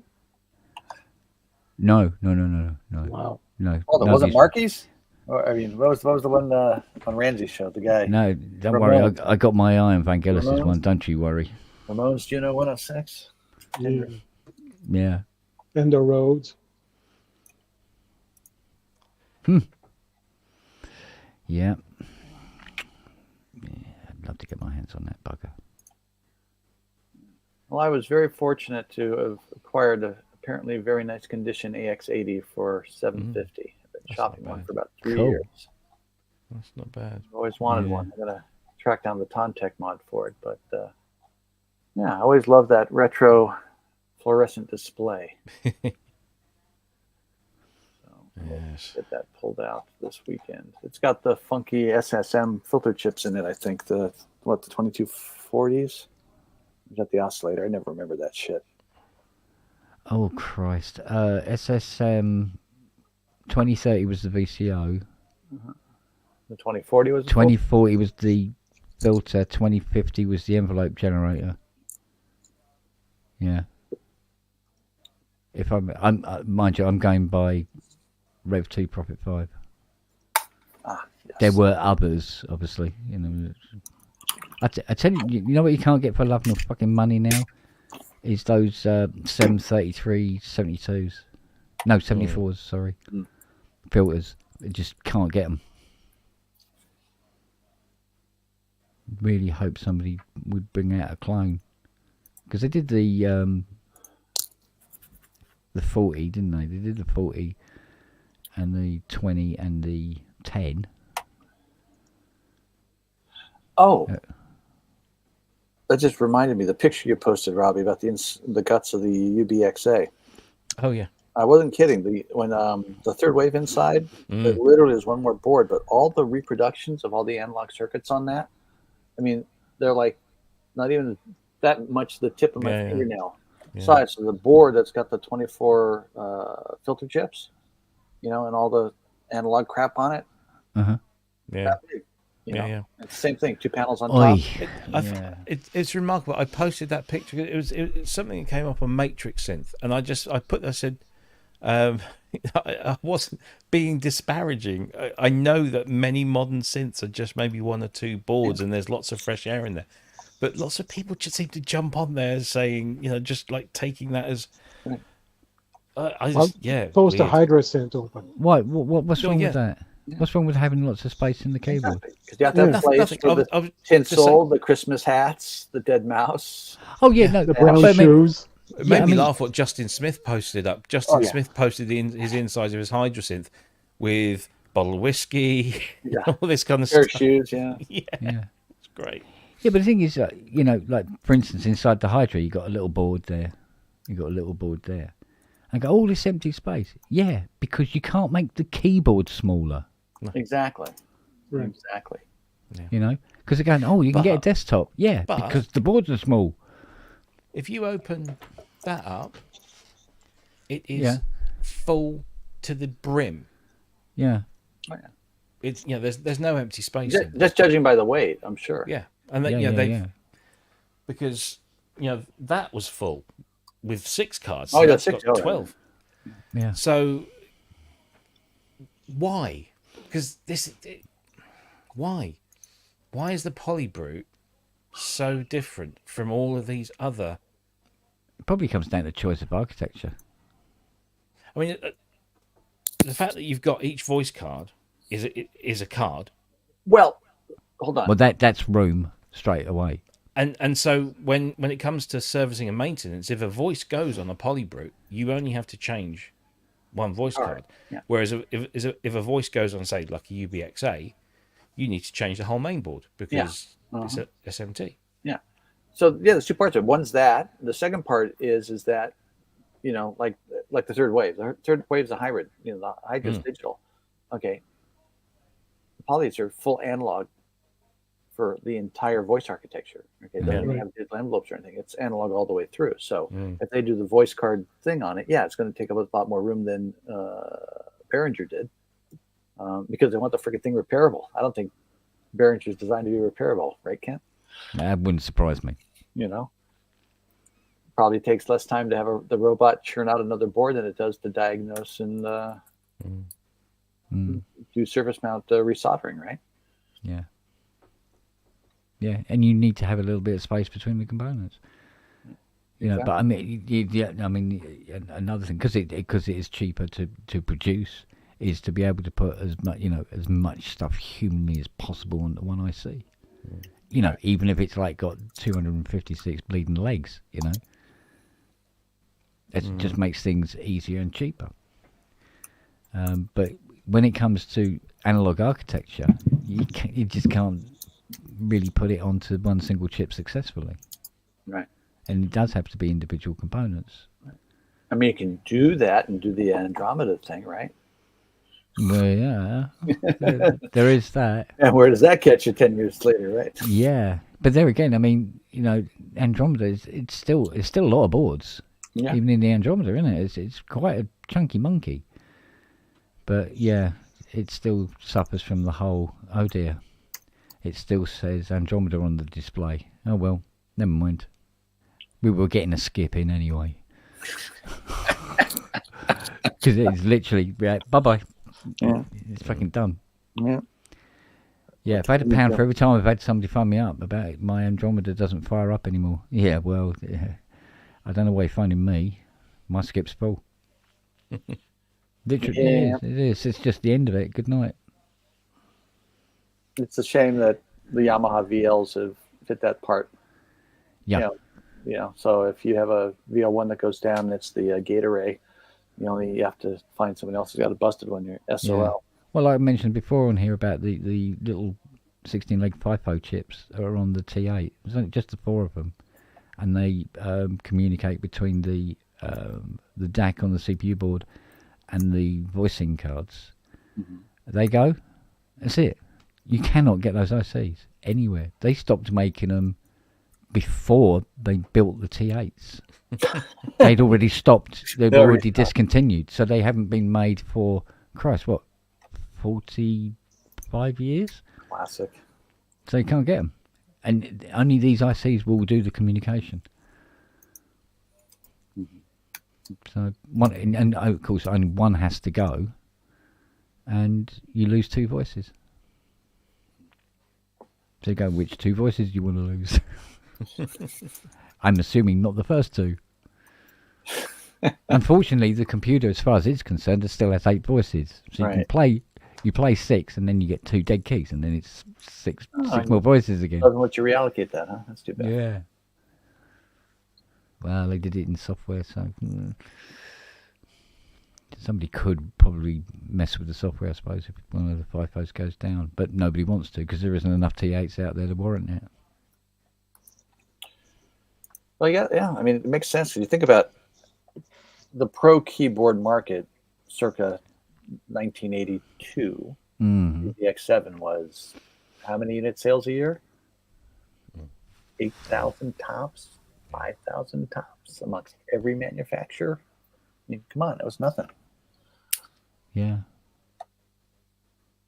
Because she was quite expensive when the DX7 actually hit. It wasn't exactly a cheap keyboard. $13.95 US. DX7, no, 1995 US. It was 1995. Yeah, 1995 US. Half the price in 82. That's in 82. That's a chunk. 83. Yeah, 82, 83. That is a chunk of money. Yeah, that is a chunk of money. But it was cheap. Still, Jupiter 8 was 49. Prophet 5 was 4. Oberheim was 42. Oh yeah, no, agreed. But there were a shitload of keyboards under that price. Now, when that came out, it drove the market. I mean, you got to keep in mind, the reason why you have a Juno 6 is because the feature set is how cheap can you make it and make it $1,500 and still come with a synthesizer. It was only when they got to the 106 that they managed to get the Juno down sub 1,000. Yeah. Yeah. And the analog circuitry, that's what you had to do. Yeah. Be nice to go back in time and say, don't put that shit on the VCA chips, please. Please. Just don't. Nice to go back in time and buy some of this stuff. It'd be lovely to go back in time, back to Moog and go, you know that sponge that you put on top of the sliders to keep the dust out on the multi-Moog? Don't. And the Rogue as well. Just don't. Apparently, it turns into crude oil after 30 years. So basically, Rob, you're telling me what I should have done is when I went to Goodman Music here in LA, across the street from Universal, when they had, 4 pallets of TB303s for $299. I should have taken a pallet of them. Yeah. Should have. Yeah. If only we knew. I only bought 1, so there you go. Only we knew. Well, like I said, me walking past that VCS3 for 400 quid to go and put a deposit down on a Mirage. Cheese on bread. Well, gentlemen and ladies, if there's any in the chat. Yeah, Cleo. See you, Jeff. Cleo. Good to see you, Jeff. Good talking to you. Good to see you too. And so see you next time, friends. Take care, buddy. See you later. Yep. Ta-da, mate. Yeah. God, it'd be nice to have a time machine and go back to some of these factories.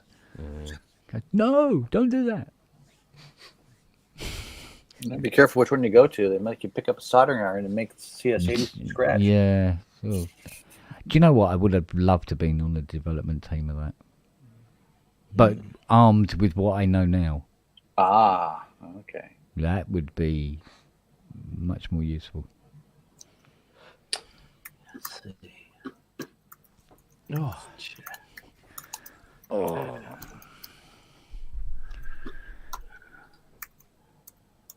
Let's see.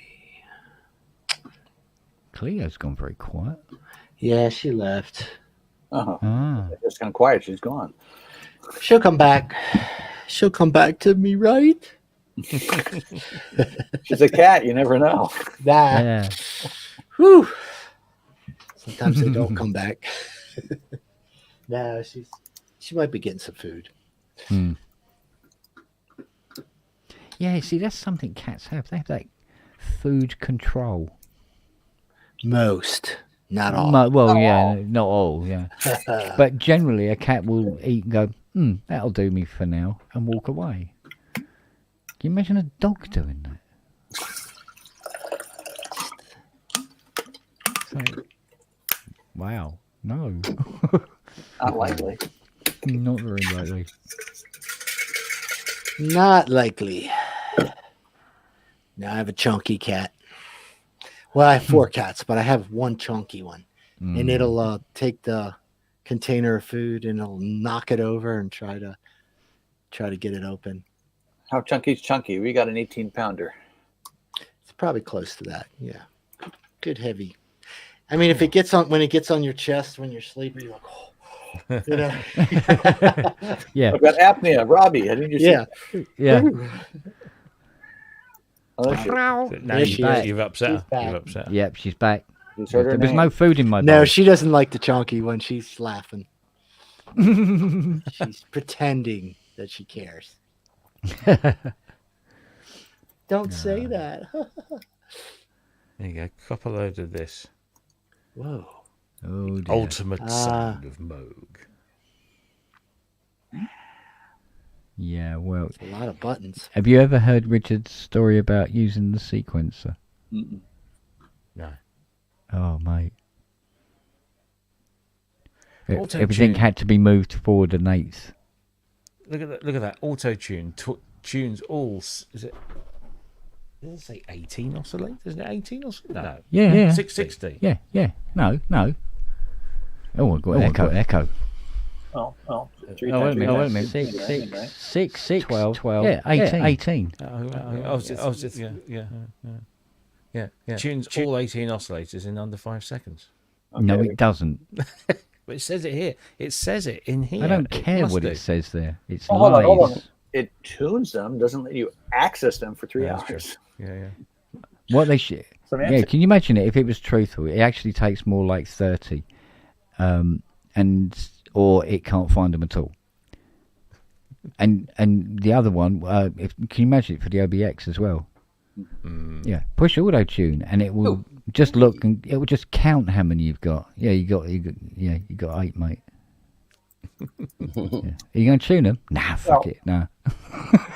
To be fair, when you read the owner's manual on the Muse and you do the full calibration auto tune, like once a year type deal, you're supposed to do it from power on, and they tell you that it could take 2 to 3 hours. Depending on how, because it does certain steps at certain temperatures apparently, and it really gets everything. Oh, okay. And then when you do that, that gives it the baseline on the hardware. And you shouldn't have to do that often. Then you can do separate calibrations or separate deep tunings or separate deep calibrations, and they have the quick tune. And apparently every time you run one of them, it keeps a database of all the shifts for temperature and humidity and blah, blah, blah, blah, blah. That is very encouraging. So, like I said, I've had situations where I've turned it on. I said, the prototype, not the current one. It's like, holy crap, wailing cows. And then let it do its thing, come back in an hour, and then it's stable for 2 weeks, and than everyone the little guy. So it's pretty good. I mean, it's as good as the Arturia. Let's just put it that way. Yeah. You know, the Polybrute 6, which you have to do it on occasion, but it's pretty solid. Yeah, but it's like the tuning with this. If the tuning is not between 7/0 and 8F, it just goes, no, it's buggered. Sorry. No oscillators for you. Yeah, but what I love is that they could have done it in such a way where, because it looks at all 18 VCOs, and then after it's finished, tell you which VCO's not working. But if you got one voice and you got just one of the 3 VCOs is out, it displays that that voice is not working. And because it's not working, won't tune the other 2 VCOs. Even though it could, and they are in range. And it wouldn't kill them to get it to go, oh, well, actually, it's VCO 1 on voice card 2. You know, but no. Somehow the and/or logic on that routine did not compute correctly, did it? Nah. Not by a long shot. I must admit, on this one, I got the auto tuning down to, I think it's between 12 and 15 seconds, but that's because I put a 4 megs Zilog in it instead of a 1 megs one. So I put an 84 instead of an 80 in it. And even though it still runs at 1 megs, I think there must be more buffer room or something. It just runs, it seems to run quicker. Or it can run at the full 1 megs and not be slowed down by other things going on. Because they say, oh, don't push any buttons or turn any knobs while it's doing its auto-tune routine. But it's all turned off when it's doing its auto-tune routine. But it said, oh no, because you're moving a pot and there's data being moved and the CPU will slow down. You go, Jesus.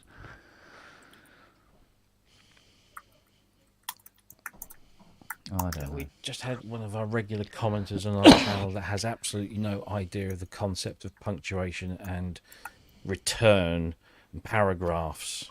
It's just one throw house bricks at him. Text, yeah. One giant block of text. And a third of this text is telling us that we've got to move on from this China hater vibe that we have on this channel. What? Yeah, that was me. We had literally... No, it wasn't. sorry. No, it wasn't me. But yeah. No, there was stuff going on in the chat about... Well, somebody China said, because it's made in China. I said, no, it's not. And then they said something else. And I said, it's not. China does not come into the equation with this, with the Muse. It's Taiwan. Taiwan. That's made pretty in Taiwan. So, that's hate talking. Assembled in Asheville. It's a shame it wasn't made in Hong Kong, because it could have been British then. Not anymore. Not since No, 97. not anymore. Yeah. Well, our next door neighbours, they had to flee Hong Kong. Did they? Mm. Well, when did it happen? In 97, the British gave Hong Kong back to the Chinese. Yeah, but it was working. It was working its way up, wasn't it? I thought you were actually talking about your neighbors next door. Yeah. Yeah, but they were there when I was there. They had to get out, so they came to live here. Oh, sorry. They had to flee from Hong Kong to UK. Yeah. I thought they had to go back to flee back to Hong Kong. Sorry. No. Well, the way the UK is going, probably the Chinese government haven't got that much influence here. Well, you say that. Yes, apparently they do. Yeah. Yeah. I mean, I said to Gigi when she was out in the garden a few weeks ago, and I said, you had to come here from Hong Kong because of the Chinese government, because she's very outspoken about it all. And I said, and now you've got all these dogs trying to get in your garden.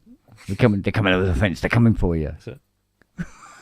Somebody on the Chinese dog spies. Yeah. Well, somebody said on the Facebook group, on our Facebook group today, referred to Behringer synths as Chinese spy synths. Oh, it could be. Yeah. I got one. I can do that. Oh dear. They're gonna I laugh tell their you what, asses off. they're no good me. because that fucking Behringer 55 over there didn't notice that Lily did a big shit under the CS80, did it? Useless. What sort of spy are you? In my opinion, you need to retrain that dog to shit underneath the Behringer. No, I must admit, I really like that. That's a good sounding thing. I like it. I do like it. Yeah. I can't complain about it. The transients are really nice in the envelopes. The filter sounds actually pretty good. It's mogi enough. Are you being polite because they are listening? No. I mean, just kidding. It's mogi. Just kidding. Don't shoot.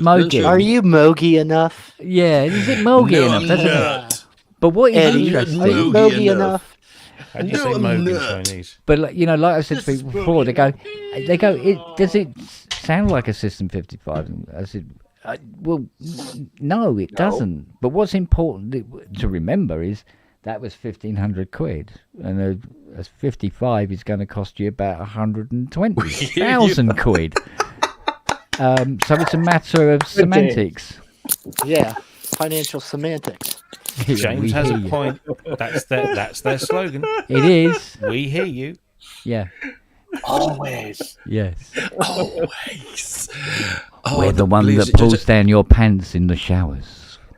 You just remind me to Felt Face. Oh my God.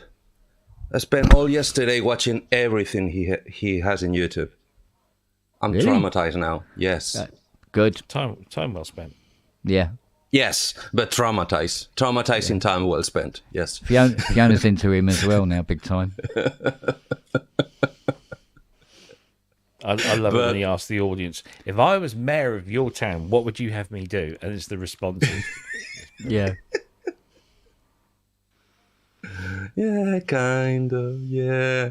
I mean, I think it's the because I first went for the longest one, the full shows. I think the oldest one is Feltopia is the latest one, right? Mm-hmm. The oldest one. Oh, is the I wrote a book one, but that's one of the best ones. Yeah. Yeah, but it gets really dark in the middle. As in, okay, this is not funny. Dark in the middle. Oh no, most of the good comedy is dark. It has to be. Yeah, it has to be. But. I mean, what's that? Remember that one that Jimmy Carr does that thing where he literally encourages people to heckle him. And he said, "You heckle me, and then I'll come back with a response." And everything like that. Mm-hmm. But there was this one guy at the back, and he goes, "You're a fucking posh wanger," like this, right? And he goes, and he says to him, he goes, "I'm sorry, if you want my comeback, you'll have to scrape it off your mum's teeth."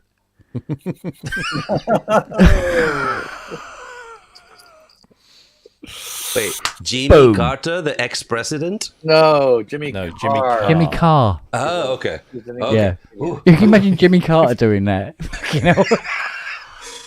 You go, "My fellow Americans, you'll have to scrape it off your mother's teeth if you want it." Yeah. No, that's not going to go down well. Oh, dear. David, you're going to get kicked out of this environment if you keep threatening. He doesn't, because he has it on mute, you see. Okay. So that's I would definitely get kicked out if you heard me playing. So that's the trick. You have to be on mute. Okay. I'll just, play the Matrix. Play the Matrix. Yeah, go for it. Yeah. Yeah, come on. Be cool. And by the way, I just came from doing my show to myself. Oh. Yeah. To yourself. That's why I'm here. I need to decompress and sing. Yep, that's the one. Might be hitting you up next week, David. Oh, yes. I'm hoping that my Matrix Brute will turn up next week. Fingers crossed. Oh, yeah. How do you make it work? Because it's a bit like Eurorack. It's nothing like Eurorack. There are cables involved. Oh, okay. Oh, is that what makes it Eurorack? The cables? Yeah. Oh, okay. Buttons don't count. Buttons don't count. Exactly. If you punch a memory mode, will it go in tune? I don't know. Sometimes. Try it. If you drop a CS80 on it, it'll go on tune. Yeah.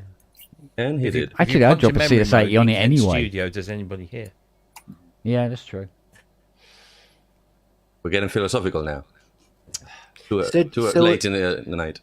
So if you could get one, the Polybrute 12 or the Muse. Who are you asking? Anyone who's got if the you're guts. asking, I can't answer that question. Okay. He's got both. Exactly. He's got He's both. the only one. Yeah. He's the only one. But us mere mortals have to buy them. Desert Island Park I think Bench. if a gun was put to my head, C15. I would still have to say the Polybrute 12. Okay. Well, that's so you have easy to to say restrict when it. it's considering it's right behind you. Well, no, it's not just that. I love the Moog Muse.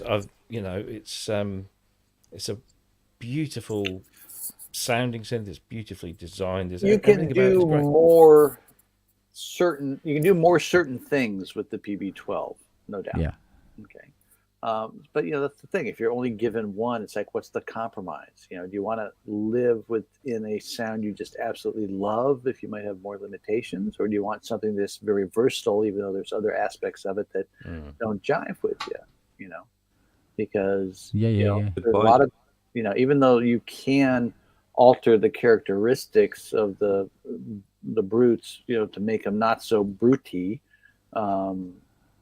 It definitely has a sound space that's characteristic of their gear, and if that's something that You sounded like a politician. I'm sorry. Look, I could be happy. I could be happy. Your constituents, I love you all equally. Okay, yeah. Equally. Yeah. I could be happy Vote for with Benny. probably. I could baby. I could think of 5 or 6 of my synths that if I had to have any one of them as a Desert Island synth, I'd be happy with any one of the 6. I just saw, I think this week, at the beginning of this week, the video you did with Marinelli about the C15. Wonderful. Thank you. Beautiful. Amazing. Even if I win a lottery. Well, No, I was what. talking about the C15. Yeah, they do rent to own. I'll tell you something, hair. right? It's Straight the hair. up. It's just the hair. Straight up, Huh? right? I had that thing, that Muse in the basket, and I'm going, yeah, I can do it. And I'm finally get to this, buy now button, and I'm hovering, right? And then this bastard down here plays that fucking Melotronic bloody sound of his. And I go, is there anything this synth can't fucking do? Buy. That was the push. It was the push where he goes, he's getting a Mellotron sound from it. Yeah, so yeah. Oh my Drew God. PV12. Are you No, talking on the PV12? Muse. No, the Muse. Drew got the Mellotron strings. You bought a Muse? Did you? Yeah. I guess the only Congrats. thing you need to be careful of is remember this tomorrow, Kent, so you don't buy 2. Exactly. Yeah. Write down. Yeah. You remember the film Memento? Tattoo. I already have this one. It was quite funny actually, because when Andrew was on, and he had the low, was it the ELZ one? The ELZ1 play. Yeah. Play thing. And I think it was Matt said, "Oh, is that the ambient zero?" I went, oh, "That's what is coming at the end of the month." I knew there was something coming at the end of the month, but could not, for the life of me, remember what it was. I went, "Oh yeah." I do dig that little ambient one. It's cool. Yeah. Okay. Some of us mere mortals have to buy them and wait for them to be delivered. Some of us mere mortals cannot even think about hovering over the button. Yeah. So congratulations. No. Honestly, it was good finance. So otherwise, I wouldn't be able to do it. Yeah. That's why I keep repeating myself every time I see the full collection of JB synthesizers. Yeah, it's good finance. Yeah. Investment for the future. No. What it is, I can have it for 76 quid a month, and I went, yeah, go on then. Okay. Could be dead okay. tomorrow. Well, exactly. That's my policy. That's why I owe even my pupils to the bank. Yeah. Trouble is, I'll probably get killed by a finance company looking for their money. Do we have any IT savvy people in the chat? Because I have an IT question. Oh yeah. I got a question. Wouldn't be the same if you didn't. Is it? How do I get Windows to work properly? You probably would love me more if I didn't. I can see it in your face. Yeah. Is it how to get Windows work properly? Oh no, I gave up on that one. Okay. Not Where's that the idea any question. key? Because it tells you to press any key, and you can't find the any key. No, not that one. Basically, when you're looking at the StreamYard screen, you're seeing 5 screens, full color of 5 people, right? Yeah. What I am seeing is all of you, full color, high definition, very nice quality, and me in psychedelic 3 colors. Well, you're blue. Looks like I got some filter or lighting on. I can see your red changing back. Yeah. Echo, change light to white. There you go. Yeah, you changed.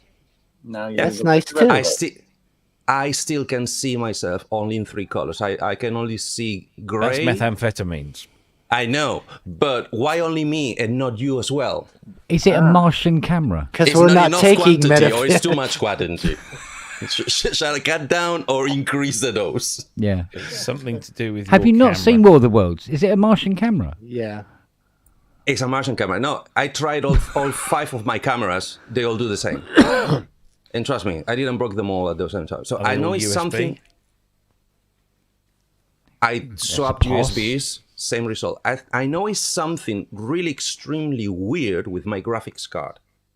Because it's only, every other thing I display from the computer, perfect colors, no problems. Are you eating patch cables? It's only when displaying the capture from any of my cameras to my screen, on any of both screens, that it does that. So it's something in the camera to video conversion local, because when I send it out, like in this case to you, you see all the colors probably. That's why I know it's not the camera. So the camera is capturing everything right. So if anybody knows what could be, have you just had your last apart from today? What I already know, that I need to buy a brand new graphics card, which is a palaver, because that means I need to change my monitors. Hello, baby girl. Yeah, sorry. No idea. You're using lenses. What's your graphics card? What's your graphics card? No, it's not inbuilt, but it's the same brand as the CPU, which is AMD. But I think it's a 2 GB Joby. But what I know, and that's my paranoia, is when I bought this desktop, the tower, it came with a very big heating transport, which I thought it only broke a little piece of plastic in one of the bottom legs. Have you quite finished? But because of this behavior and previous graphic-related behaviors, there might be a crack in the graphics card somewhere. At least that's my paranoia telling me.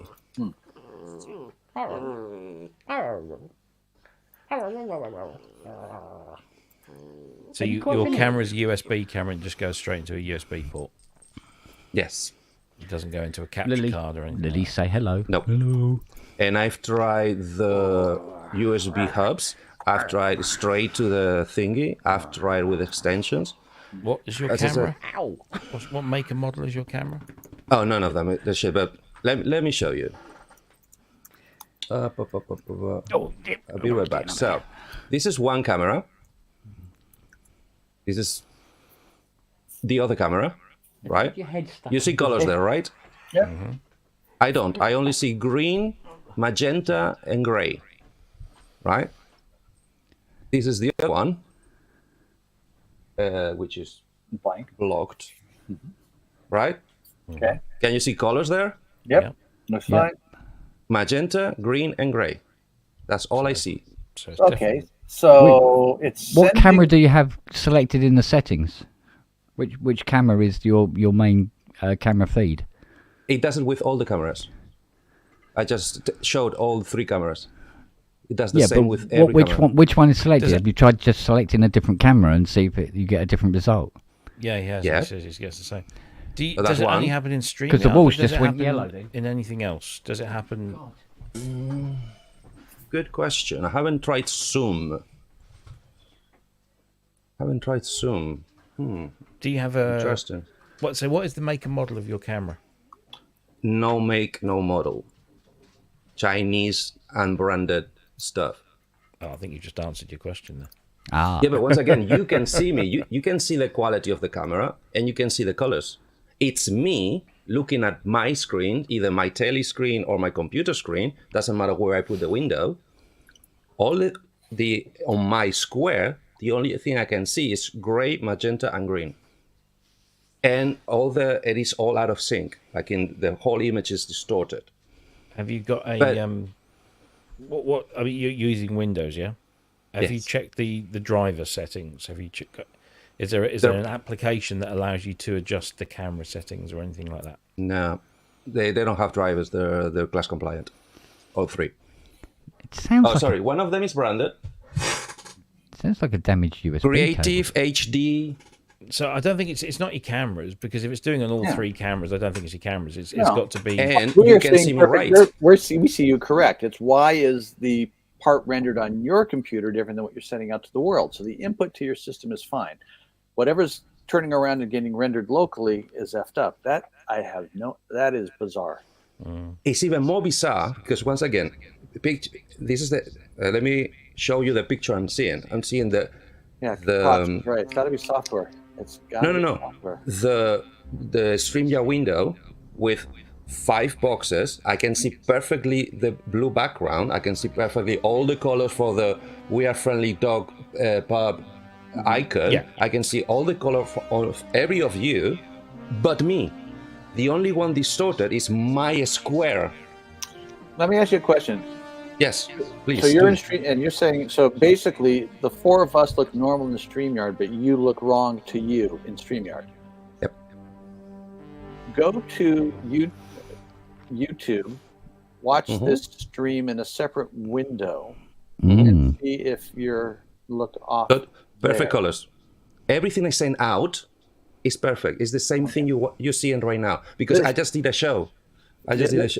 So this is video loopback issues. It's like the audio loopback does all the weird crap. So something, your software is doing something where it's sending a weird signal. I have no freaking idea. As I said, my theory is one of the SMT components in my graphics card is on top of a crack in one of the traces. So when it's sending out to the LAN or the network or the Wi-Fi card, but when it's sending back to me, just the feed that comes from the cameras, nothing else. Because as I said, every other application, every other program, full color, perfect definition, no problem. It's just my cameras to my own screen. Let me change back to my face. Time for a new computer. Oh no! That's the only option that is not on the table. It would be way easier just to change the graphics card. That might not solve it. I mean, your graphics card can't selectively pick you because the graphics card just does the screen as a whole. It doesn't. Yeah, look, it's not above my pay grade, but it doesn't make sense. It's got to be software, Eddie. It's got to be software. You think? Got to be. Yeah. Okay. Have you gone into Device Manager in the Windows? Let me do it. And then going and clicking on the camera device or the. It's not doing that. It's doing. Let me do it. Okay.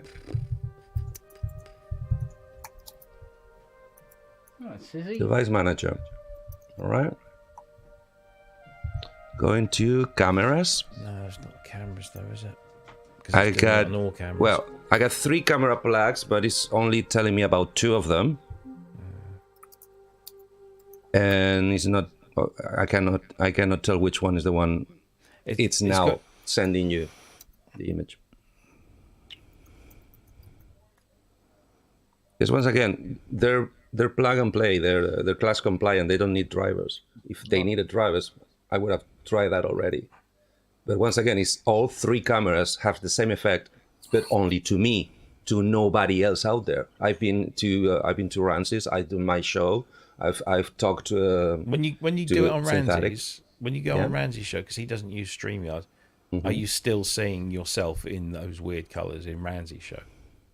Let me try. I'm gonna open Zoom and see if it doesn't crash. Okay, because it's gonna try to take. I'm gonna tell Zoom to use the one of the other cameras. And let me see what it happens, okay? So if I crash, you know why.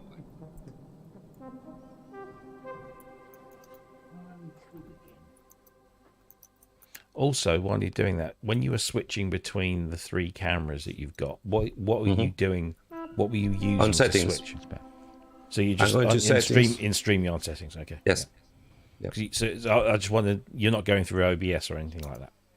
No, that was long ago. I could try to see what the result is. No. I'm just thinking because that if that was sitting in the way, that might do something. No. This is lens USB straight to StreamYard. So I don't know how to start in Zoom so I can just see myself. Because it's telling me to start a meeting. Go into the audio video settings. Okay, and settings. And camera settings. And the more, I understand. Clips, calendar, mail, apps, contacts, configure menu. See that? There'll be some settings in there. I can't remember where they are, but you'll video. There'll be a video settings, and it will show you a preview camera of yourself. Okay, original ratio. Forget about HD. Okay, let's try this camera. Perfect colors. Okay, so it's working fine outside of StreamYard. Colors is only to StreamYard. Okay. What browser are you using? Chrome. Have you got another browser on your system? Let me check.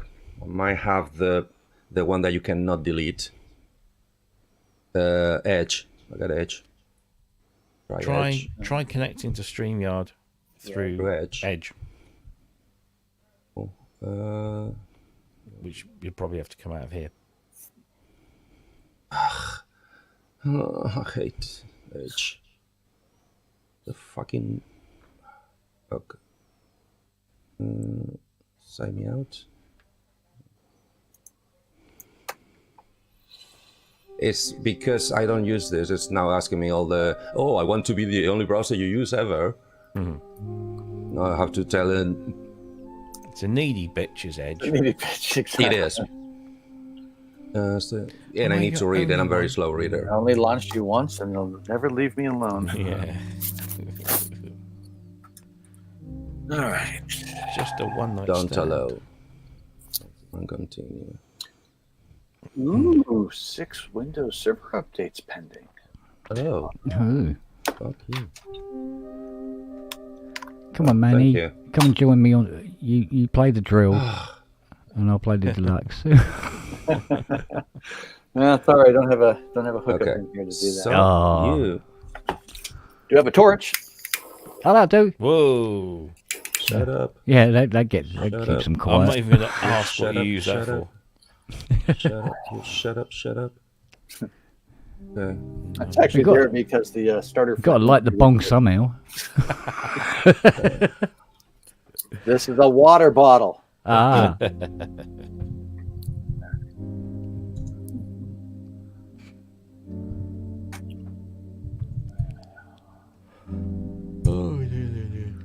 StreamYard.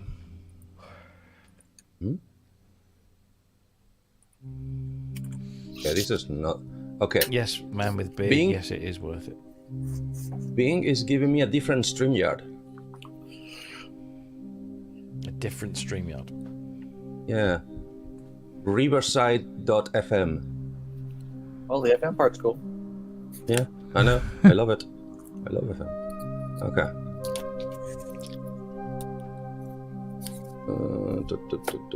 Yeah, cookies from a StreamYard, sure. Yeah, whatever.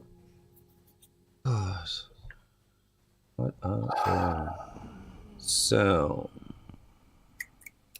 now I might crash. I wanna and try to enter on my own studio. Okay. No microcam access. Is holding the camera. Hello. Hello. Yep, same result. 3 colors out of sync. So it's a StreamYard. Well, you're saving a ton of money on a new graphics card. What else would it run in? Because if I remember correctly, Edge is Chrome public domain code based. True. So Excuse me? Edge is based on the public parts of Chrome. It's Chromium still, yeah. At least what resolution have you got it set at in StreamYard? Let me check.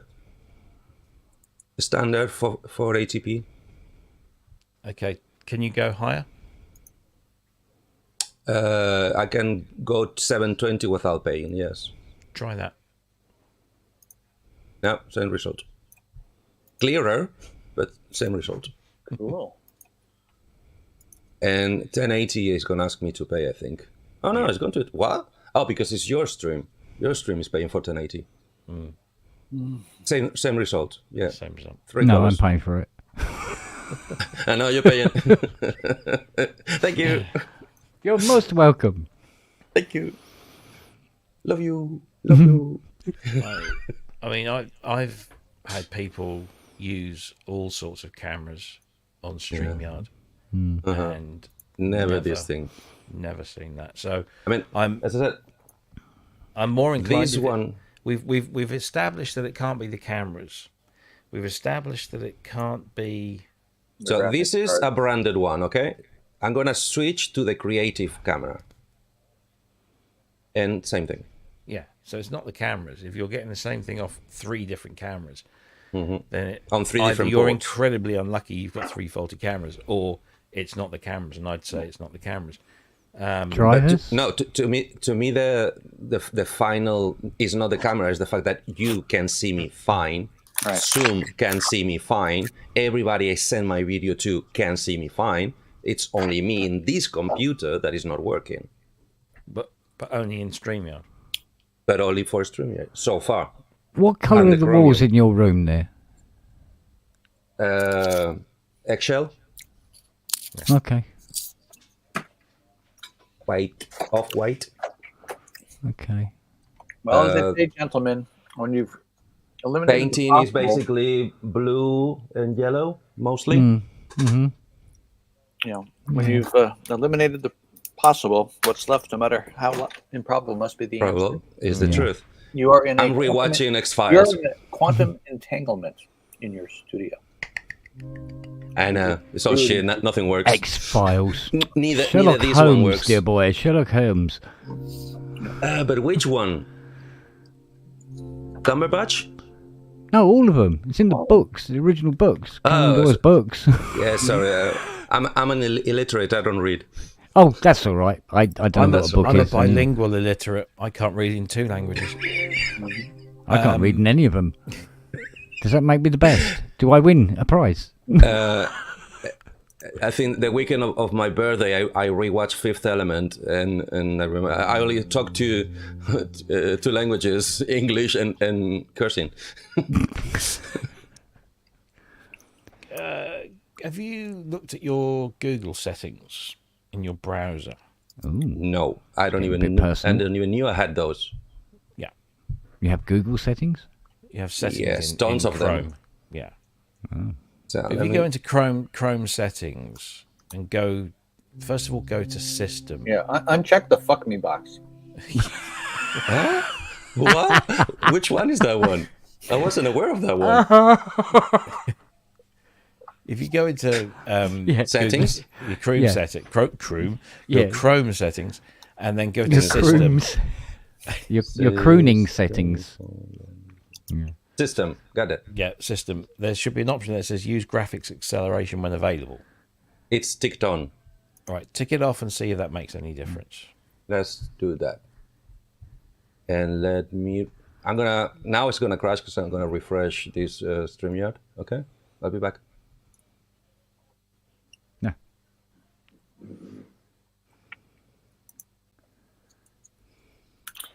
That is weird. It is. It is strange.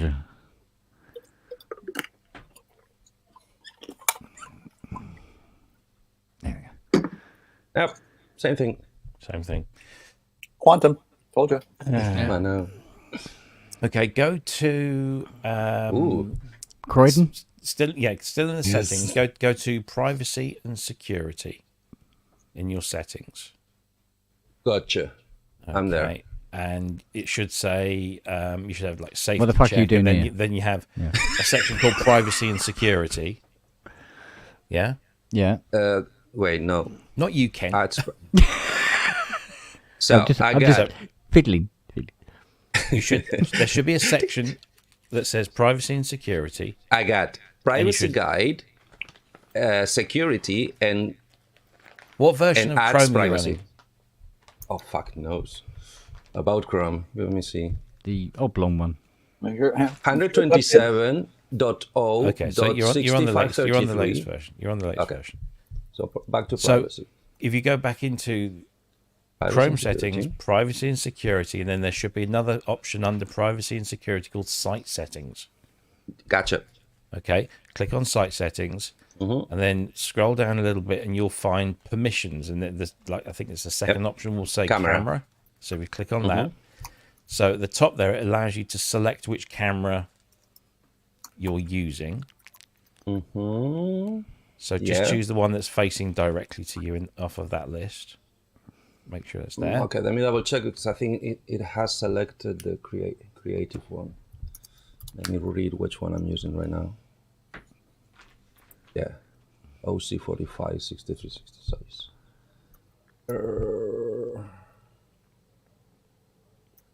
Yeah, it's gone to the creative one, so not this one.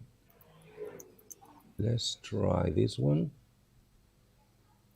So that's in the camera box. Sites usually use your video camera for communication features. A little bit further down, there'll be a list of that says allowed to use your camera.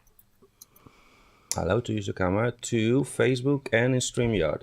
So StreamYard is listed there. It should be something like StreamYard.com:/443 or something. Yeah. Yes. Okay. So click on the little arrow that's to the right of that. Okay, then you have a list of permissions. Yes. The second one will be camera. Yes. What's that set as? It's set as allow. It is set as allow. Okay. So it's not asking. Okay. I think that's about it. So yeah, it's a conflict. Some kind of software. What happens if you unplug the two cameras that are facing your either side of you, and just have one camera connected? That's gonna take a minute. Well, you don't have to do it now, but I'm just saying. I don't know. That's why I need to do it now. No, he's not using OBS virtual camera. One down, one to go. I'm saying maybe he should put maybe later. Maybe he'll fix it. Yeah. I'm on. Open to every help I can get, and God knows I need a lot. Okay, this is gonna be harder because this is in the hidden hub. Okay, that's gonna be a pain. And out. And refresh, I assume. Give it a go. I'll be back. Yep. So, not an indecisive Terminator. He says, I may be back. I might possibly be back. Depending on my schedule. Yeah. Give me your boots, your jacket. No, fuck it. Just give me your credit card. I'll buy what I need.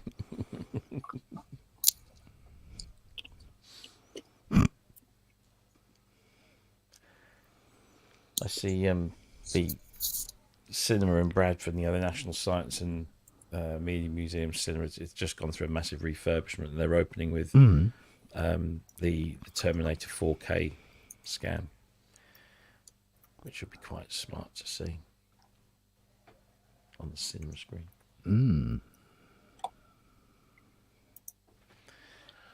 I was looking at spending my birthday money. My eye got sidetracked by the Godfather trilogy in 4K. Yeah, maybe not so much the third one. Well, they've redone the third one. So it's now called the Godfather Coda. Oh, okay. And then he reworked it to give it a more satisfying ending, apparently. So I don't know. I've not seen the Coda version.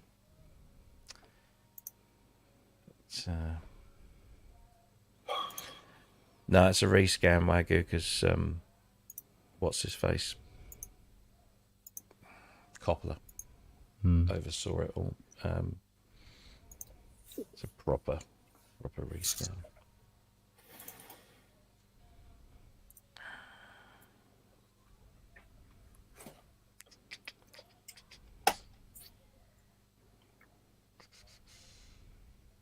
Oh, I can't.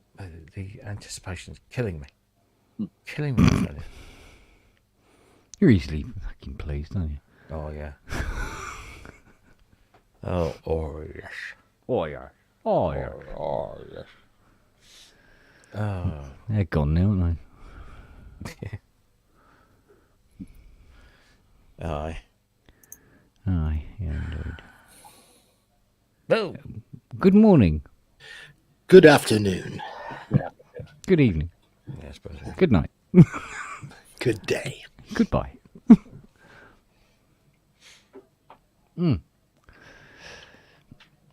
Yeah, the poor American friend's going, what the hell are they talking about? I mean, oh yes. Oh, yes. Oh yes. So, what was it? Churchill, wasn't it? Churchill Insurance. Churchill Insurance and a bulldog that went, oh yes. Little nodding bulldog on the dashboard of the car. Yeah. Can you do me great insurance deals, Churchill? Oh, yes. Oh, I guess they don't have the general over there. No, we have the Admiral. You have the admiral. Oh, yeah. The Admiral. Which used to be that opera singer. No, that was Go Compare. Oh, was that Go Compare? That was Go Compare, the Welsh opera singer. Oh, I beg your pardon, you were right. Yes, it had a bloke dressed up as a sailor. He made an absolute fortune. Because he pitched that idea.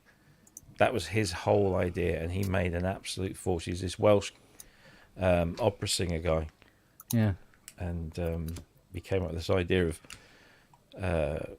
singing the jingle in an operatic voice, and he was this big.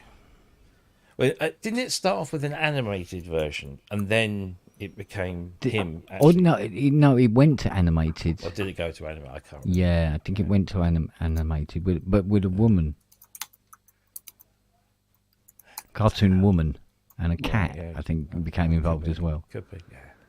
Of course, the best one we have is comparethemeerkat.com. Yeah, symbols. Meerkat. Have you seen some of the Iron Brew adverts though? Because there was some that didn't even make it down here. I don't live in Scotland. Yeah. Well, no, there was some that made it down here. Some of them are just made of girders.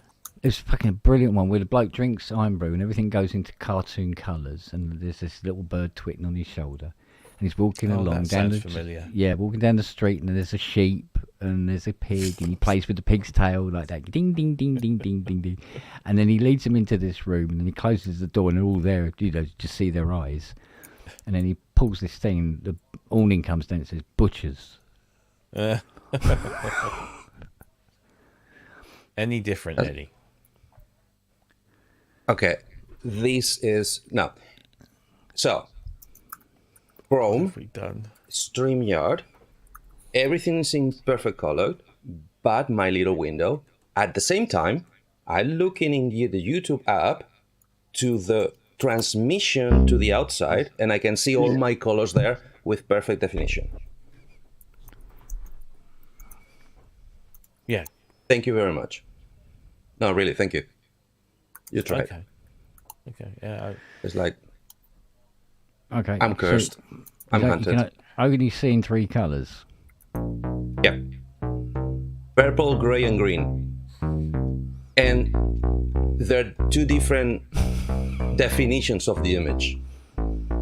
LSD, I guess. As in, the gray one is the right proportions, the purple one is double, and the green one is in between.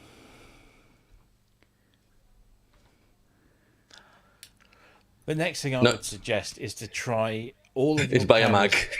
Well, yeah. All of the above. All of your cameras individually. So take them all out and just put one in, see if that does it. Take that out, put one in, see if that does it.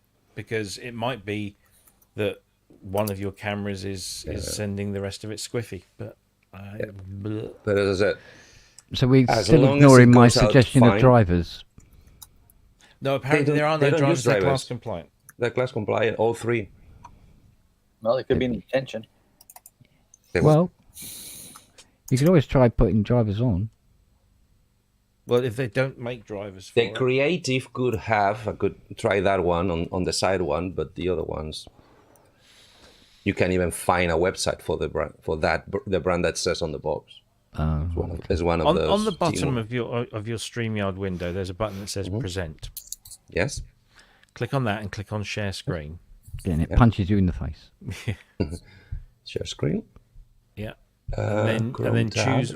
No, choose Window. And then choose your Chrome windows, and then. So this is what I'm seeing with the wrong colors. Okay. No, you're not sharing it. Not yet. It's coming. There you go. Here we go. Oh yeah, there we go. So. That's what I see. That's software. Has to be, right? I tell you what, that is fucking cool.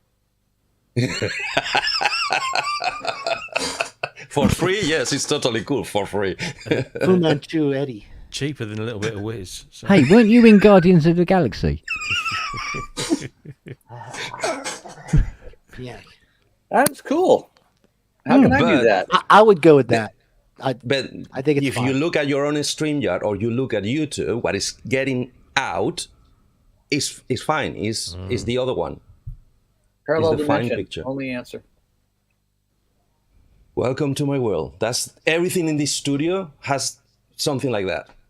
It should not do it, but it does it. Welcome to my workshop. Yeah, I'd say the common denominator there is you. It's me. I know. I'm cursed. Yeah, Robbie used to say that to me every time I had a problem as well. That's true. You're a black hole, Eddie. You Turned out to be the OS. I'm an entropy area. I know, but what am I going to do? Suicide, my meds keep me away from that, so. 1, 2, 3, 4, 5. What? 6. What are you counting? 7. By the way, how's my audio? Is any good? Can you hear me? Is loud enough? Too loud? That's fine. There's 20 tiles missing now. Oh, they fall out because of the hit? Yeah. Well, they fall faster because of the heat. Yes, because of the hit. They're always bloody falling off the wall, bloody things. What? Silly question. What type of wall is that? Is that a drywall or brick wall? Well, I haven't pissed up it or anything. Yeah. Say what? Of course, it's not wet, is it? Fuck you. It's plasterboard. It's plasterboard. Have you think about tacking them to the wall? Clack, clack, clack, clack, clack. Oh, no. Okay. No, it's a bit... No. I know, but Nah. with very small ones? Nah. No, I'm in two minds whether to keep them up. You see, your answer should have been, but where's the fun in that? Yeah, but the thing is, right, I never, ever have the speakers turned on. There's actually no point in them being there at all. Speakers? Yeah, I never turn the speakers on. Oh, the big ones behind you, okay. No, there's one there. Okay. Big ones behind me. Yes, in the other side of behind you. Yeah, that one there. And that one. Yeah. See, they're not even in a good place. Depends what type of sound do you want. Definitely not for quadraphonic. Yeah, exactly. If I want stereo, I've got to do this. Which is kind of what you actually need to do, because that's why you have the CS80 and the MX8, right? This studio looks like it was planned by a committee. Right, none of it really making sense. They go, all that fits there. All right, you can go there, and it's enough. It's all coming out tomorrow. Talking about planning on committee. Yeah, so I'm going to miss about 5, maybe 6 PSNs, something like that. Yeah. I'll be doing it from I'll be doing it from an iPhone in the bus shelter.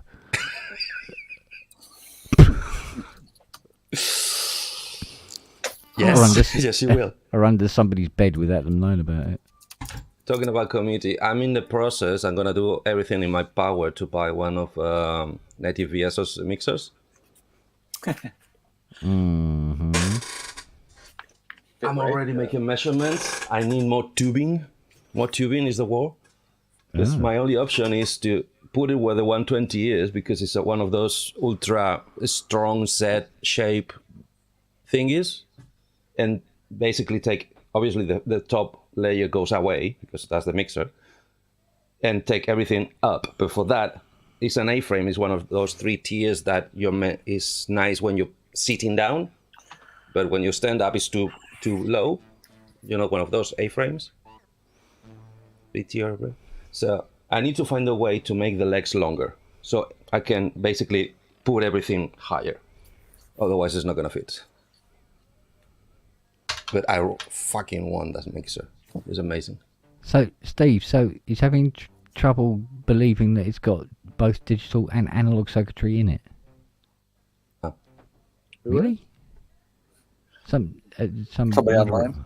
Yeah, Steve's talking to some moderator on Gearspace. Oh, well, that explains it right there. Well, that's your problem. There you go. That's where you've gone wrong. Well, gentlemen, I have completed my backup and chart notes, so I am off home to open my Polybrute 12. Good man. Congratulations. Have fun. Sayonara for now. Lots of that. Have a good weekend. So, what is the occasion? Why a pub on a Friday? Yeah. Okay. I was bored. well, why are you here then? Because I finished my wine and the wife went to bed. There you go then. And you're off the leash. So I need an excuse to have one on a Friday? Have we ever? No, but I don't think we've ever had one on a Friday before, have we? That's why. That's the shock. That's why. Because I always assume that after PSN you're so tired that you basically go straight to bed. Yeah, because it's very tiring sitting here just listening to Robbie talking. Never said so. Never will. Never admit it. Oh, by the way. No, it's not. It's not. Robbie. It's not tiring at all. How did it go? How did what go? You know. Oh my God. It hasn't gone yet. Oh, haven't you? No. David, don't listen. Don't listen. Exactly. Oh, okay. Honestly, I just haven't had time. So. Oh, okay. I'll do it tomorrow. Yeah. You know the drill, David. It's yeah, it's a thing. All that stuff. It's a thing. Oh, stop sharing. I don't share anymore. So Eddie, that thing we talked about. Yeah. How did it go? Oh, you wouldn't believe it. You would wish you'd be there. It was this big. No, not that big. It's more like this. This is better. This is better. Well, it was cold. It was cold. Got out of the pool. How can you be typing hot, cold? I know. What are you, an Eskimo? He just asked me if my walls were covered in piss. What's the matter with you? Robbie, thought. How do I do this?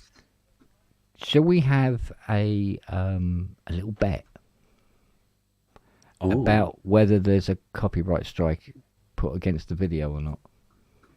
This video? No, tonight's. This. Nobody watches this. I do. No, even Sorry.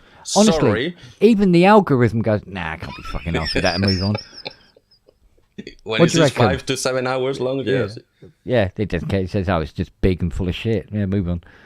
You talk about PSN, right? What do you reckon? No copyright on it. Still no copyright on it. Yeah, it would have shown. Oh, would it come? Did they come in quite quickly then? Yeah. Oh, okay. Oh, that's cool. Good, because I wouldn't like you to have to edit that down at all for any reason. Please stop deleting shows, please. Because I go even more paranoid. Did it happen? Did it not happen? Did I dream it? Because I don't dream, so how the fuck did I dream that? I think I don't. Oh, wait a minute. There was a couple of shows I had to delete because of requests. Because I begged you to. A couple. Yeah. By my count, is 5 so far. Yeah. There was at least, was it 2 where typoed me up and he goes, I've had second thoughts. Can you pull the show? Sorry, I think Ty's case is 3. 3 could be. Because of Ty. If not all 5 could be. because of Ty. Could be. Yeah, could be. 1 because it got so deranged that you got scared. So think about that. I got scared. That it would get you in so much trouble that you decided to remove it. That's what you told me. Oh, was that the I don't know. I didn't see it. It wasn't there. Was that the nice Nazi episode or something? Once again, I didn't watch it. It wasn't there the next day, so I couldn't see it. Oh, don't know. So that's 4. Oh, hello. Hey, hello. Yes, that one. That's the one. Mini Dave. Or Davine is, I don't know.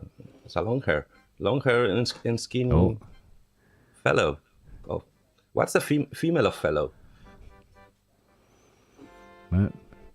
There's not, right? David's required. Yeah. Ooh, drum kit. Nice. Are you playing a little synth there, Robbie? Yes, he is. Not anymore. Thank God for that. I thought I had a musical penis. Ooh, it's twangy. Oh my God. Yeah. Rob, what's the matter? You look all... I'm tired.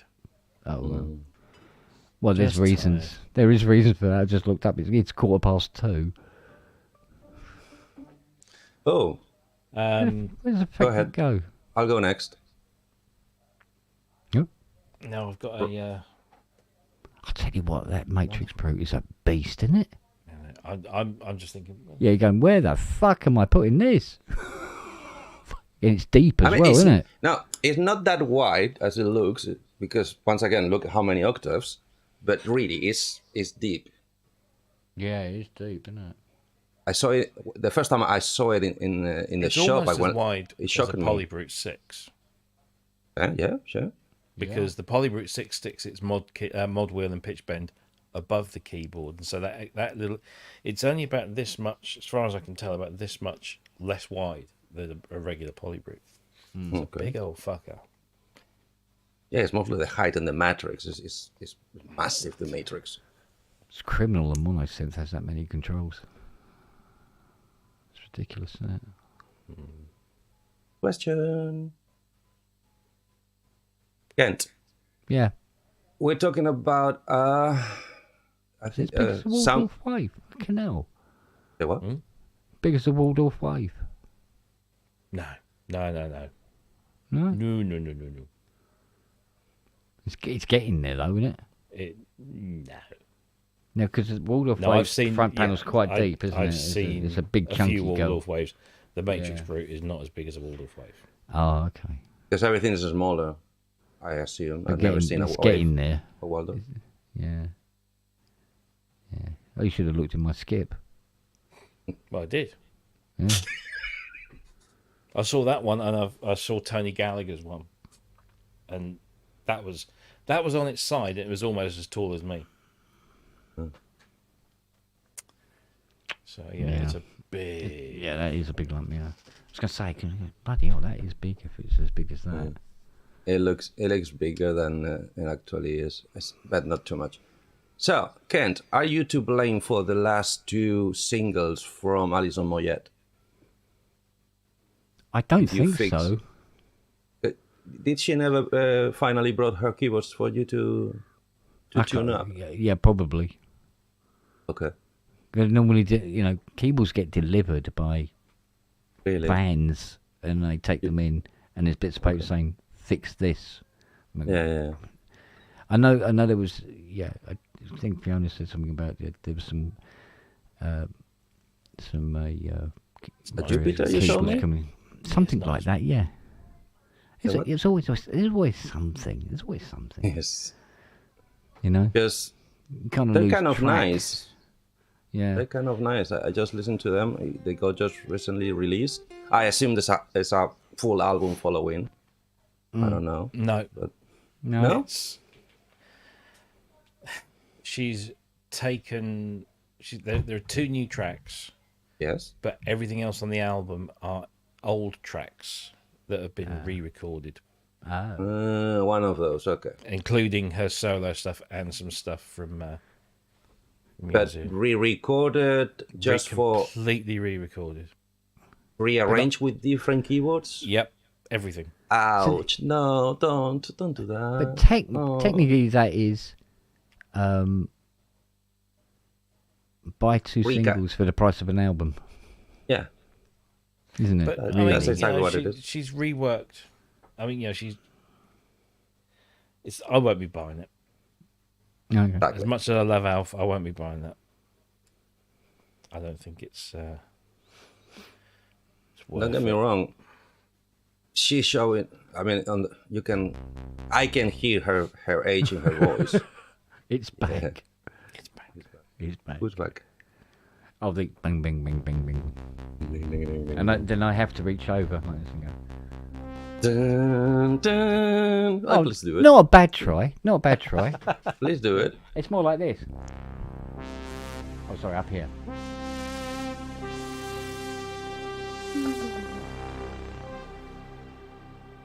Like Yes. But with the dong dong dong dong. I think we actually tried to play it one night, didn't we? Yes, you did. I'll tell you what, it's not Let's do it far more off often. though, is it? It's not far off. And I bet you penny for penny, it's fucking pretty good, really, when you think about it. And pound for pound. Is the source material, basically. Yeah, absolute. The question is a Soundcraft analog modular mixer with a VU meter bridge, but Native says that he's having very big issues to find the bulbs for the VUs. Do you think is it possible to make them into LEDs? Modify it? Because a 12 volt line is definitely going up there. Yeah. Yeah, it can be replaced. It's just that you've got to set up a suitable voltage rail for them. Mm-hmm. I thought there was LEDs that could work with a resistor or a flip-flop on 12 volts. If the bulbs are 12 volts in it, yeah. I think the rail is 12 volts. Yeah. At least the goose lamp are 12 volts. That's why I'm assuming. Because I've seen bulbs at 36 volt and, there's things like that. So you don't know. You never know. Ideally, is to set up a voltage regulator coming off one of the lines that's going to supply 5 volt and just use the 5 volt ones. Yeah, but that's going to get hot as fuck in an analog mixer. Down to from 36? Well, no, it depends on what that voltage of the bulbs Obviously. is. If it's 12, you can knock it down to 5. It ain't going to hurt. You just mount the voltage reg up against the case and be fine. So, and then would you do it? For money, obviously. Yeah,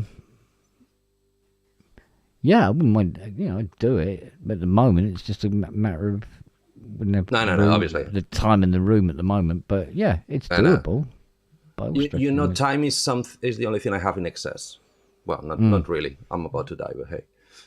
Oh, we're all about. That's for my counselor to be discussed.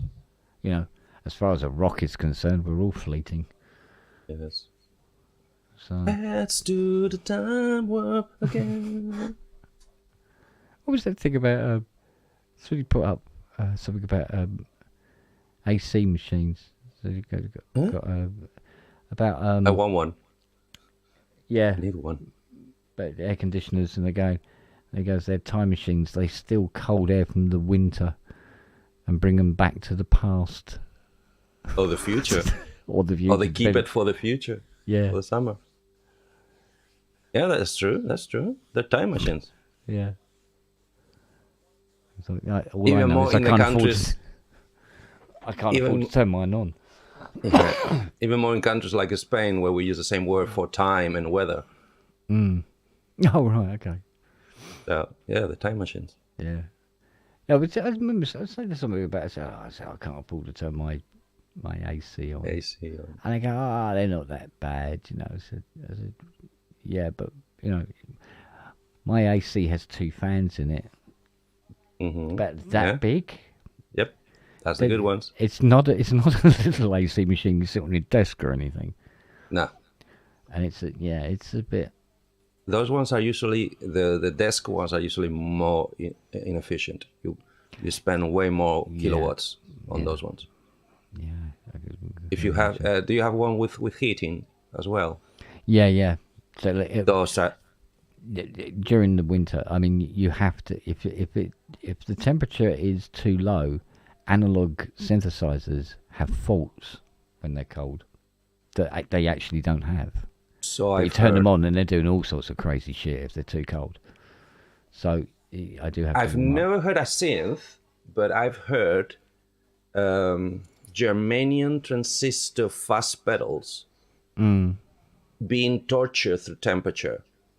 In one of the videos I watched, they put them in the freezer, took them out, plug it into the guitar and to the amplifier, play it while it was, what you call when it's melting the ice, thawing out, yeah. Thawing, yeah. And crazy, like it started like on a crazy ham radio and finish while at temperature as a fast phase as you expect to. But in between was all sorts of crazy. Did any of the synth vintage or anything, did any of them use germanium at all inside them? Yeah. Wow. Yeah. Oh, yeah. Some of the early stuff did.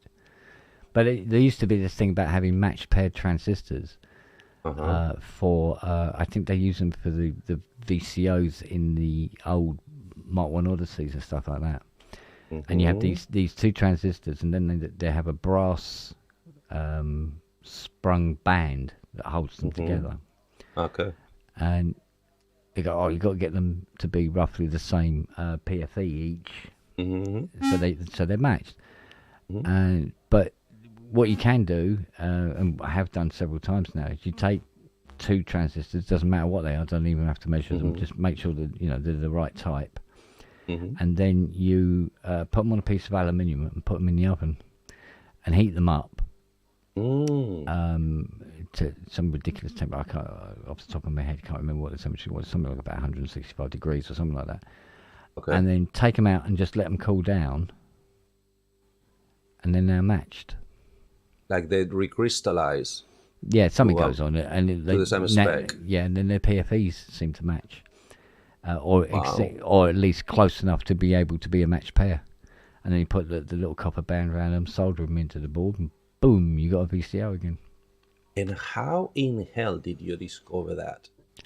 A very old tech told me that particular technique they used to use, back in the day. But he didn't build synths, he was building something else, radar equipment or something. And he goes, which is even worse. Yeah, he said, no, it works, mate, just go for it. I went, cool, I like it. So I always love talking to old. Kind. Yeah, I love talking to the old techs because they say, "Oh, you can do this, and you can do that," and they were always interested. And I said, "Yeah, I work on stuff from 60s and 70s and early 80s and stuff like that." And they go, "Oh, yeah." Oh, those ones I used back in my day. Yeah, and you can do this and you can do that. And of course, I could say the names of, I'm looking for 54 series TTL logic and stuff like that. Go, yeah. Cool. I've got some of them still knocking about. Well, you need some because nobody's asked them about that for 30 years, I know. Yeah, it's pretty good. It's like talking to this guy about the Crawford vocoder. He was really happy to talk about it and talk about when Siemens were developing it and everything. So, who is this guy? Can you disclose? Yeah, his name's his last name is Peter. Okay. Tell me what he did. I don't really need the name. He was a product development at Siemens, Germany. Good. In the 60s, 70s. Yeah. Sorry to bug you. What did Siemens started manufacturing? because all I know about Siemens is first the CRT monitors for computers, and then about the ETAC cell phones. That's all I know about them. I personally, I don't know. I don't know how far back the company Siemens goes. Do you know, Robbie? I'm pretty sure they've been around for a long while. Second World War springs, eternal. It could quite possibly be from that time, because the Siemens did have a very strong military connection. Like most German companies. Like most German companies. It was I'm sad. Part of the course. They were getting the finance. SIPO, Ray-Ban, and Motorola. They were founded in October of 1847. Good God. Yeah, wow. Crimean War instead then. Does it say doing what? For what purpose? Getting out stains. That's when they were known as Siemens stains. You're taking it a piece, right? Yeah. Okay. Yes. It's an old joke. An old joke. It's low boiler. I just got it. Thank you. Yeah. Thank you for that. And no, he wasn't in Captain Pugwash either. What? It was supposed to be, what was it? Roger the cabin boy and Siemens stains. Telephony and telegraphy. Okay. Initially, they did. So like Bell Industries, kind of. Marconi, all that kind of stuff. Yeah, because that's how this vocoder came about. It was actually designed for the phone system, clearing up radio signals and telephone voices. So, what version do you guys know about who actually came first with the transistor? Because Bell Company claims it was all them. They had the idea, they developed it, they created it, and they marketed it. It was only them. I don't buy it. I'm sure somebody was on the same track in Europe. Probably Bell did it first and beat them to the punch, but don't know. If my memory serves, I always thought it was Americans did the first transistor. They definitely marketed first, because that's why it's going down in history. Yeah. They did it first. Yeah. You know how weird history can be, though. That's why I'm asking. Yeah, I don't know. It will be fun to find out. I'll tell you what I did find out yesterday, Rob. Do you remember? My name's Barry Scott. Oh, yeah. Nope. And Sit It Bang, and Bang and the Stains Are Gone. I always thought his name was Barry Scott. And it's not Barry Scott at all. That's a weird name. Not Barry Scott. Yeah, it was a character. I thought, yeah. So what was the point? He goes, I'm Barry Scott. Yeah. I go, well, I could have shouted at the TV going, no, you're not.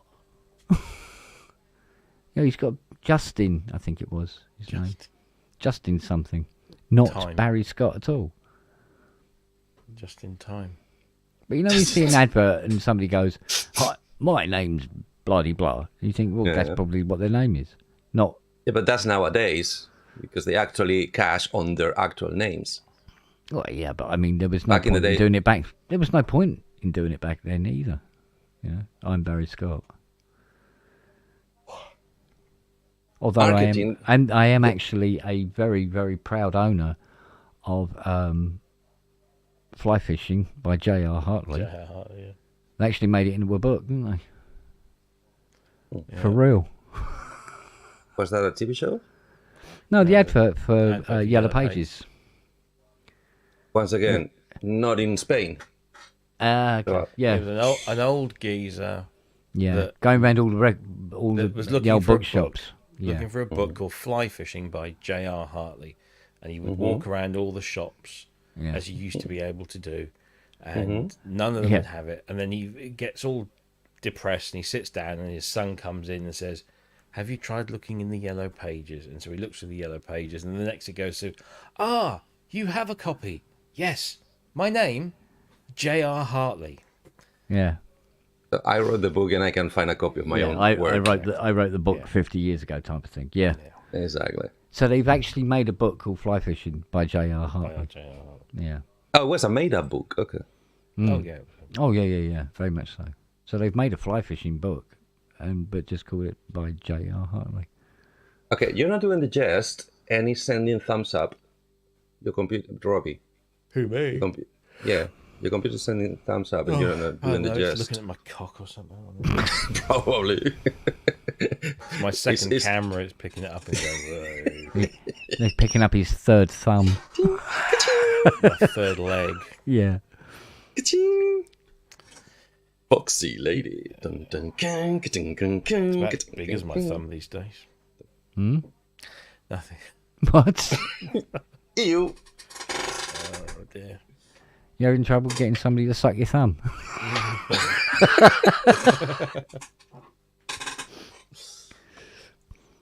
Do you want me to leave room for you to be alone?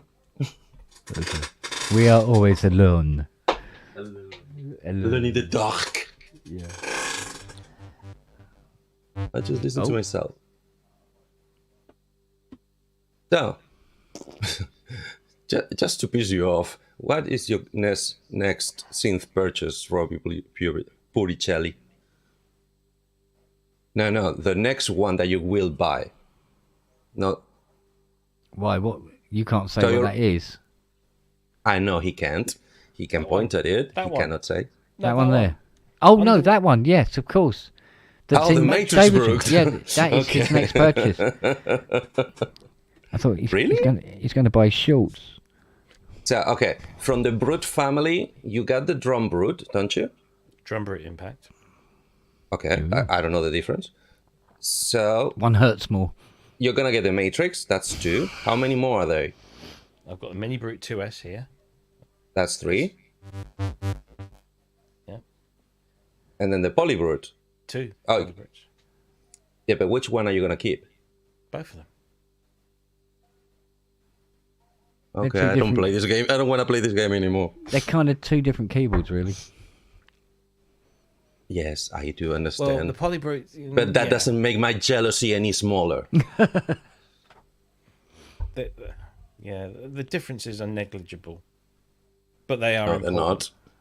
No, they're not. Well, until it comes to playing it. The synth architecture is identical. Yes. Same, theoretically same as on a DX5 and a DX1. The synth architecture theoretically is identical, but not at all. Right or wrong? Oh, absolutely right. Exactly. So, yeah. So congratulations. I'm very happy you have them. Enjoy them for many, many years. I hope so. So, Steve, what is so difficult about getting your Matrix Brute filter knob fixed? SMT? Don't sneeze SMT size? Yes, Kosh, I know I'm missing those, and I was watching a couple on eBay. I'm not even going to check. What is he talking about? I've got the Mini Brute plugin. Oh, because I assume you either have them or try them, at least the test phase. Have you tried the Korg Chaos Pad plugin? I got it. I don't think I've ever used it. As in never more than 5 minutes? Never, not even that. Really? Right. Hang on, let me just double check. It is part of Core Collection, isn't it? I'm not sure. It should be, but I'm not sure. Yeah, Chaos Pad's part of Core. No, I've got it because it's part of Core Collection, but yes. It's not something I've ever used. Then you cannot help me. Because my 2 options is either, because now that I have a laptop with touchscreen, is either that now that it's on offer for 100 quid, or NTS3. And I'm more inclined to the NTS3. By the way, I'd just like to say your AMP envelope on the CS80 has been ringing for the last 20 minutes. Huh? On the CS80. Can you not hear that? Yeah. Here?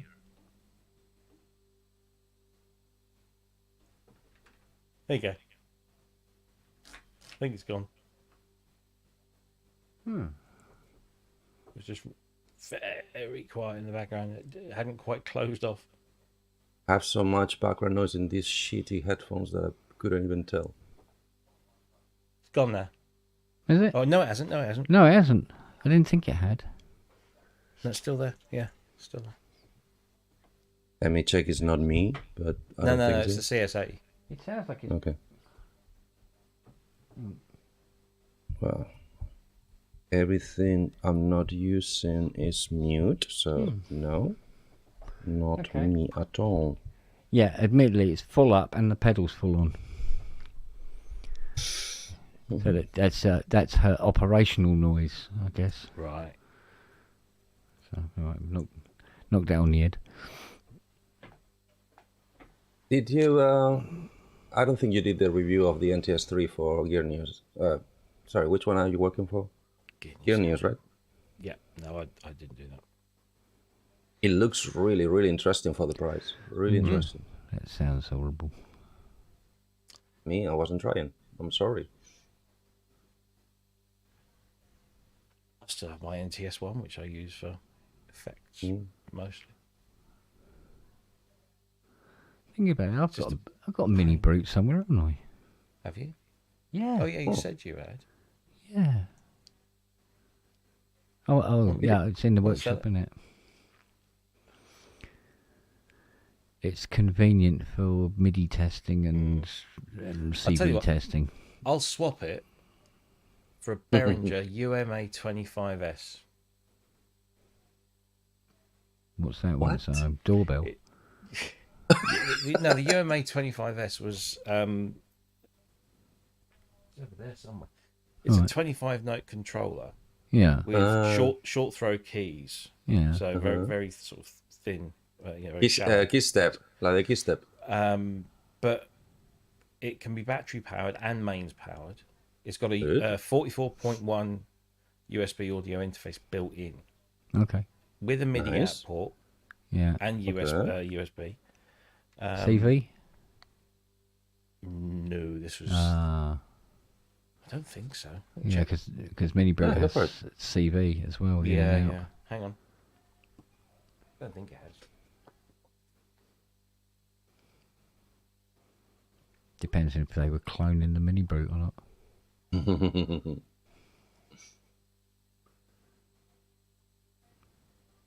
So it's monophonic, I assume, the Mini Brute. Oh yeah. So I bought this with the and aftertouch as well. Like the key steps. Of travelling. Is it one of those? Kill two birds with one stone. Man, look at the keys I've got. You love red, don't you? Didn't have a choice. And he has guitar straps. I saw it. Oh yeah. I'm gonna tell. No, it hasn't got CV. Is that RCA connectors? Massively important. Yeah, connectors for what? Yeah, go on then. Line out, line in. Okay. So it's designed to also be a DJ center of sorts. No. I'll check and see if it's got sticky knob syndrome yet. I've still got batteries in. Yeah. So it works off of. Oh, even removed. better. Oh, yeah. All right. Yeah, you done it. Yeah, you're on, mate. You're on. You said it. The keys it's recorded. A little bit yellow, but that's simply keys. It's not. Obviously, I don't smoke, so couldn't give them monkeys, mate.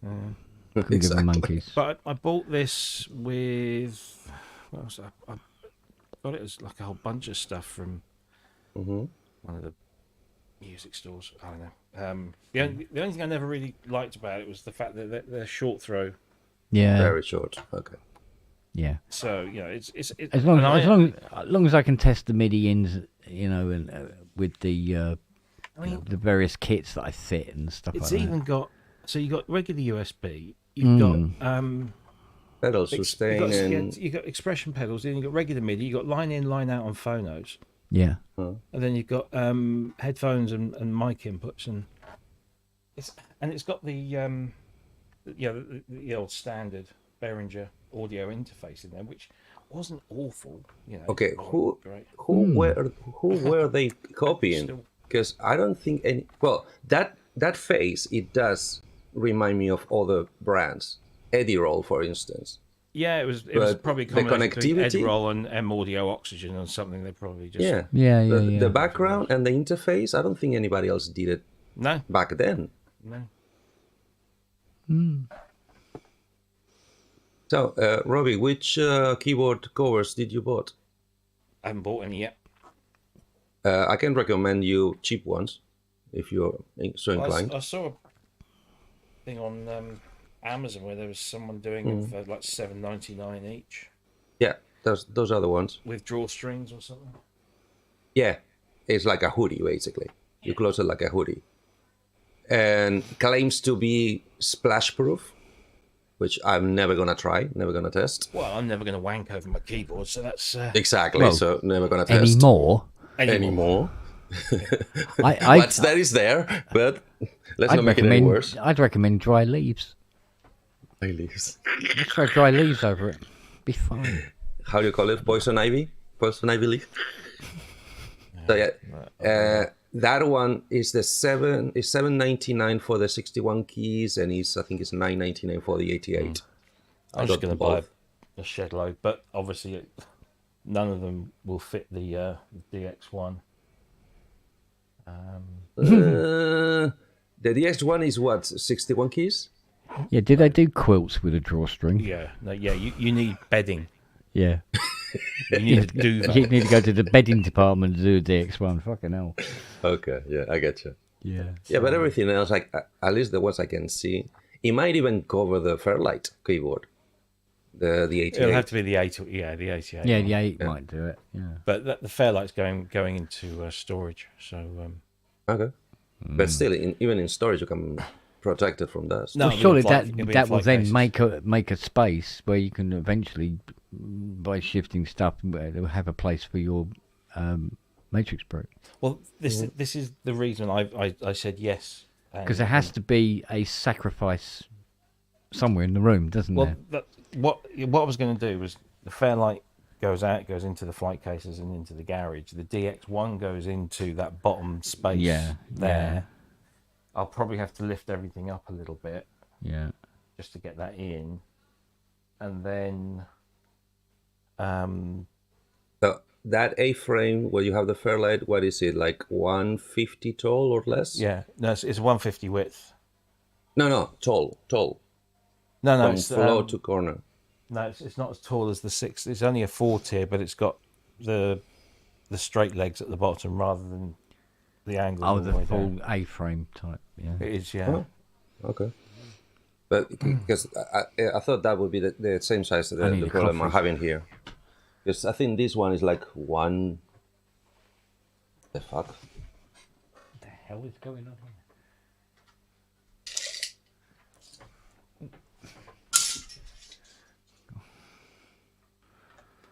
Right, let's get 135 tall, and I need to make it 150 minimum or 170. So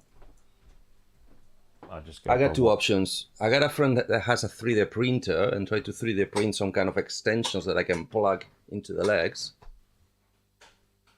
I wouldn't. Or trust pay that. I wouldn't trust that. I'm with you. I totally hear you. Or if measures allow, buying 4 tubes from Jaspers and just making it longer. I'd just keep an eye out on eBay or Facebook Marketplace because there's generally people selling bits off. There's actually a Jaspers Facebook group, Jaspers owners Facebook group, and people do trades on there.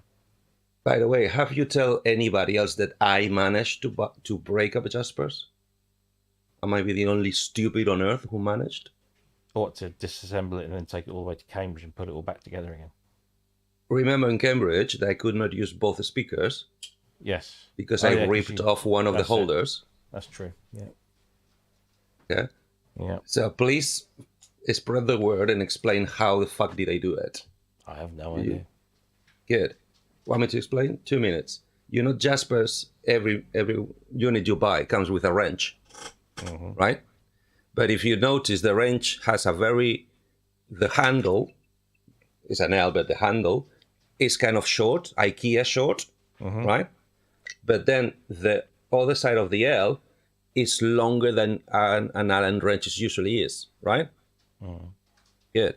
That's not trivial or accidental. It's totally on purpose. So you cannot apply enough torque to break them.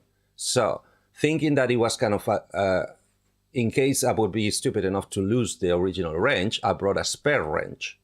So no matter what, I will have one to tear everything down and go back home. The problem is the spare wrench had 3 times the length of the shaft.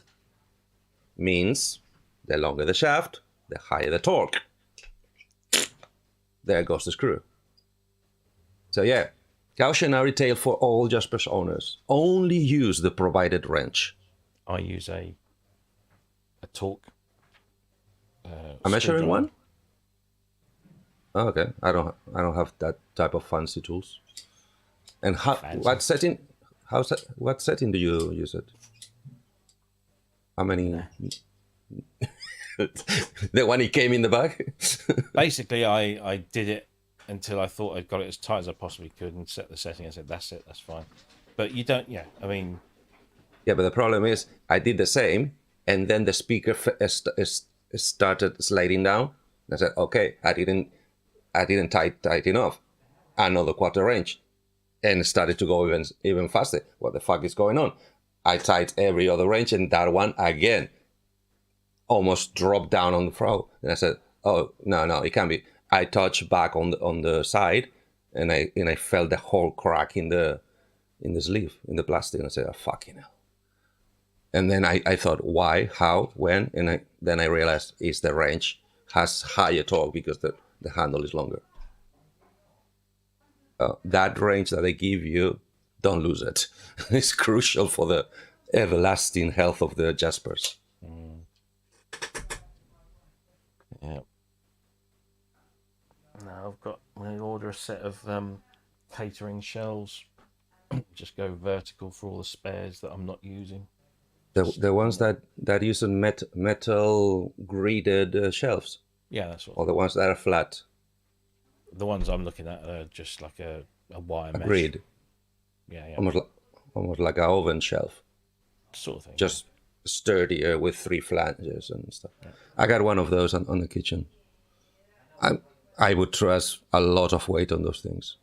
Yeah, well, this one I'm looking at has got a load capacity of 70 kilos per shelf. Per shelf. Yeah. So think about that. What is it, a 5 or a 6 shelf? It's a 5, but I'm buying 2 and I'm going to make it an 8 shelf. Okay. So. Yeah, that's the way to go. That and the shelving that Ian uses, the one that you basically bolt to the rails and then just click in position. Those are wonderful. Those things can take a beating. Yeah. But I can't drill things into my walls, or I can, but I'd rather not. So this thing here, it's pretty cool. I would just mapped out some of the patterns for the DMX that G-Force. Man, that is a cool. Yeah, because I wanted to get a little, have a little. Not to interrupt you, but Jaspers is only so exciting. But this DMX, this drum synth is unbelievable. It's super cool. This doesn't have a lot of things, but I was able to do the delay and reverb. Sorry, you lift up a bit. What is it? Beat step. Oh, it's a little beat step. Oh, right. Yeah. I found one used like on reverb, so I was mapping out the delay and the reverb. And then but boy, I was like messing with the compressor and the distortion. So they added a lot of sounds to this. It's not like you can pretty much. Apart from the effects, what else did they add that the original DMX didn't have? That's a good question. I don't know if I can answer that because I didn't have one. I'd have to go look at the original. They always tweak these things, so let me see. Let me see if I can pull one up. they're not gonna add polyphony, are they? Well, it's a drum machine. I don't. Oh. Exactly. So, I mean, you still could use more polyphony to get better tails on the cymbals. Well, they got decay. They have some like different decay and settings and stuff you can do on it. Let's look at the original. Oh, that's a G-Force. Jesus. Mm-hmm. It look. Oh no, they're showing me all the G-Force ones. Jesus.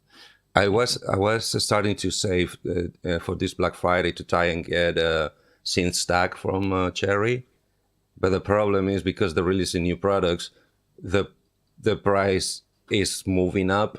So I'm basically going to never get into it. It's too much. Let's see. Yeah, so I just keep buying them one by one. Well, this is what's cool about this, right? You get the G-Force. You spend like $30 for the thing, and then you get the controller, and you can make like a cool little drum machine with some knobs for the DMX. Yeah, is that all? That's very nice. Yeah, it's super cool. I don't even know if it has the knobs. I think the original just has the faders, but it's got a lot of effects. So it really you can do pretty much what you want with it. Do you like the effects? Are they good enough for you? Oh yeah, that's good. I mean, I've got my drum brute impact, so I wanted something I could that I could just hook up a controller, and then route it. So I could basically now I got to figure out how to sync them. I'll just do that through the interface, I guess. Yeah, you could do some fun little things, but just you take these drum machines, you get one of these little software, drum machines, and I'm like, man, I gotta get it. I'm just gonna build a little controller for it, turn it into a cool little, basically $150 hardware drum. The hardware is the best option because I'm also trying to save to get it's called Groove Agent from Steinberg. Because once again, even when you pay for the pro version of Cubase, you don't get the full VST instruments. You get cut down versions. So to get the full one, the drum machine, which is basically a sampler, has 90% of the things that a sampler can do. It's so freaking complex, and you can make it so freaking complex that I think it's a bargain. I think its full price is like $120, $130. But I mean, very few things you can do with that one. I probably should have got the Pro eventually because I could probably sync it through the Beats up to my other drum machine. But what's the difference with the Pro? Apart from more lanes, I think it's got the sync. I think I can sync in and stuff like that. So this has CV sync. Yeah, this has gate out, CV out, and MIDI out. But I can't. Well, if you gotta get you. I want to clock over there and clock into this. You're gonna laugh. Yeah, go ahead.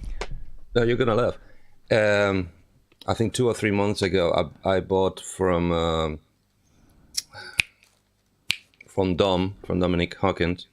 I bought from Dom his TD3, and from a friend an SR16. The little Alexis black box with the dial. Yeah. The one that everybody has. And I said, okay, if everybody has it, must be good. Yeah, it's awesome. But that was the first time in my life I managed and try how does it feel to have things synced, as in actually playing at the same time. And when you change one, both change. I mean, I know that for you that is, oh, sure, I've been doing it for decades. Yeah, but my first time was 3 months ago. I've never been able to do that ever before on anything that ever had before.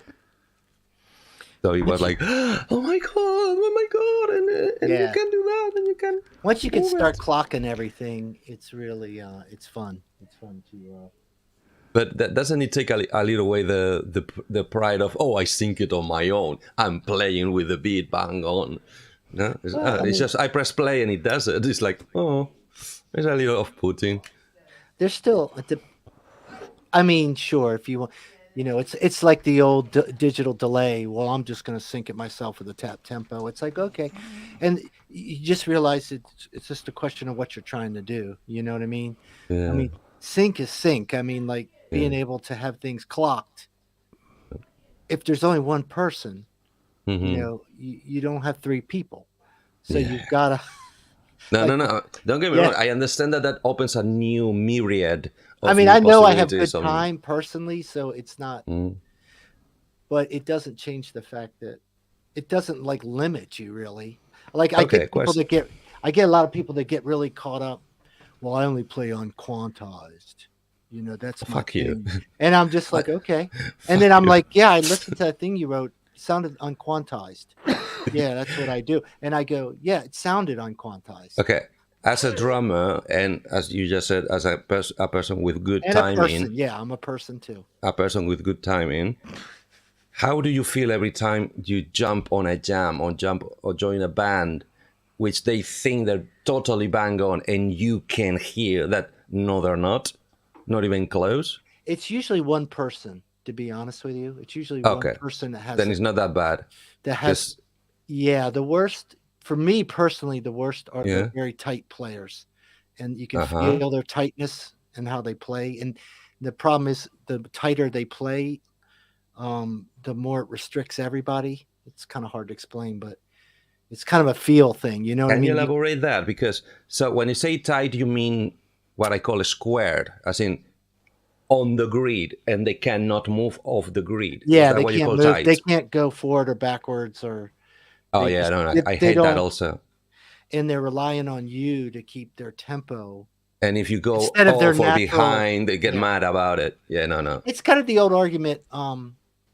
When people talk about, well, you're the tempo keeper. I'm like, well, everybody keeps the tempo.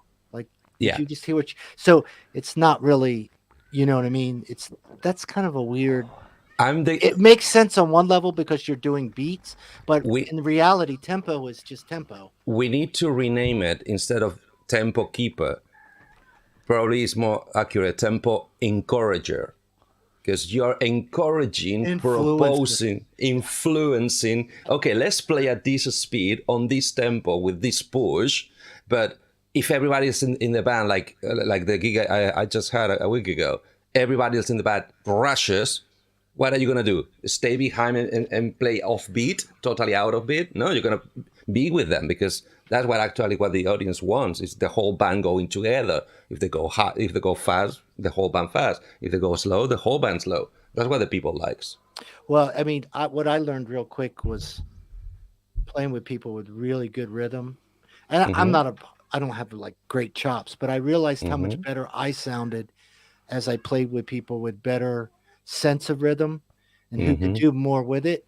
That they were filling out space. But a lot of times people were giving me credit for the whole groove, and I'm like, no, the groove is coming from the guitar player. It's a teamwork, man. It's a team. Yeah, so sometimes people get, and everybody's guilty of picking up the tempo. Certainly drummers do it. Drummers do it a lot when they overfill, so they're playing a nice tempo, and then they try to like add this, and it just, they're not fluid. It's just off just a hair, and then it kind of it just messes up. So then I used to get really leery of doing too many fills. You really got to get them comfortable. I mean, some really good drummers can just it's effortless. They can stay in tempo. Have you seen the last interview from Rick Beato, the one with, I think it's Aronoff? No, but I'm familiar with Aronoff. But yeah, watch that one. It's an education on its own. It's kind of depressing. Robbie, some of them are so good. It's just Robbie, it kind of sucks. See, I know he's very, very drunk. Okay, we calling it a night? No. Very. He just wanted to let us know that. Very drunk. Is she gonna start texting?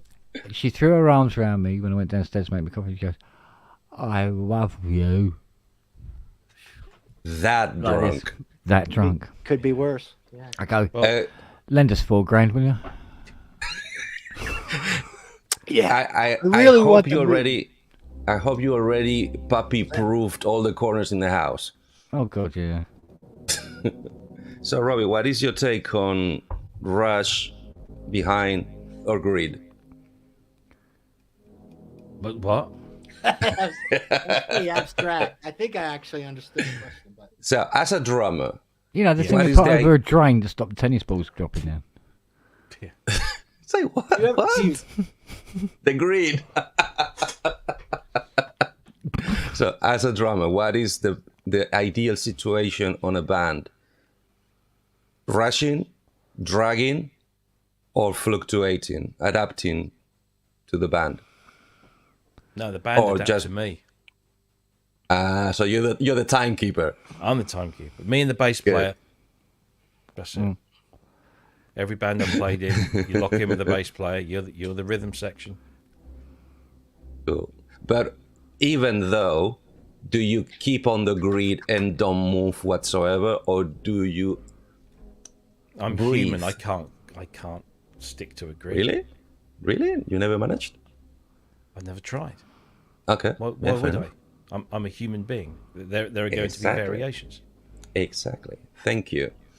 That's I play to click tracks and stuff. Yes. Yeah.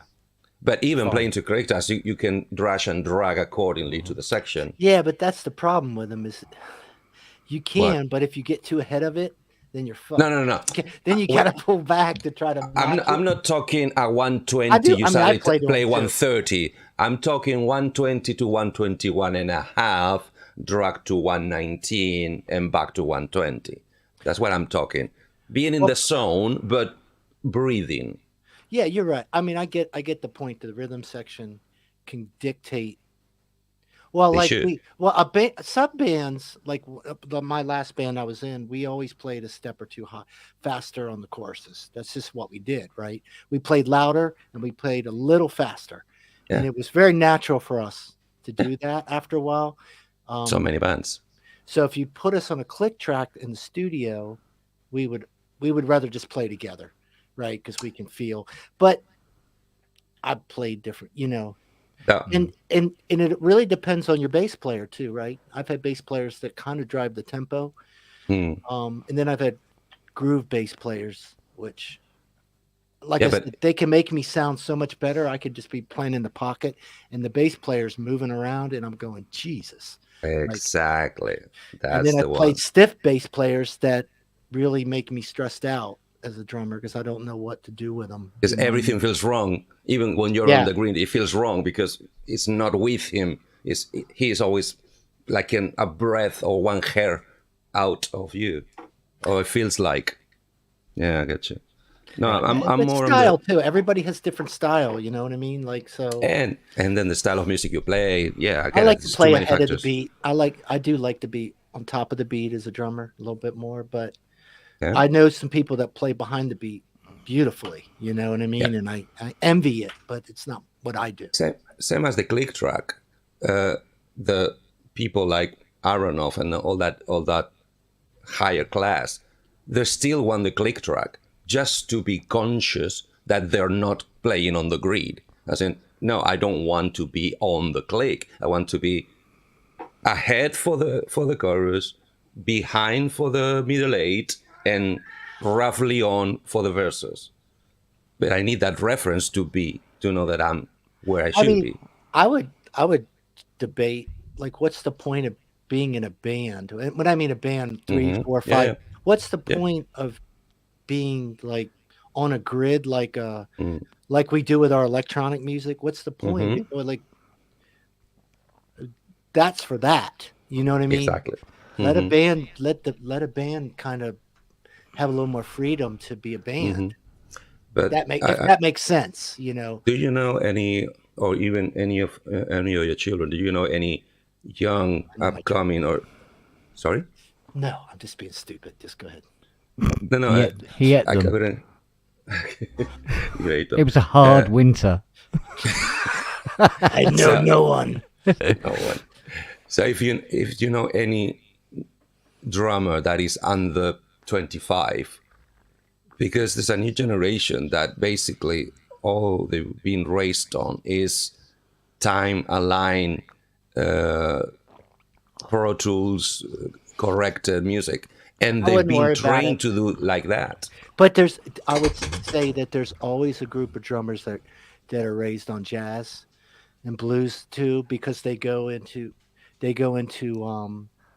schools or they get drum teachers, and they're not going to let them do that. They're going to say, you need to listen to these cats, or, whoever it is, So I think drummers are the luckiest because they really are forced to kind of, usually if they're studying, they're studying a lot of styles. Okay. And jazz is definitely kind of the, I can never play it well, but it just destroys everything that, all the rules. Yeah. It just, do you think jazz players, even accounting for drummers, they fluctuate gracefully more than other styles? You mean tempo? Yeah. Beat-wise. I mean, I don't see, when I say the word jazz, I can't even think of a style. I just think of a specific style. I think of a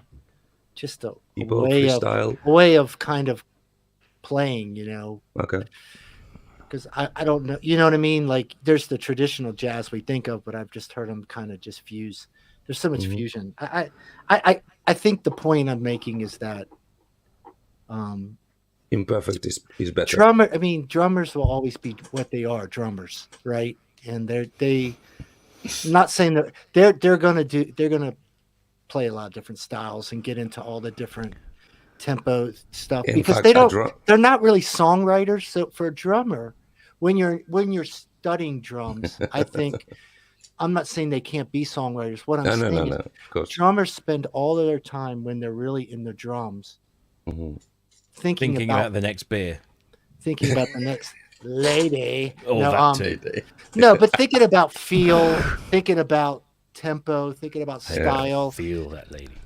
The guitar player's up there like, I'm going to tell you about all my feelings. And, I wrote these songs. And I want the band to play them. And what do you guys think? And it's like, oh, God, it's awful. Testicle tasers linked to a metronome. Guys, I'm off to bed. I will see you later. Mate, I'm going to have to join you. What is it? 3:10? 3:10. Yeah. All right. Okay, here we go then. Call of the night. Very wise. 1, 2, 3.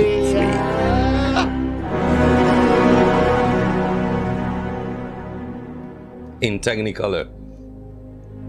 Oh.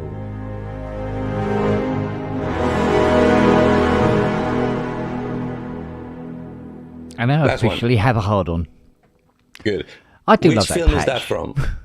Which film is that from? Inception, okay. Because I just watched all the Christian Bale Batmans. Yeah. Yeah, they're good as well. I like them. The, what was it? All right, good night. We're going to start talking again. I'm off. Gotta go. See you guys. Asleep. See you later. Take care, everyone. Look after yourselves. Stay healthy. You too. Bye. Bye. Au revoir.